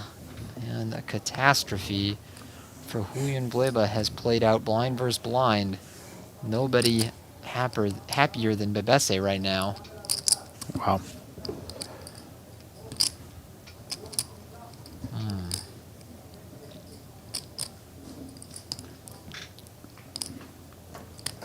This could spell the end of Blebea, and it is a king, jack, 7 on the flop. Fourth place money is 295,000. An ace on the turn. Well, these two will trade outs now. Yes. Queen and only a queen will save Iulian. Let's go to the river. It is a 3, and so we will lose Iulian Blebea. In fourth place, he'll take home $295,000 for his efforts. Great run at this final table, really well played.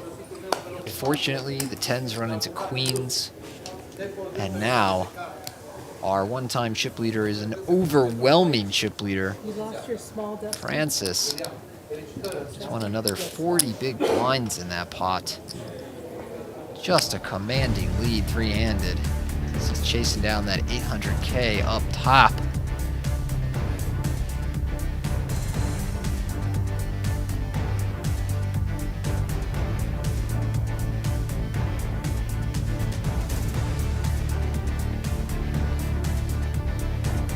$395,000 for the next player eliminated. 530 for second. Again, 790,000 plus that $10,400 seat. It's crazy because I the love World pan- Championship I love here in Las pancakes. Vegas. My girlfriend always do me pancakes, but these days no pancakes. I'm running good with the eggs. Tomorrow pancakes. He's running good with eggs and pancakes tomorrow, he said. No pancakes for him. Solamente huevos.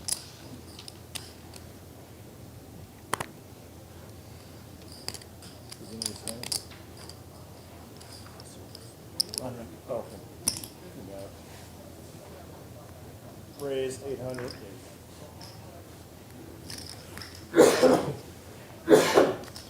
So you think he could have got away from that on the... I think he should have just called the open. Okay. Just 3 for days ago chips, in if it's hospital, earlier in a tournament, I would do dehydrated, exactly I what he did. woke I would up, 3-bet and then I just was get the good, money and in, next however it morning I went cannot down. move the hands and But cannot when you're move the legs. four-handed at a final table, then you're I go second to the in chips, emergency and 40 they say blinds maybe a effective, and the stroke. chip leader I say, what raises the from the fuck in my small. age?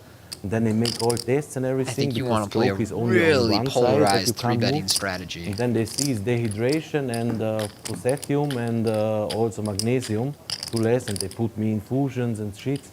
And I signed to leave the hospital after 14 hours to play that. Wow. And now you're here. It's unreal. Now you're here. Very But nice. David Copperfield told, do the impossible. Yeah. You know, it's funny. In the spring, I was playing some pickleball with some friends, and we were talking about the upcoming summer of poker in Las Vegas. And they said, I don't think the Euros are coming out this year, you know, with all the immigration stuff, this and that. I said, I don't buy that for a second. I think poker players will crawl through broken glass to get another tournament buy-in. I mean, Sean Deeb skipped the birth of his first child to get more online poker volume in, and it's just so prevalent of a mindset amongst the tournament community. And Bösch, you know, telling the story about how he was in the hospital for 14 hours and on various vitamin drips and whatnot. And he's like, I gotta get out there and play the tournament. Like, I have very mixed feelings on that mentality, man. I respect the grind. I respect the desire to play the great game of tournament poker. But part of me's like, hey, you know, you're allowed to miss some tournaments sometimes. Like, life goes on. Not the WPT Venetian. Not You the can't miss it. WPT Venetian, You can't but miss I that. don't know if you were in the hospital.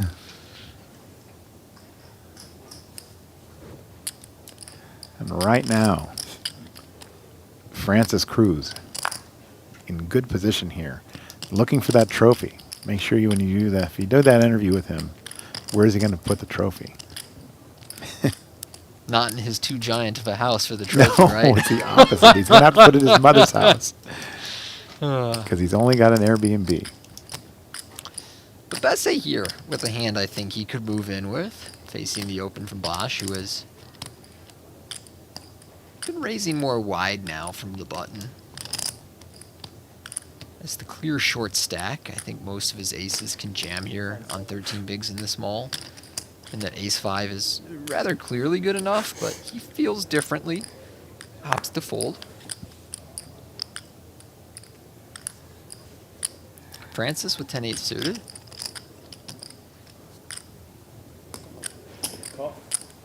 Makes the call. I like the call. I think if they were a little shorter, shoving 10-8 suited would play really well. I mean, Bösch has to just fold everything. Right. Ooh, and 2 hearts on the flop. Interesting flop. Also a 4. Yeah, 4 and some Check. backdoor Check. clubs for Bösch. Backdoor straight draw as well. Ace on the turn. Hmm. The quick check on the flop. Now if I'm Bösch, I might even turn my hand into a bluff. There's merits to still just checking and working towards showdown, keeping the pot small while there's a lot of distance between yourself and Betbese. And he does go that route. And a queen on the river. Yeah, Francis got to realize the equity on his draw for free. And he may be tempted to bluff now. I mean, Bösch has checked twice. It is a run out that should favor the raiser, and yet he hasn't seemed very interested in this pot. 10 seconds. I'd be tempted to bluff in Francis's shoes. He opts not Check, to. check. Bösch is going to win this pot with those 4s. Sure, Francis is Nice flop for me. kicking himself a little bit, like, yeah, I could have got that one.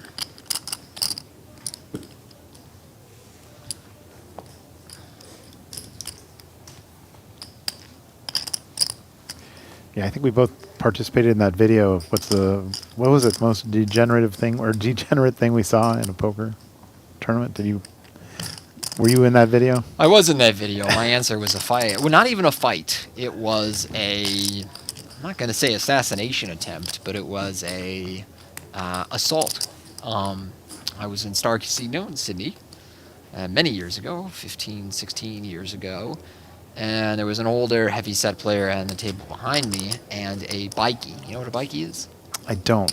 A bikie is the Australian term for a like biker gang guy. Like, you know how the crowd that wears like leather and rides Harleys look here in the States? Yeah, they're Hells Angels. Hells Angels, that kind of thing. In Australia, they call those guys bikies. And in Australia, being a bikie is not just like you're a guy who's into motorcycles. You're like an actual like gang organized crime member. A lot of organized crime in Australia is bikies. And this big burly bikie came in and he grabbed the back of the head of the other dude on the table behind me and started smashing his fist into his face, saying, "Rat! Rat!" and just punching him in the face. You just hear this thwacking noise of the guy's face. And I guess this person who was being assaulted was going to testify or had testified in some case against the bikie, but he is just smashing his face, and it was really close to me. Like, there was a table over, and I stood up and I'm watching this all happen, and I was like, I should move. And I took a few steps over, and within seconds the guy who was getting punched was like trying to get up from the table to get away from the assault. The other guy's weight was pushed on him, and they came crashing into right where I was sitting. And then the security swarms and grabs this guy. The other dude's bleeding from all over his face, you know, and they're taking this guy away. And would you believe the dude went back and kept playing the tournament? This is my point, Matt. Poker players have no boundaries. They gotta keep playing. I gotta be in the tournament. I can't stop playing poker. I dragged myself out of the hospital and survived an assault from the bikie and skipped my first child's birth because I gotta be here to play more poker, you know? I did see the movie Chopper. It's kind of the same thing. Same kind of thing, yeah. Yeah. Wow. That sounds like a pretty crazy story. That was pretty crazy. Mine was also crazy. What was yours? It was bad. I even hate telling it. The guy just had a baby in there playing cash every day, and his wife gets fed up with it. She brings the baby into the poker room and drops the baby in the middle of the poker table and said, "You take care of the baby today." Whew. And walked out of the room. Oh my goodness. Yeah, it was bad. Oh. That was the worst thing I've ever seen at a poker table. I think yours is worse. I might have seen a bunch of blood, but that is depraved. It's depraved. All in. Betbese here with King 4 5, offsuit. Down to 11 blinds. Nice hand selection. Jamming in here, I think most of the offsuit kings should just open shove in Betbese's shoes.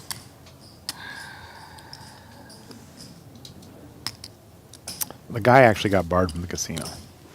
She did as well, but he got barred from the casino, which is a good way to go. Yeah, I mean, you know, if you want to talk about stopping problem gambling, if the guy is neglecting his family to that degree, you've probably got a problem gambler on your hands.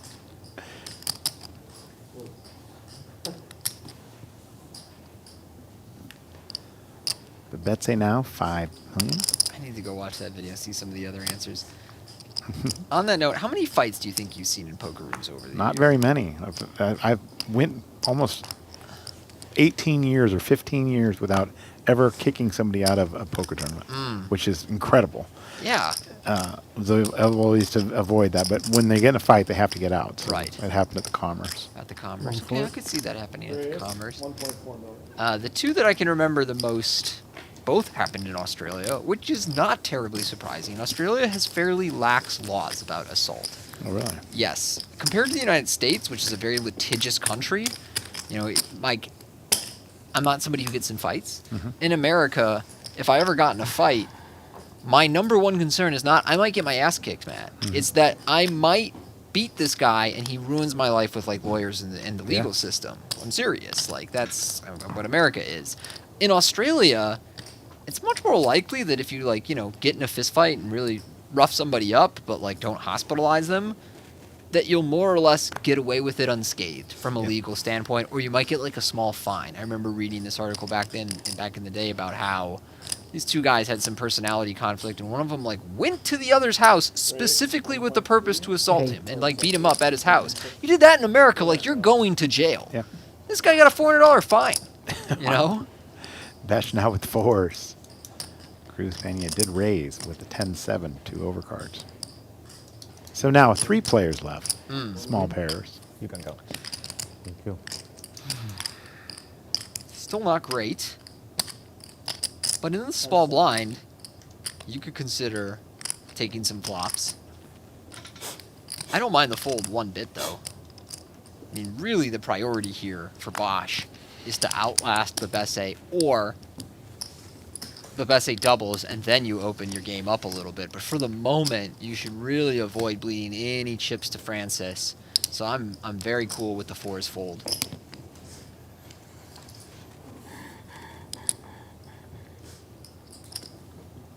Yeah, I've been in poker rooms over 20 years now, and I don't remember that many fights. Yeah. There's the two that really leap out at me. Been a few. And I feel like there's one or two more, but they probably got broken up quick because I don't even have that much memory. In the 90s, they would just allow him to go back and sit down and start playing again. It was not a big deal. But then it seemed around like the mid-2000s, it was instantly you were out of the casino. Sometimes lifetime. Depends on the situation. The best customers got a little more air. Let's just say that. Yeah, of course, they always do. Betbese with borderline hand, but he is going to shove in the small blind with 10-9. 550. Francis cannot call the Doyle Brunson. We're stuck in a loop. Yep. So what did somebody do to get ejected? Oh, just the fight. It The was a fight fight, was, okay. yeah. And then we did have the one guy that tried to pick up a player's cards in a stud game. Stud 8 or better, actually. So most of our listeners will not understand, but he tried to say that he had a full house and a low because he picked up somebody's player's card from to the right of him. Which in stud 8 or better, you cannot have a full house and a low. Can't have both. Can't have both. But he tried to collect the He pot. tried to and then compile started somebody yelling, else's started cards. yelling at the floor and he said, "No, that's my card." And then ended up saying, "You know what? You just need to leave." But Betbese now, ace king of spades. I think Betbese should min raise here.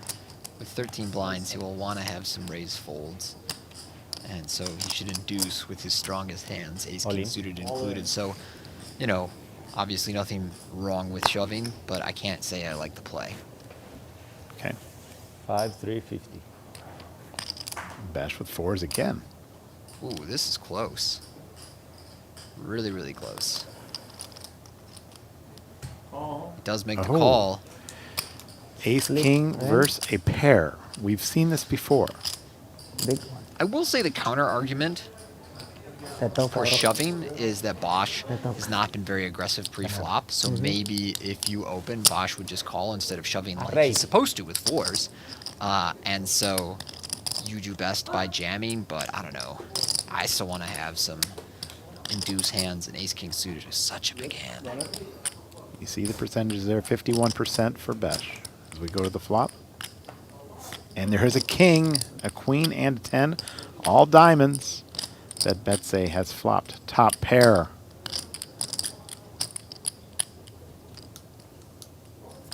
Turn is an 8. And only 2 outs for Bösch. Or else Betbese is going to double up here. It's a 6, and the Argentinian has done it. And you can hear his fans 5350. out there in the audience. 5350. Vamos, they're saying. Vamos. 5? 5 million. Ya sabía Buenos que era Aires, imposible. Argentina. Los Olin. Place I've always wanted to go. Así es la cosa, che. 5,350,000. My Sexton Champions Cup could be going to Argentina. It's good. Nice I hand. went there once you. before we did WPT Uruguay, Okay. back around in 2018-19-ish. And quite a nice city, Buenos Aires, yeah. I did Iguazu in Argentina. We actually had an event there. Was it WPT? Yes. Interesting. Waterfalls. Amazing. I think it was one of the one of the 7 largest in the natural world, wonderfuls. right? Yeah. Yeah. We have like 40. I don't know. You play 57 if you have 10. I have 6. Now the probably. Bösch back to being the short stack. 7, I have 11. 40.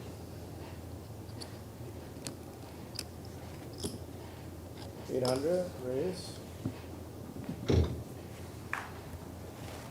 Cruz raises with ace-8. Bösch folds the king-5 and now Betbese with the 7-6. Raise to 800,000 will get the job done. I do think that hand should take a flop. Offsuit connectors. Usually worth a call. I understand Betbese right now, with some distance between himself and Bösch, wants to avoid any loss of chips to Francis, but I think 7-6 just good enough there to take a flop. They're asking why we're not pronouncing Bösch correctly. You're saying Bösch. I'm saying Bösch. I think he told us Bösch. I think he did, and so I've started changing it. So tell us, Marin, is it Bösch or Bosch? I think it's Bösch. I think he said Bösch, even though if you look at his name, you would always defer to Bosch. Right. Betbese with 9-4. Just going to get rid of this one. And Cruz gets a walk. Now over 40 million in chips. 58 million in play.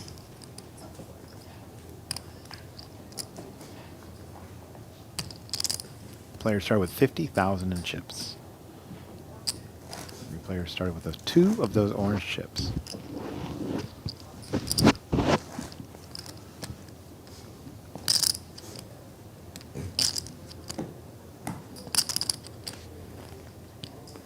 So the beautiful studio they have here at the Venetian. If you have a chance while you're in Vegas, please come out to the Venetian Poker Room in here in Las Vegas. They do a fantastic job. Great dealers, great staff. And they care about poker players. They got a lot of great promotions here. So WPT happy to be back here once again. Next stop for us is Cyprus. Can't wait. Bring your swimsuit. They have free food for the players 24 hours a day. It's crazy. That's awesome. It's crazy. Especially Europe can be less nocturnal, I would say, as far as Yeah. keeping businesses open late. Mm-hmm. But when you're around poker players, you know, they're going to be up at all hours. So food, and did you say free food? Free food, Free 24 food, hours 24 a day. hours for a the day? people. Yeah. Is it like good food at 2 a.m.?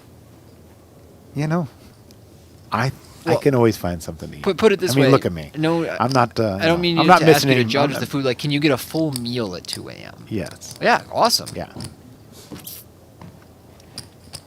I'm not missing many meals, and they have great bread.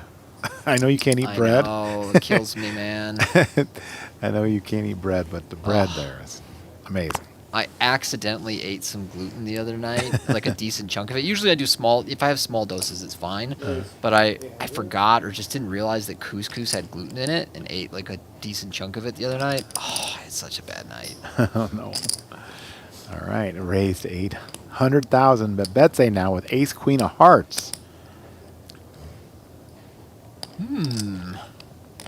Close one.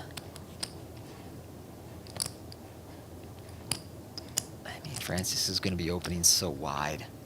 All in. Yeah. I like that. Quick fold here. Whew, it just feels so 9-8 gross to go La all in revisé over por the si top de of the chip casualidad leader era when you 9-9. have third in chips covered 2-1. I am watching the comments on YouTube, and the mushbag says, how can Bösch fold the 9-4 when he flopped a 4? I don't know if you remember that hand. It like was, 3 hands ago. because it was 6-5-4 with a flush drop, and there was still a player to act behind him, so I actually think that was a savvy fold. Okay. He had 9-4 of hearts and 6-5-4 2 diamonds, and I believe it went, but Betbese had opened. Francis called button with ace-jack, and then Bösch overcalled 9-4 of hearts. And yeah, with bottom pair, no real redraw. I know he could go runner 7-8 and have the top end of the straight, but especially with the diamonds out there, the possibility that your opponent calling in position has a straight, one of the sets, 2 pair, over pair. I don't think peeling the 9-4 suited with a live hand behind you is a good idea. Betbese now back to 11 million. 28 bigs. And our chip leader with over 100 bigs. That's just a lot at this stage of the tournament. Oh man, that is a mountain of chips. 100 big blinds, 3-handed. Francis must feel invincible, but gotta be careful. It can all crumble, Matt. That's for sure. I've been working on some segments lately for the WPT that we're going to put up on social media. It's basically called WPT Rewind. I go take older WPT hands, sort of remix them with some internet culture memes, some commentary for, you know, a newer audience. And one sequence of hands I used recently was Jeremy Brown at the Borgata heads up against Olivier Bousquet in 2009, I believe it was. Jeremy Brown at one point heads up had a 19-1 chip lead and lost. Well, Olivier Bousquet, one of the best in his time. Can kind of understand that. I think there was another tournament this summer. Jeremy was where also a guy had like really a 15. drunk. He had like a 15-1 chip lead And lost? Back. Oh no. Yeah. Oh. Yeah. It would just be so hard to live down to know that like you were that close to closing it out. Yeah. James Carroll really choked in that tournament. Yes, exactly. James Carroll really choked. Exactly. Yeah, I look forward to that video series. When you were on the raw deal, let's be honest. Come on. You were in the zone. That was awesome. I think you will find these similar-ish to the raw deal. There's much less in the way of commentary. They actually discouraged me from doing that. And at first, and we'll talk about it, Francis open jams. Oh, my goodness. He's going to get called here. And I was look gonna at say, this. I think for 30 blinds, that might just be a little too much. I don't know. And Bösch is killing. Look at him. Bösch can't believe it. He's looking to double up one more time. Wow. I will give Francis credit. I think this is the type of hand that you should make a big shove with. It's pretty close. Bösch. I mean, he's still got to like it, right? He could lose his hand. Yeah, he might just drill him. Yeah. He's live. Let's go to a flop. And drill him he does on the flop. 8-7-5. But Betbese still live going to the turn if he can find an ace or a king. But for the moment, Francis with the big lead here. King on the turn, waiting. though. No waiting. Betbese. Oh, Bösch. He can't stand it. Oh, goodness. And the river is clean. And Betbese, Nico with another double up. Wow. Over 22 million in chips now. 9, 10. Wow. 10-7. 10.7. And now he only trails Cruz by 8 million. Bösch can't believe it.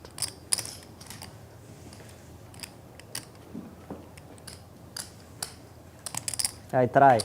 He was so close to a huge pay jump. I mean, there is 135,000 between third and second. Viva Argentina. Bösch thought he was sick before. Well, now. But yeah, you know, if you like the raw deal, I think you'll find these segments are fun, similar, but there's no real strategy in them. There's no like commentary on how people have played or anything like that. They discouraged me from doing that. And at first, it threw me a little bit. I was like, wait. You try. Yeah. Okay. I like the Phil Hellmuth raw deals because it's funny to watch. Yeah. You were brutal. Right. Which I love, which is what that's supposed to be. I think that was a little more in line with what it was supposed to be. Envisioned, Yeah. I would say. I like that now there's no expectation to be critical of my peers, as there was some awkward run-ins following segments. As there should be.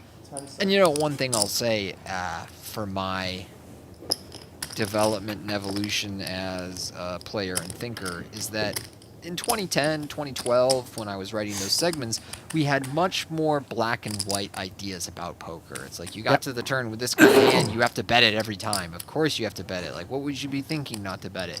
And as we have studied solvers more in the last 4 to 5 years, what you find is many situations in poker call for a mixed strategy.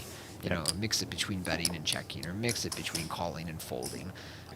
And when you see that, it becomes much tougher to tell someone you made such a clear mistake by not betting this hand or not shoving this hand. You know, now I'm like, oh well, it's probably pretty close to begin with. You could call some, you could fold some, not a big deal either way. I do love that you're not afraid to point out mistakes that you think have been made, and you've seen some today at this final table. But that's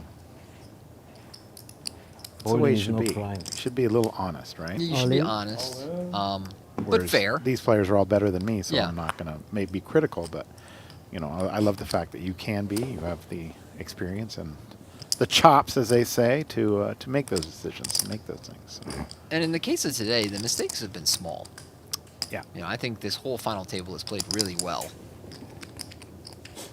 Yeah. And, Bösch just can't call that 10-3, but he gives the impression that it's going soon. And I would say some of the mistakes we've seen today are players playing a little too conservative, which is just, if you're not exactly sure about a spot at a final table, lean conservative. Right. Here's our upcoming events on the WPT. WPT Cyprus, WPT Prime Taiwan, WPT Australia, WPT Prime Lodge, and you can find all this information at WPT.com.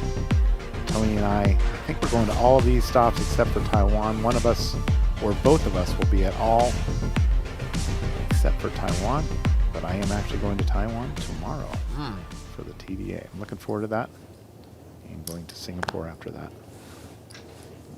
Fortunately, Singapore can't have poker.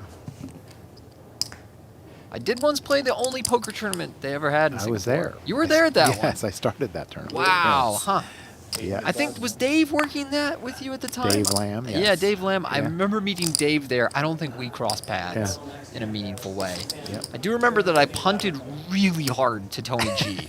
Like, just an atrocious hand. But He won was- it. He won the tournament. Did he win Yeah, it? he won the tournament, yeah. Well, my chips went to a good cause. Betbese with Jack 10 here now. And he's folding. Let it go. I think he doesn't want to battle with the chip leader at this stage. Blinds are up. Might be the prudent play. 250, 500, 500. Best down to 9 big blinds. Have all the orange. Give me, please. The orange? Yeah. 250. Yeah, Thomas, that wouldn't be a bad idea. We Just could give have me partners 200. with them.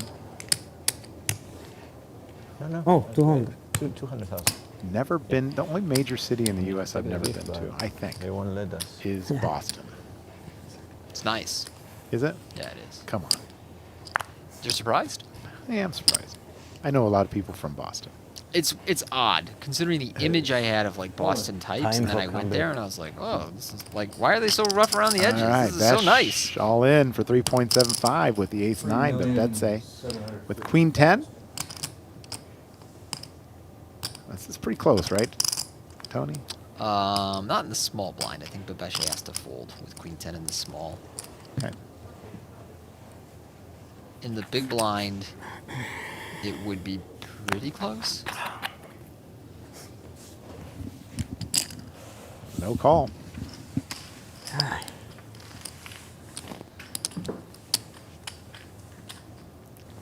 Yeah, I went and visited John Aguiar there a couple of times when he was with DraftKings, and that's where their main office was the was shop? during How much the was the fledgling shop? state of the 37. company. 37. Now they've got an office here in Las Vegas, so we're at the Uncommons. Yes. He actually retired. He did. Yep, did he retire. retired. He did very well in all of that.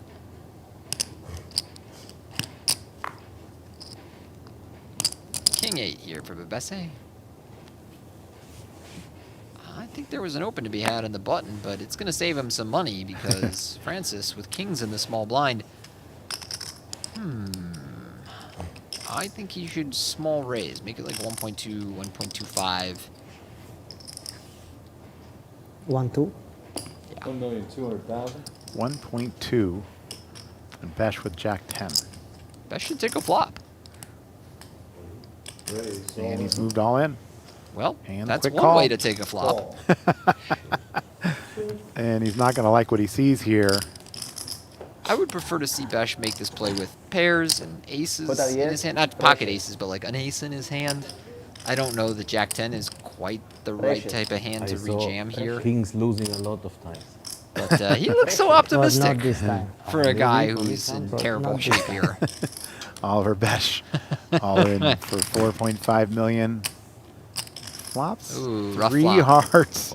Not this King time. of Hearts He is is gonna in the need hand of Pena. Drawing Quite that the on the miracle. Not top. over until it's over. Let's go, Brandon. And he is drawing dead on the turn, so we are going to lose Oliver Bösch in third position. He was fairly short for much of this final table, so laddering up for 395,000 is a great result for the man who was in the hospital not long before this final table started. Up and down week for the gentleman from Austria, but all's well that ends well. He takes home almost 400K. All right. And now the Spanish is flowing. And these guys have done it the right way. English only in the tournaments is allowed, and if that's the language. And now both players speak Spanish. Honestly, I don't really have a problem with it. Why speak Spanish too? But Yeah, we come. Not an official break, but we are going to move us to 2. all right, we're going to take a short break here for the heads-up finale. Nico Betbese with a good comeback here, 42 big blinds, and Francis Cruz Pena, our chip leader, with 74 big blinds. We'll come back. These players playing for $800,500.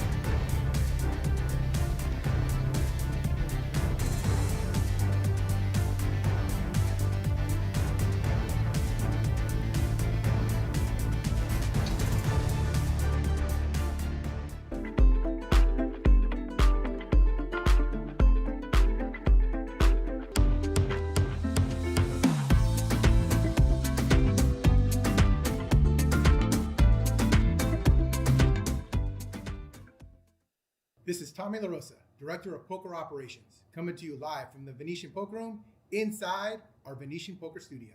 Cash game players, we've got the promotion for you this month. The card of the month is sevens. Flop quads with pocket pair of sevens in your hand and you'll take home $500. Turn a river quads and you'll take home $250. But that's not all. Make a straight flush using both hole cards in your hand, one of which is also a 7, and if you flop it, you'll take home $500. Or if you turn a river a straight flush, you'll take home $250. Be sure to join us for our card of the month in July. But that's not all, cash game players. We also have the Bad Beat Barrel promotion in July. If you have aces full of kings beaten by a better hand, you'll get to go to our drawing drum and grab an envelope with a cash prize anywhere from $250 to $5,000. That's right, take a bad beat and you'll be rewarded inside the Venetian Poker Room. Ladies, and don't forget to join us July 19th from 5 to 9 p.m. as Jamie Kerstetter hosts a 1-3 No Limit Hold'em ladies meetup game. Those games are full of energy and a lot of fun. So ladies, don't miss out. Join us July 19th from 5 to 9 p.m. Be sure to join us July 19th at 12 p.m. on our YouTube channel, Venetian Poker Live, as we stream the final 7 players from our $1,600 buy-in No Limit Hold'em Ultimate Stack, $750,000 guarantee. See who's crowned our next Deep Stack champion. And that's not all. Join us July 22nd at 12 o'clock on our YouTube channel, Venetian Poker Live, as we stream the final 7 players of our $1,100 buy-in No Limit Hold'em Ultimate Stack, $300,000 guarantee. See who takes home all the money and becomes our next Deep Stack champion. If you enjoy watching high-stakes cash games from our Venetian Poker Studio, join us July 23rd and July 30th at 6 o'clock on our YouTube channel, Venetian Poker Live, as we host a 100-200 No Limit Hold'em game with a $20,000 minimum buy-in. Once again, July 23rd, July 30th at 6 o'clock. From cash game promotions to ladies meetup games to tournament final tables to cash game streams, we've got it all for you here at the Venetian Poker Room. We look forward to seeing you in July. Club WPT Gold has already awarded millions in prizes, and 3 players have become millionaires. Now, poker fans in the U.S. can enjoy sweepstakes-style poker with daily ring games, tournaments, and appearances by your favorite WPT ambassadors. Play for your chance to win real prizes and entries into exclusive WPT events. Sign up today at clubwptgold.com and use promo code Venetian to get started.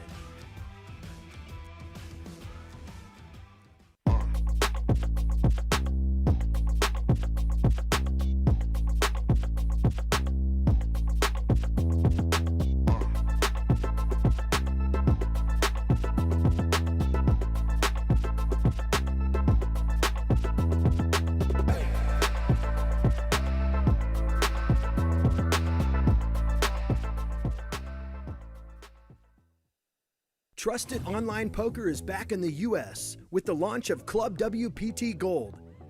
Play sweepstakes poker and daily ring games and tournaments against your favorite WPT ambassadors.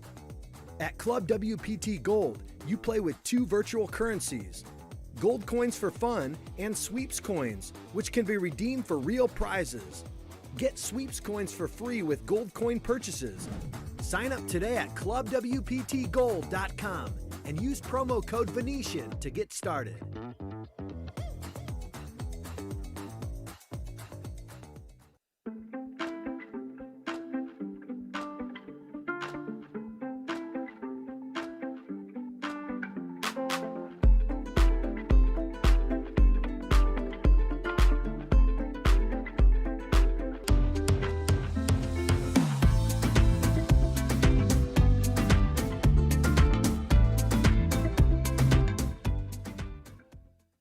This is Tommy LaRosa, Director of Poker Operations, coming to you live from the Venetian Poker Room inside our Venetian Poker Studio. Cash game players, we've got the promotion for you this month. The card of the month is sevens. Flop quads with pocket pair of sevens in your hand and you'll take home $500. Turner River quads and you'll take home $250. But that's not all. Make a straight flush using both hole cards in your hand, one of which is also a 7, and if you flop it, you'll take home $500. Or if you turn a river a straight flush, you'll take home $250. Be sure to join us for our card of the month in July. But that's not all, cash game players. We also have the Bad Beat Barrel promotion in July. If you have aces full of kings beaten by a better hand, you'll get to go to our drawing drum and grab an envelope with a cash prize anywhere from $250 to $5,000. That's right, take a bad beat and you'll be rewarded inside the Venetian Poker Room. Ladies, and don't forget to join us July 19th from 5 to 9 p.m. as Jamie Kerstetter hosts a 1-3 No Limit Hold'em ladies meetup game. Those games are full of energy and a lot of fun. So ladies, don't miss out. Join us July 19th from 5 to 9 p.m. Be sure to join us July 19th at 12 p.m. on our YouTube channel, Venetian Poker Live, as we stream the final 7 players from our $1,600 buy-in No Limit Hold'em Ultimate Stack, $750,000 guarantee. See who's crowned our next Deep Stack champion. And that's not all. Join us July 22nd at 12 o'clock on our YouTube channel, Venetian Poker Live, as we stream the final 7 players of our $1,100 buy-in, No Limit Hold'em, Ultimate Stack, $300,000 guarantee. See who takes home all the money and becomes our next Deep Stack champion.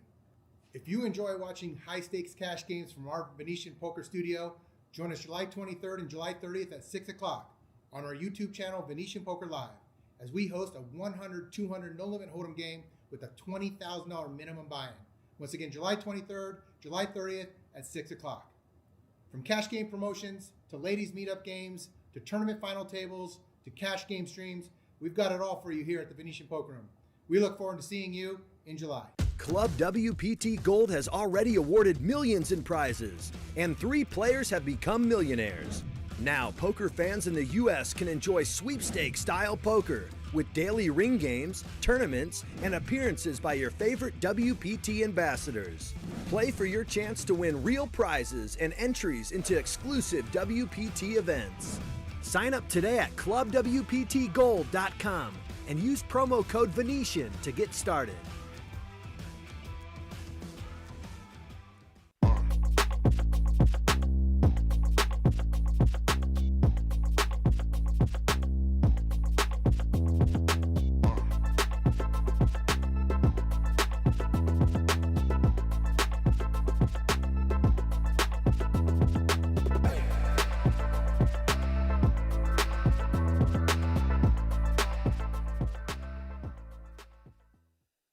Trusted online poker is back in the U.S. with the launch of Club WPT Gold.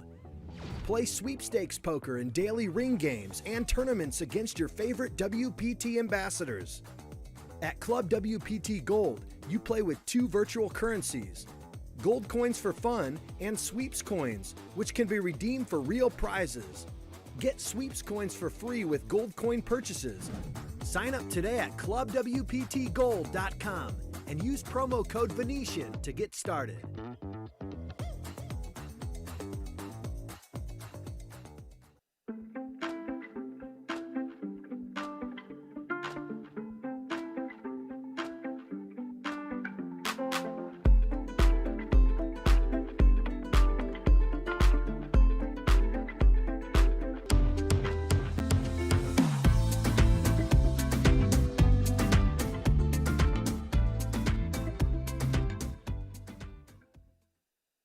Tommy LaRosa, Director of Poker Operations, coming to you live from the Venetian Poker Room inside our Venetian Poker Studio.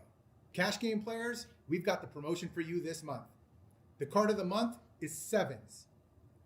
Flop quads with pocket pair of sevens in your hand and you'll take home $500. Turn a river quads and you'll take home $250. But that's not all. Make a straight flush using both hole cards in your hand, one of which is also a seven, and if you flop it, you'll take home $500, or if you turn a river a straight flush, you'll take home $250. Be sure to join us for our card of the month in July. But that's not all, cash game players. We also have the Bad Beat Barrel promotion in July. If you have aces full of kings beaten by a better hand, you'll get to go to our drawing drum and grab an envelope with a cash prize for anywhere from $250 to $5,000. That's right, take a bad beat and you'll be rewarded inside the Venetian Poker Room. Ladies, and don't forget to join us July 19th from 5 to 9 p.m. as Jamie Kerstetter hosts a 1-3 No Limit Hold'em ladies meetup game. Those games are full of energy and a lot of fun. So ladies, don't miss out. Join us July 19th from 5 to 9 p.m. Be sure to join us July 19th at 12 p.m. on our YouTube channel, Venetian Poker Live, as we stream the final 7 players from our $1,600 buy-in, No Limit Hold'em, Ultimate Stack, $750,000 guarantee. See who's crowned our next Deep Stack champion. And that's not all. Join us July 22nd at 12 o'clock on our YouTube channel, Venetian Poker Live, as we stream the final 7 players of our $1,100 buy-in, No Limit Hold'em, Ultimate Stack, $300,000 guarantee. See who takes home all the money and becomes our next Deep Stack champion. If you enjoy watching high-stakes cash games from our Venetian Poker Studio, join us July 23rd and July 30th at 6 o'clock on our YouTube channel, Venetian Poker Live, as we host a 100-200 No Limit Hold'em game with a $20,000 minimum buy-in. Once again, July 23rd, July 30th at 6 o'clock. From cash game promotions to ladies meetup games to tournament final tables to cash game streams, we've got it all for you here at the Venetian Poker Room. We look forward to seeing you in July. Club WPT Gold has already awarded millions in prizes, and 3 players have become millionaires. Now, poker fans in the U.S. can enjoy sweepstakes-style poker with daily ring games, tournaments, and appearances by your favorite WPT ambassadors. Play for your chance to win real prizes and entries into exclusive WPT events. Sign up today at clubwptgold.com and use promo code Venetian to get started.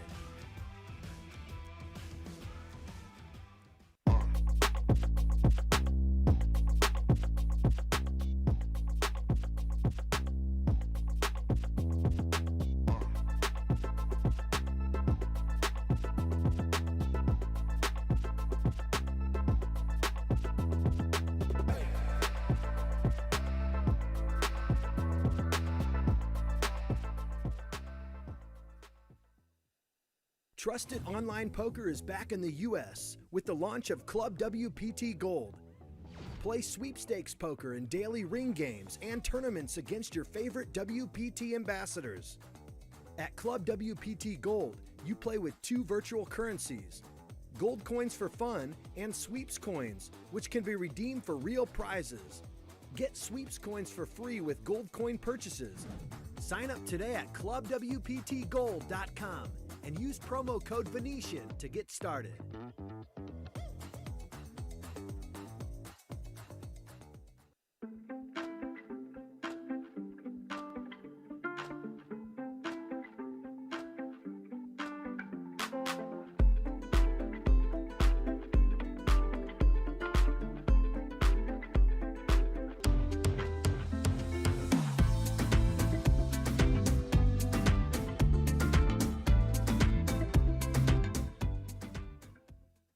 This is Tommy LaRosa, Director of Poker Operations, coming to you live from the Venetian Poker Room inside our Venetian Poker Studio. Cash game players, we've got the promotion for you this month. The card of the month is sevens. Flop quads with pocket pair of sevens in your hand and you'll take home $500. Turn a river quads and you'll take home $250. But that's not all. Make a straight flush using both hole cards in your hand, one of which is also a 7, and if you flop it, you'll take home $500, or if you turn a river a straight flush, you'll take home $250. Be sure to join us for our card of the month in July. But that's not all, cash game players. We also have the Bad Beat Barrel promotion in July. If you have aces full of kings beaten by a better hand, you'll get to go to our drawing drum and grab an envelope with a cash prize anywhere from $250 to $5,000. That's right, take a bad beat and you'll be rewarded inside the Venetian Poker Room. Ladies, and don't forget to join us July 19th from 5 to 9 p.m. as Jamie Kerstetter hosts a 1-3 No Limit Hold'em ladies meetup game. Those games are full of energy and a lot of fun. So ladies, don't miss out. Join us July 19th from 5 to 9 p.m. Be sure to join us July 19th at 12 p.m. on our YouTube channel, Venetian Poker Live, as we stream the final 7 players from our $1,600 buy-in, No Limit Hold'em, Ultimate Stack, $750,000 guarantee. See who's crowned our next Deep Stack champion. And that's not all. Join us July 22nd at 12 o'clock on our YouTube channel, Venetian Poker Live, as we stream the final 7 players of our $1,100 buy-in, No Limit Hold'em, Ultimate Stack, $300,000 guarantee. See who takes home all the money and becomes our next Deep Stack champion. If you enjoy watching high-stakes cash games from our Venetian Poker Studio, join us July 23rd and July 30th at 6 o'clock on our YouTube channel, Venetian Poker Live, as we host a 100-200 No Limit Hold'em game with a $20,000 minimum buy-in. Once again, July 23rd, July 30th at 6 o'clock. From cash game promotions to ladies meetup games to tournament final tables to cash game streams, we've got it all for you here at the Venetian Poker Room. We look forward to seeing you in July. Club WPT Gold has already awarded millions in prizes, and 3 players have become millionaires. Now, poker fans in the U.S. can enjoy sweepstakes-style poker with daily ring games, tournaments, and appearances by your favorite WPT ambassadors. Play for your chance to win real prizes and entries into exclusive WPT events. Sign up today at clubwptgold.com and use promo code Venetian to get started.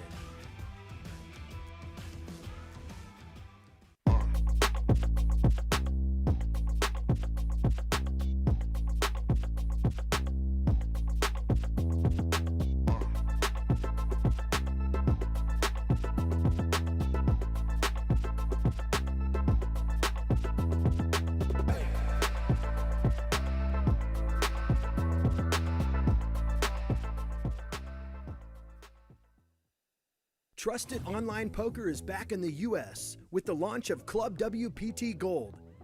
Play sweepstakes poker and daily ring games and tournaments against your favorite WPT ambassadors at Club WPT Gold.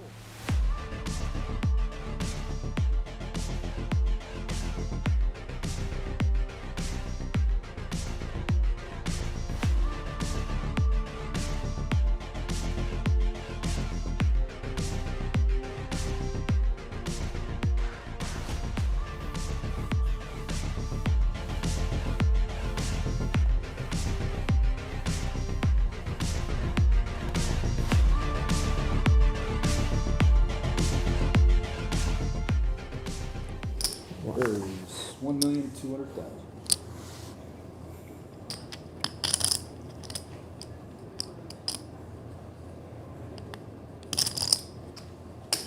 Cool.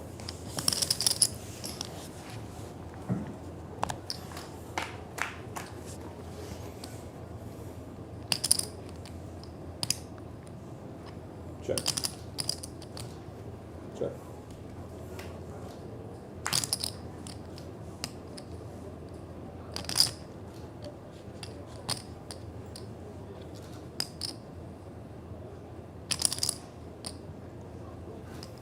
Check. All right, Pena will hear 10s, but Betbese with 6-3 hearts. And we do have 6 on the flop.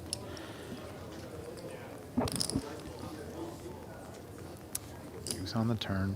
1.5 million.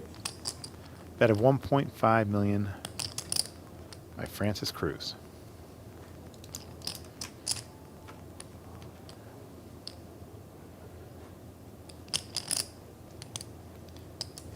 Cool. Call made. 1 card to come. It's a 5.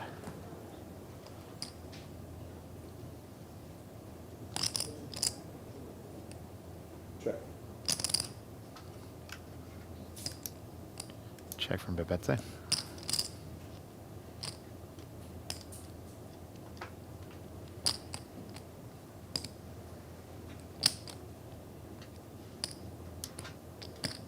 4 million. 4 million. 4 million is the bet. 18 million to 30 million. Chip stacks here. That's 8. Oh. My bad.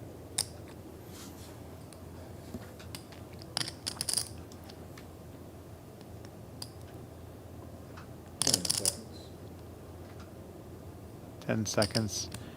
You see there, Betbese makes the fold. A good fold. Cruz Pena increases his chip lead, 40 million to 17.5.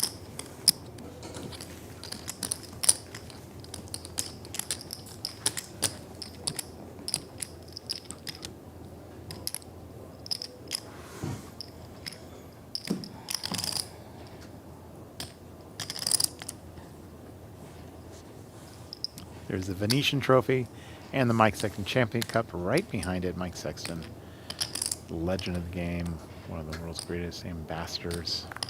Sadly passed away a few years ago. We still honor him on the World Poker Tour by having his name on that cup. These few players have been playing. 1,753 entries started this event. We're down to the final 2. First place in this event is $800,500, which includes that seat to the WPT World Championship here in Las Vegas in December. A lot of great events coming up on the World Poker Tour. Would love to have you come out and see some of them. Next up, Cyprus, then Taiwan, and then we're going to Texas at the Lodge. Then we'll be in Best Bet. Also, Seminole Hard Rock later this year as well. Make sure you check the schedule, WPT.com. 1-2. 1,200,000. Nice. Pena with the Jack Deuce of Diamonds raises to 1.2. Betbese has the same exact 2 cards he had on the last hand. 6-3 of hearts. What's the odds? People out in YouTube. What is the odds of a player getting the same 2 cards back to back? I don't know the odds. Tony might know the odds, but I don't know it. Flop is 2 hearts, Jack Deuce and an ace. Ace of diamonds, 2 pair for Pena, and a flush draw for Betbese. A quick check from Betbese. Cruz with 2 pair. And the backdoor flush draw. He's going to make a bet of 1 million. 1 million. Betbese.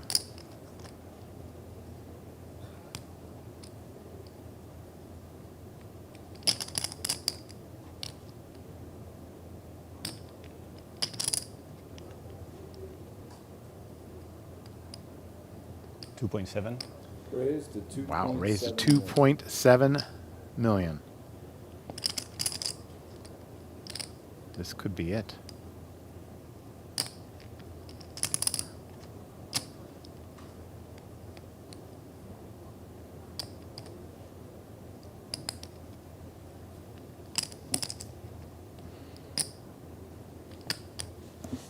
$4.8. 4.8 million. 4.8 million.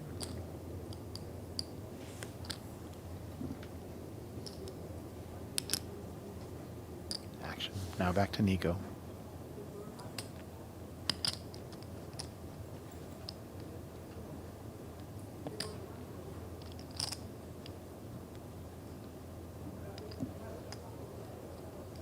Seconds.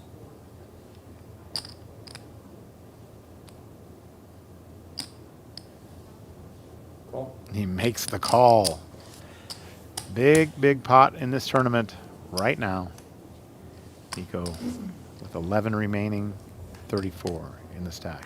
And a heart on the turn. And Betbese has made a flush. Check. And he checks.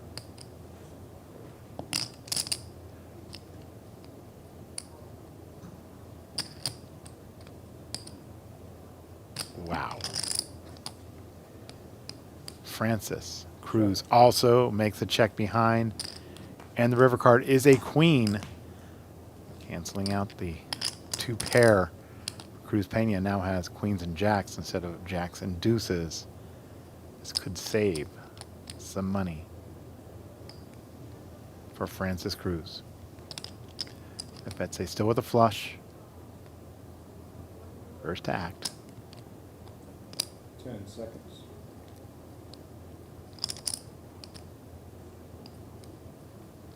$1.8. He bets 1.8 1.8 million.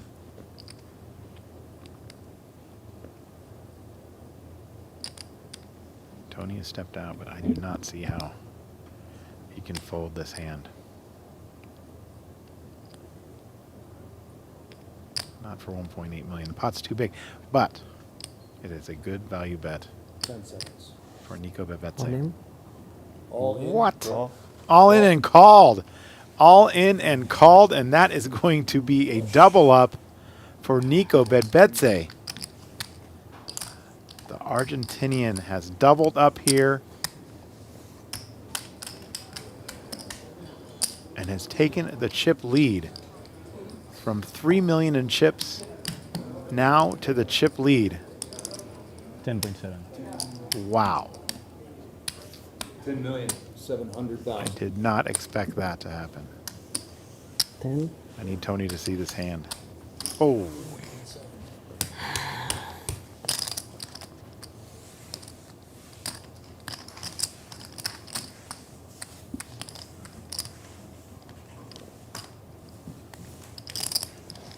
Wow. 34 million now in the stack of Nico Betbese, who is the chip leader.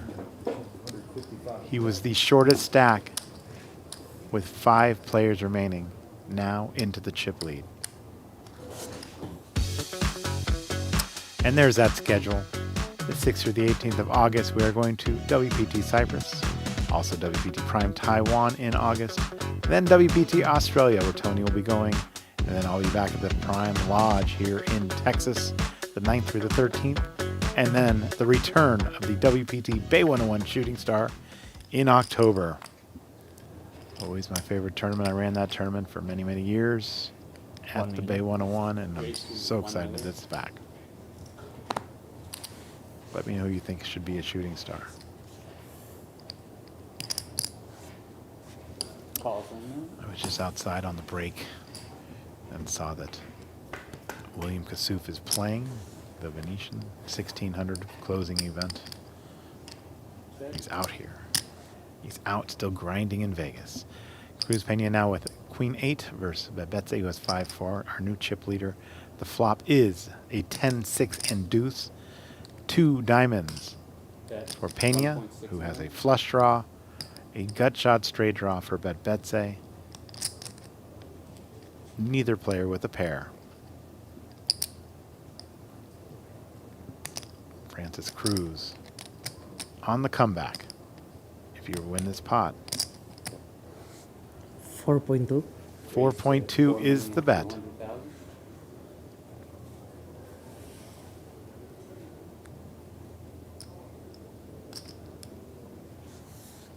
$4.2 or 4.8? That's 4.8. 4.2 is the bet. Verbal statement is binding.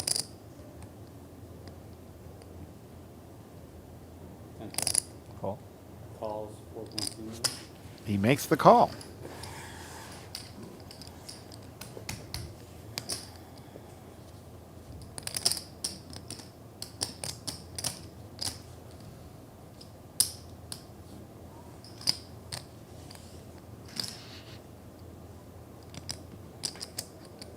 Turn card is a deuce.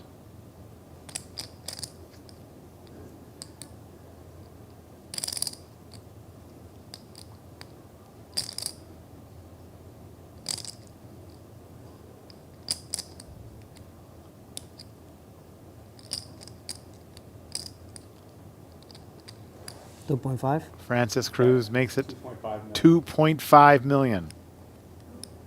Betbese now with just a 5 high is going to let it go. A good bet there from Francis Cruz. And the chip counts are just about even at this point. 28.9 to 28.8 in favor of Nico Betbese. What a battle we have here.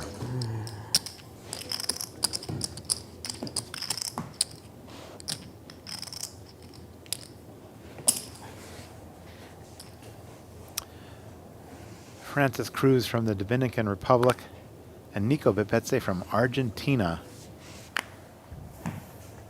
Latin America representing here. Love to see it.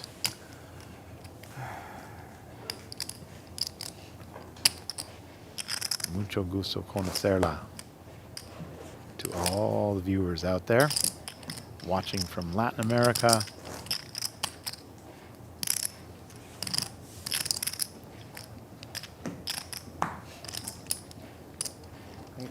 I've been with the World Poker Tour for 23 years. First time I've ever seen a table in America that had absolutely no players from the United States.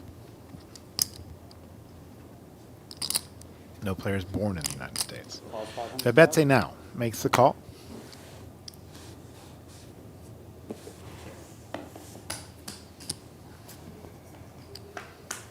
Go to the flop. Queen 9 of 5. Queen of diamonds, 9 of diamonds, and the 5 of diamonds. And Betbese now with a king of diamonds in his hand. 92% to win this pot. Both players with a 4. 7-4 for Cruz. The turn card is a 5. 5 of clubs. And a check.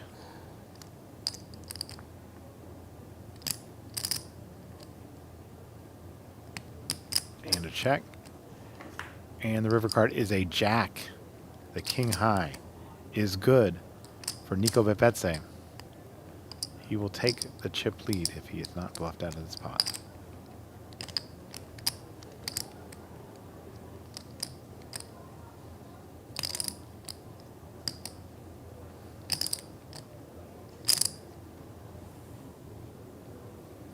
That's 700,000. Bet of 700,000 from Francis Cruz.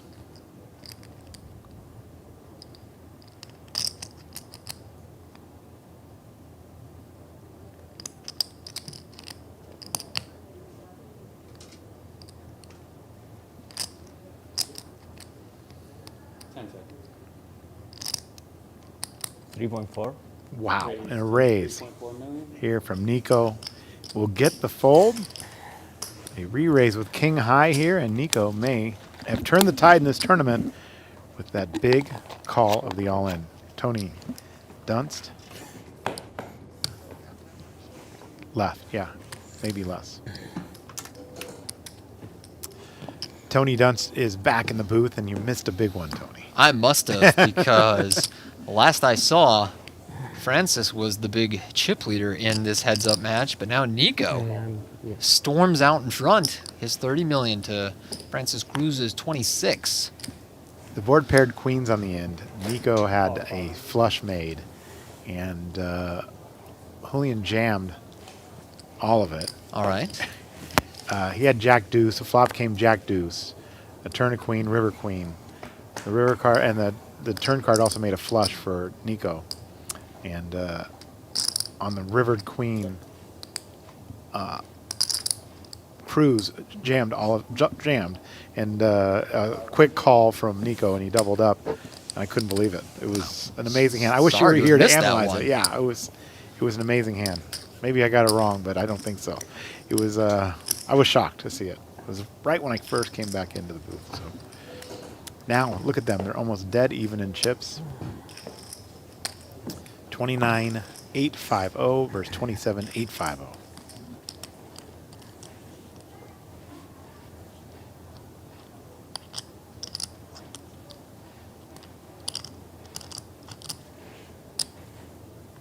Betbese with a 7 deuce.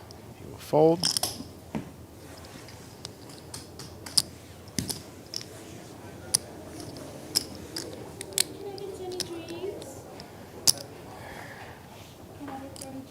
Hurry up, please. Thanks. Hola, Gabriel. Hola to all of our amigos in Latin America who are watching this match between Dominican Republic and Argentina. Nico Betbese and Francis Cruz. Been a fun final table here today. 1-2. Raised to 1.2 million. Francis Cruz raises to 1.2. He has ace-3. Betbese now with 4 deuce of hearts. Will make the call. 1.2 million.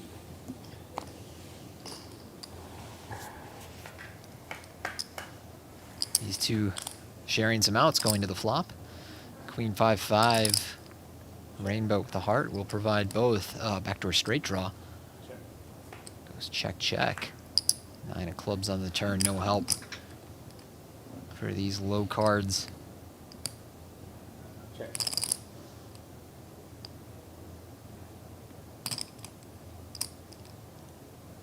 Let's go check, check once more. 6 on the river. Reasonable spot for Betbese to fire out what looks like a value bet. He has essentially the nut low here. His cards interact with the 6 and the 5 fairly well.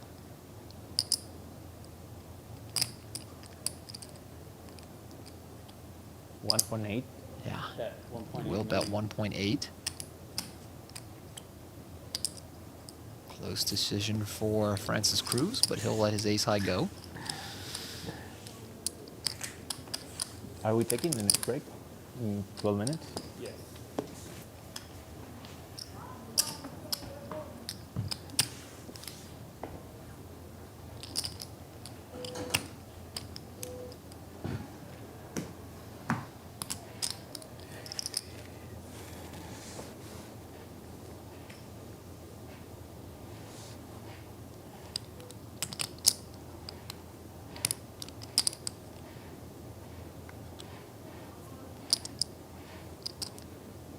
Now with Betbese.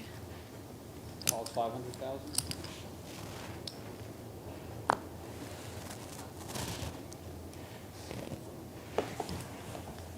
Francis will check 8-5. Go to a flop. And it is 9-6-3 all spades. Check. Neither player with a spade, Betbese with top pair. Francis with the gut shot to a 7. Bet 500,000. So Nico with the top pair will open our betting for $500,000. Calls 500,000. Queen of spades on the turn. Check. Puts a 4th spade out there. Neither player holding one. Nico has a hand that could consider betting one more time. Oh, excuse me. Nico has the top pair. I think he should check behind. I had them reversed for a moment. 675. Nico actually going to bet one more time for value, though. Uses about quarter pot there to take it down.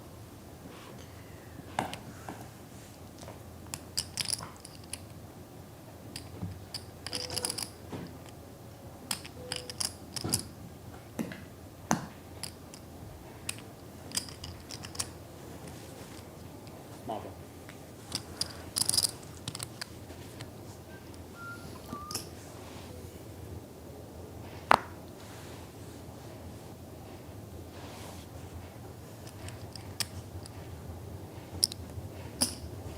Calls 500,000.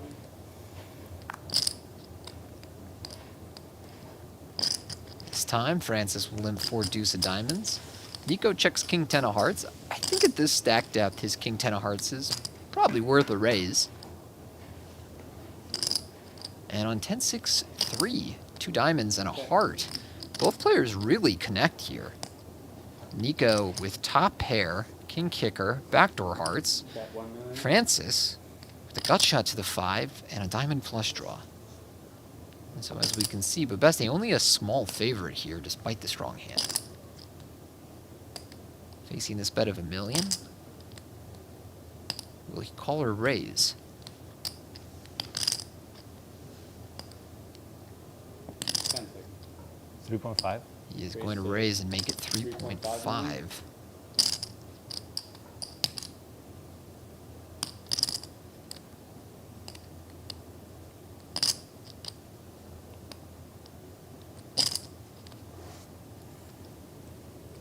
Calls 3.5.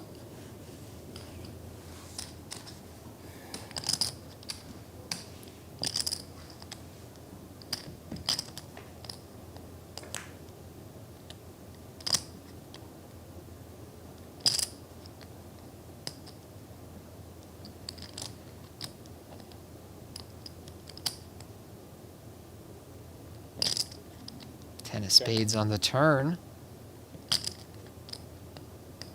Crafty check from Nico there. Really like that he mixes in some checks with trips. Many players will not find that and only check with a hand that wants to shut 3 down. million.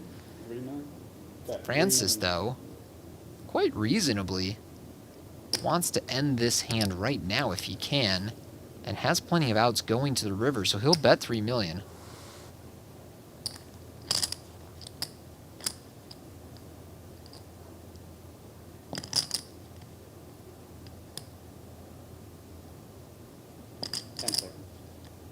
Call. Calls 3 million.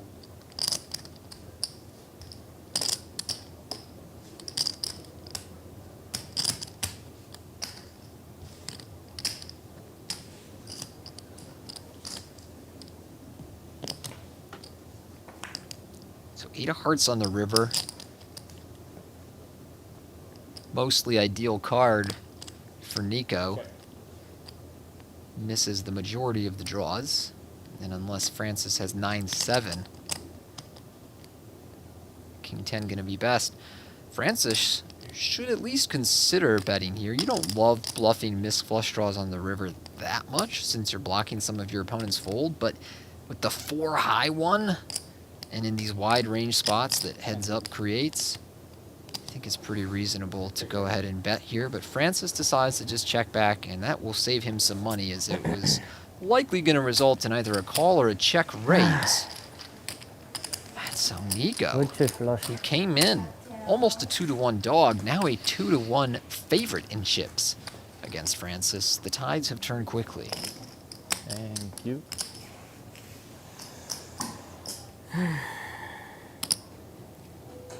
That guy's gonna tip you. Yeah. Thank you.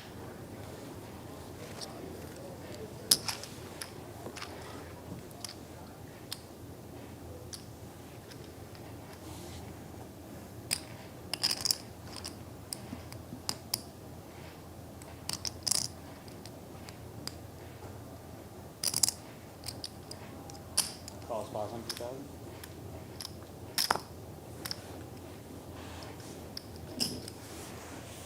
This time, Nico will call 5-3 offsuit on the button. Francis will check, King 4 of clubs in the big.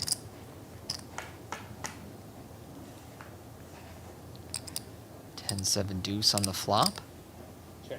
Neither player connects.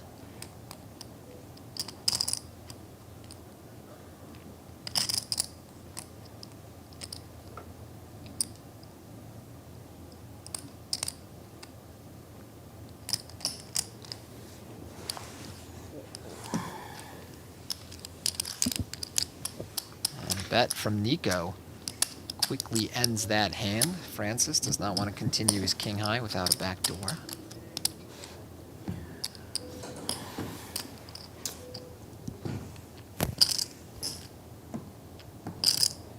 Things can turn heads up so quickly. If your opponent goes on a run of cards, they will beat you down. Francis now with Queen Jack. 1-2. Makes it 1.2. 1.2 million. Nico with King 7.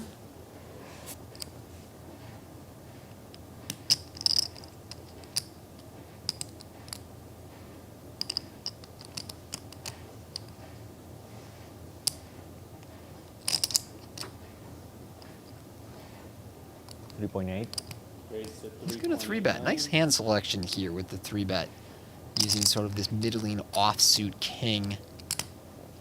I'm certainly no heads-up expert, Matt, but in my mind I often think of like King 5 through King 7 to be reasonable 3-bet bluffing hands. When heads up, you do a little of that big blind versus button. Francis, though, with Queen Jack, recognizes that in a heads-up poker match, Queen Jack on the button, actually a relatively strong hand. Does make the call of the 3-bet. Not what Nico was hoping for.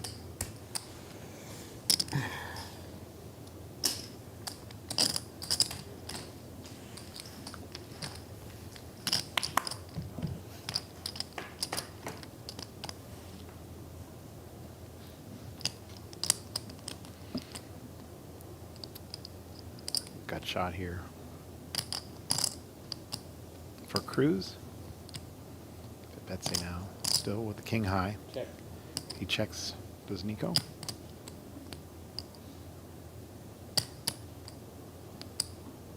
And a check. Turn is a deuce.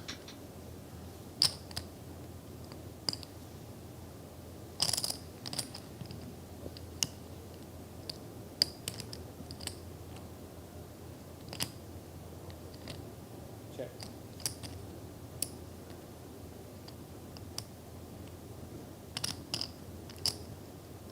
Pretty favorable for board for Francis.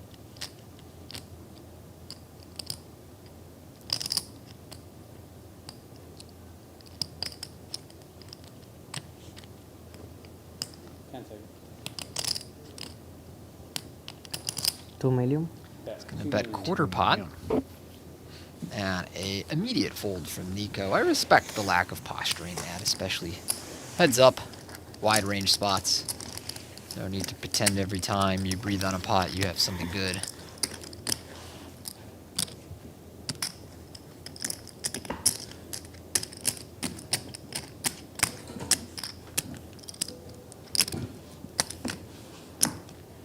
Betbese was Bet. in last place with 5 players. Quite a comeback, Now the huh? chip lead. He was Yes. down to 8 blinds, I want to say. Yeah.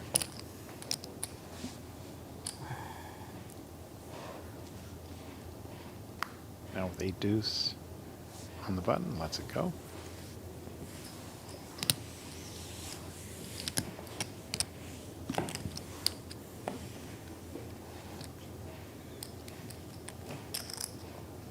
You're okay with folding some hands heads up, yes? The very worst ones, yes. It's not much, though. It's like just a few of the worst offsuit hands get folded. And it might be with a big blind ante that nothing gets folded, but And we are stretching my expertise on heads up hold'em.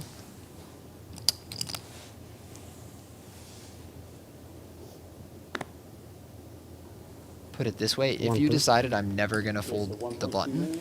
in heads up when you're playing with a big blind ante, you wouldn't be making that much of a mistake if you're making a mistake. Okay. This time Francis will raise his jack-8 suited. Nico with 9-2 offsuit. I think we'll probably just fold. Yeah, there he goes. Right now, we have a scheduled break where we're going to do a color up no matter what.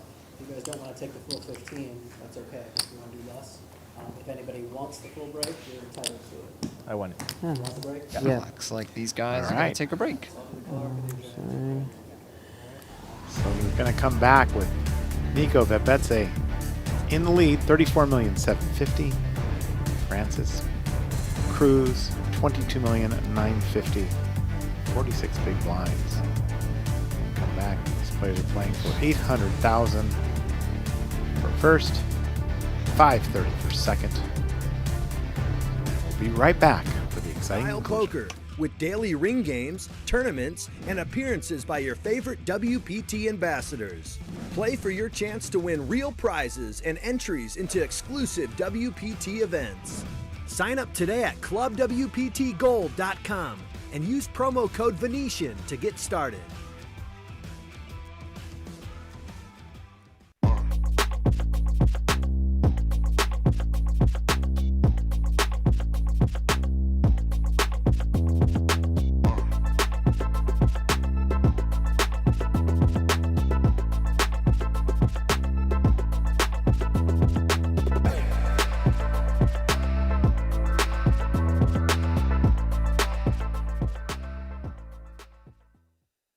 Trusted online poker is back in the U.S. with the launch of Club WPT Gold.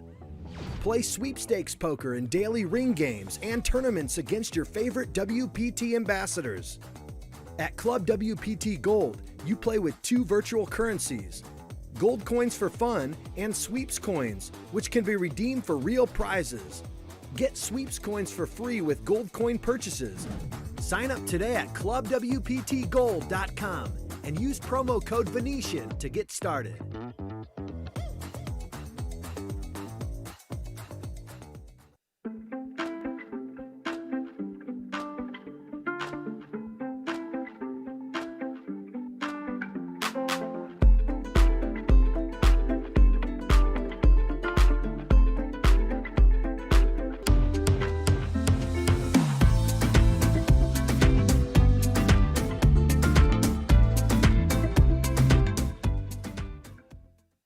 This is Tommy LaRosa, Director of Poker Operations, coming to you live from the Venetian Poker Room inside our Venetian Poker Studio.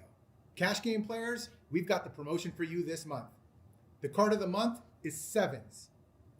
Flop quads with pocket pair of sevens in your hand and you'll take home $500. Turner river quads and you'll take home $250. But that's not all.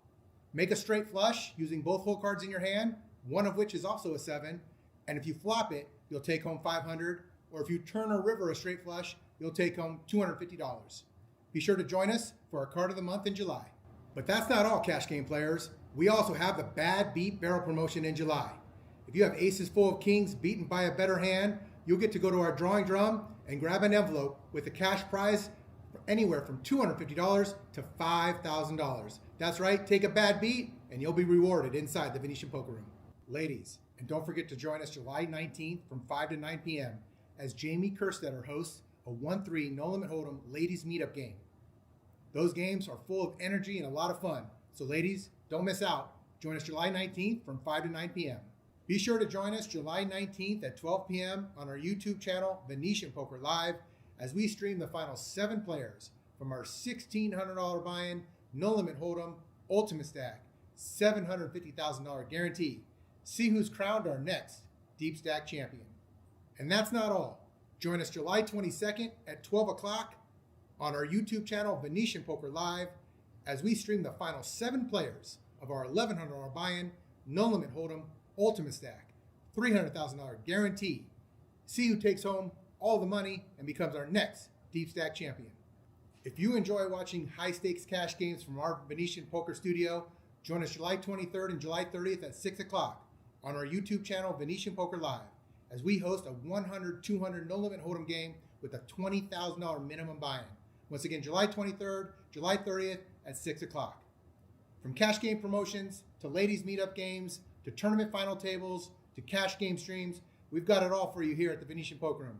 We look forward to seeing you in July. Club WPT Gold has already awarded millions in prizes, and 3 players have become millionaires. Now, poker fans in the U.S. can enjoy sweepstakes-style poker with daily ring games, tournaments, and appearances by your favorite WPT ambassadors. Play for your chance to win real prizes and entries into exclusive WPT events. Sign up today at clubwptgold.com and use promo code Venetian to get started.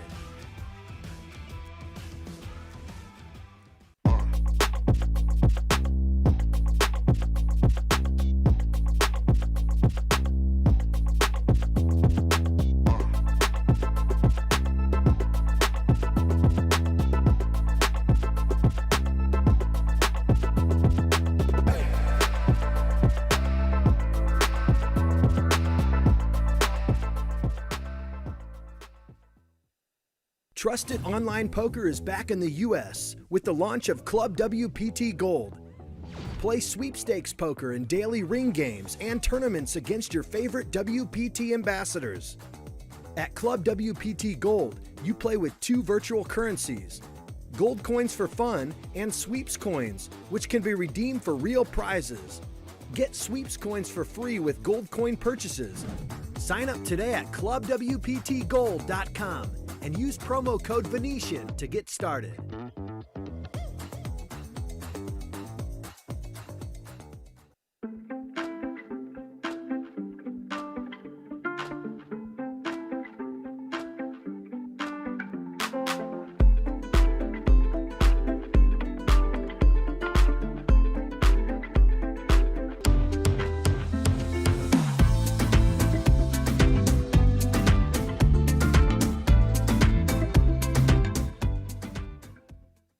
This is Tommy LaRosa, Director of Poker Operations, coming to you live from the Venetian Poker Room inside our Venetian Poker Studio. Cash game players, we've got the promotion for you this month. The card of the month is sevens. Flop quads with pocket pair of sevens in your hand and you'll take home $500. Turner river quads and you'll take home $250. But that's not all. Make a straight flush using both hole cards in your hand, one of which is also a 7, and if you flop it, you'll take home $500. Or if you turn a river a straight flush, you'll take home $250.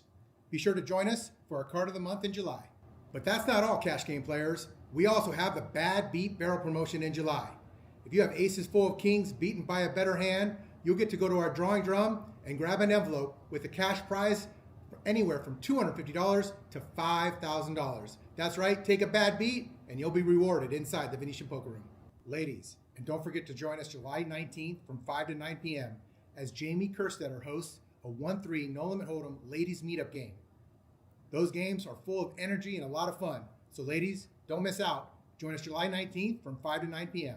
Be sure to join us July 19th at 12 p.m. on our YouTube channel, Venetian Poker Live, as we stream the final 7 players from our $1,600 buy-in, No Limit Hold'em, Ultimate Stack, $750,000 guarantee. See who's crowned our next Deep Stack champion. And that's not all. Join us July 22nd at 12 o'clock on our YouTube channel, Venetian Poker Live, as we stream the final 7 players of our $1,100 buy-in, No Limit Hold'em, Ultimate Stack, $300,000 guarantee. See who takes home all the money and becomes our next Deep Stack champion. If you enjoy watching high-stakes cash games from our Venetian Poker Studio, join us July 23rd and July 30th at 6 o'clock on our YouTube channel, Venetian Poker Live, as we host a 100-200 No Limit Hold'em game with a $20,000 minimum buy-in. Once again, July 23rd, July 30th at 6 o'clock. From cash game promotions to ladies meetup games to tournament final tables to cash game streams, we've got it all for you here at the Venetian Poker Room. We look forward to seeing you in July. Club WPT Gold has already awarded millions in prizes, and 3 players have become millionaires. Now, poker fans in the U.S. can enjoy sweepstakes-style poker with daily ring games, tournaments, and appearances by your favorite WPT ambassadors. Play for your chance to win real prizes and entries into exclusive WPT events. Sign up today at clubwptgold.com and use promo code Venetian to get started.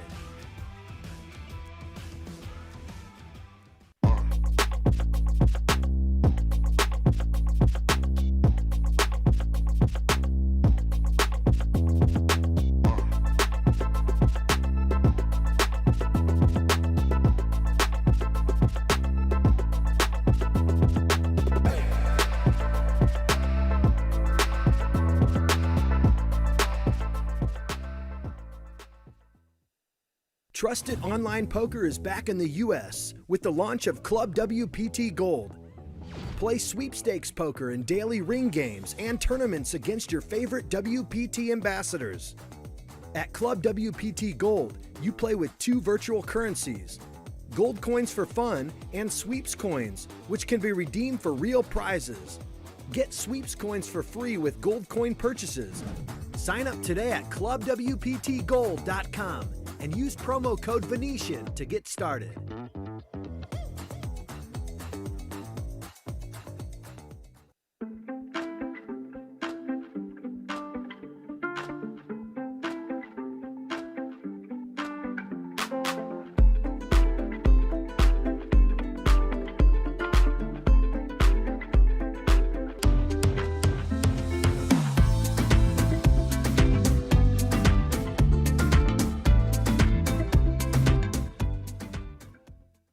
This is Tommy LaRosa, Director of Poker Operations, coming to you live from the Venetian Poker Room inside our Venetian Poker Studio.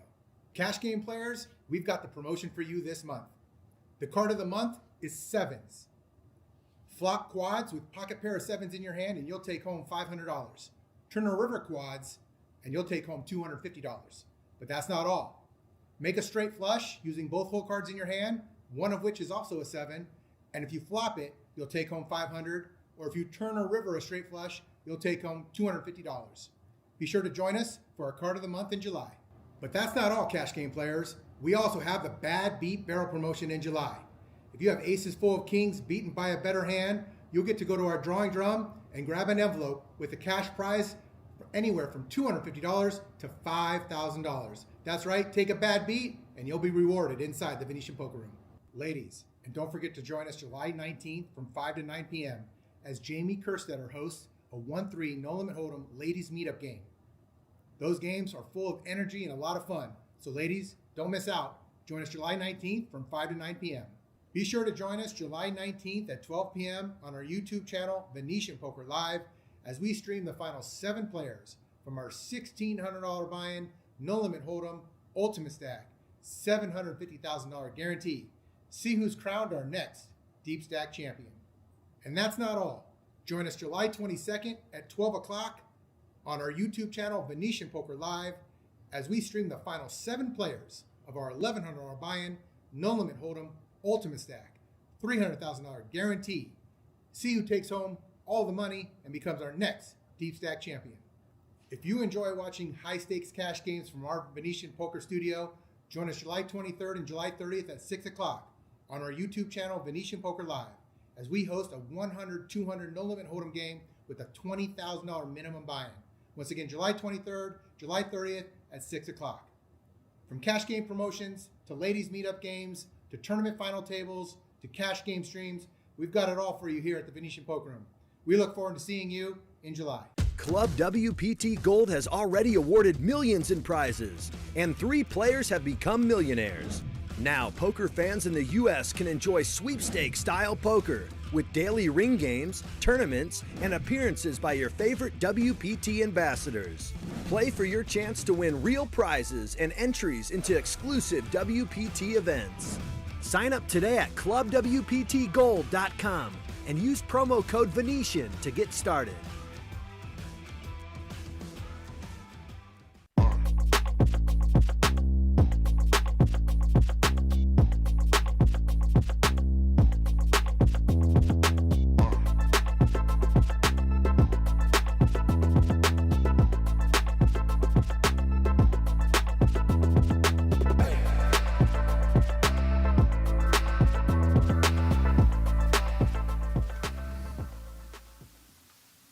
Trusted online poker is back in the U.S. with the launch of Club WPT Gold. Play sweepstakes poker in daily ring games and tournaments against your favorite WPT ambassadors. At Club WPT Gold, you play with 2 virtual currencies, gold coins for fun and sweeps coins, which can be redeemed for real prizes. Get sweeps coins for free with gold coin purchases. Sign up today at clubwptgold.com and use promo code Venetian to get started. I tell you what, Matt Savage, that ad for WPT Australia at Sydney has got me so excited. I can't wait to go back. Quiet What a down. beautiful I'm property, not a going, great Tony. city. I'm Quiet down. over here twisting the knife as if you never get to go anywhere. Yeah, that's true. I do get to go some great places on the World Poker Tour, and will be soon. You will be as well, going to Cyprus. But we're back here, heads up.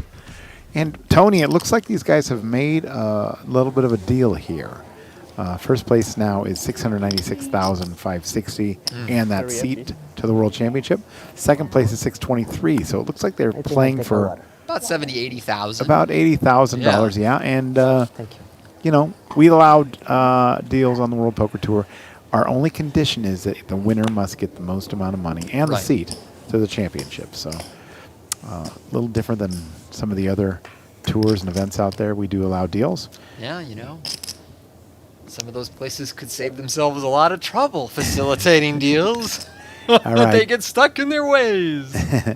10 deuce versus 10-7 here with a 10 on the flop and a 7 on the turn. And it is the spiciest 7, giving Francis a club flush draw. But Nico with 2 pair, likely to try and build this pot, facing the bet of 1.2. Pretty wet texture here. A lot of combo draws that he could have. So the 10-7 feels like a natural raise to me.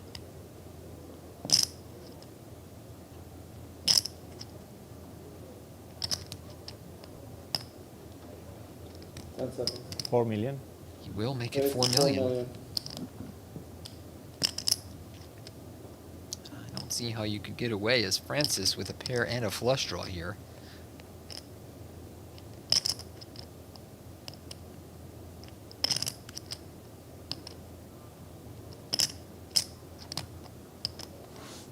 Call. Does make the call. Well, thus far in this heads-up match, I don't think Francis has made any major mistakes. He's just been on the wrong end of a lot of really big hands for Nico. Ace of diamonds, no help on the river. I think he missed the one big mistake he made, but I could be wrong. Okay. That could have been right. But I wasn't there for that one. yeah. Betbese with the check mark here.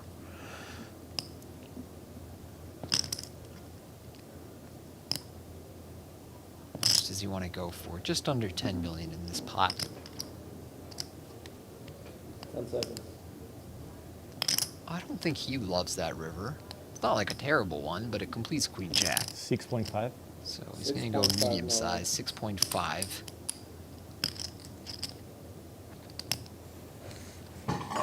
Nico, going to think this over. Again, a spot where his hand mostly unblocks the bluffs. I think a lot of the club combos that would raise the turn in Nico's shoes are stuff like 8-9 of clubs, Jack-9 of clubs, 5-6, 4-5 of clubs, those kind of hands.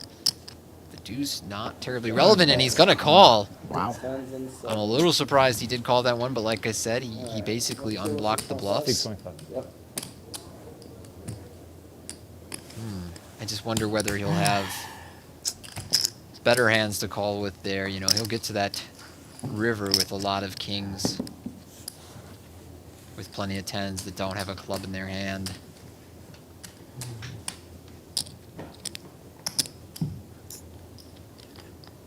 Significant setback for Francis Cruz.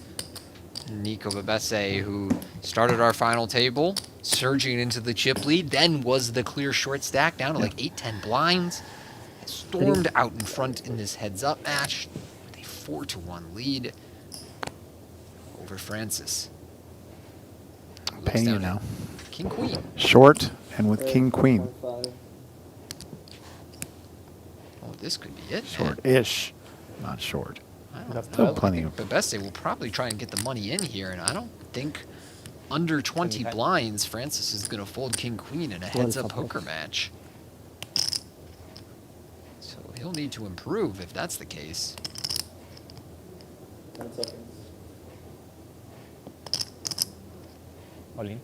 All in, he does it. All in. All in. And the Yeah. call. Yeah, Francis called before we could even get the camera on him. So these two will play a coin flip for a WPT title. Of course, Francis can't win the title if he wins this hand, but he'll be right back in this heads-up match. Nico este flip lo gano yo. trying to close out this final table after a roller coaster of an experience here. His career best score is about 125,000, now with a chance to make it around 700,000 after the deal these two made. Let's go to the flop. Ace 5-3. Very safe for Nico's nines. Puta jack. Rainbow flop. Emotion.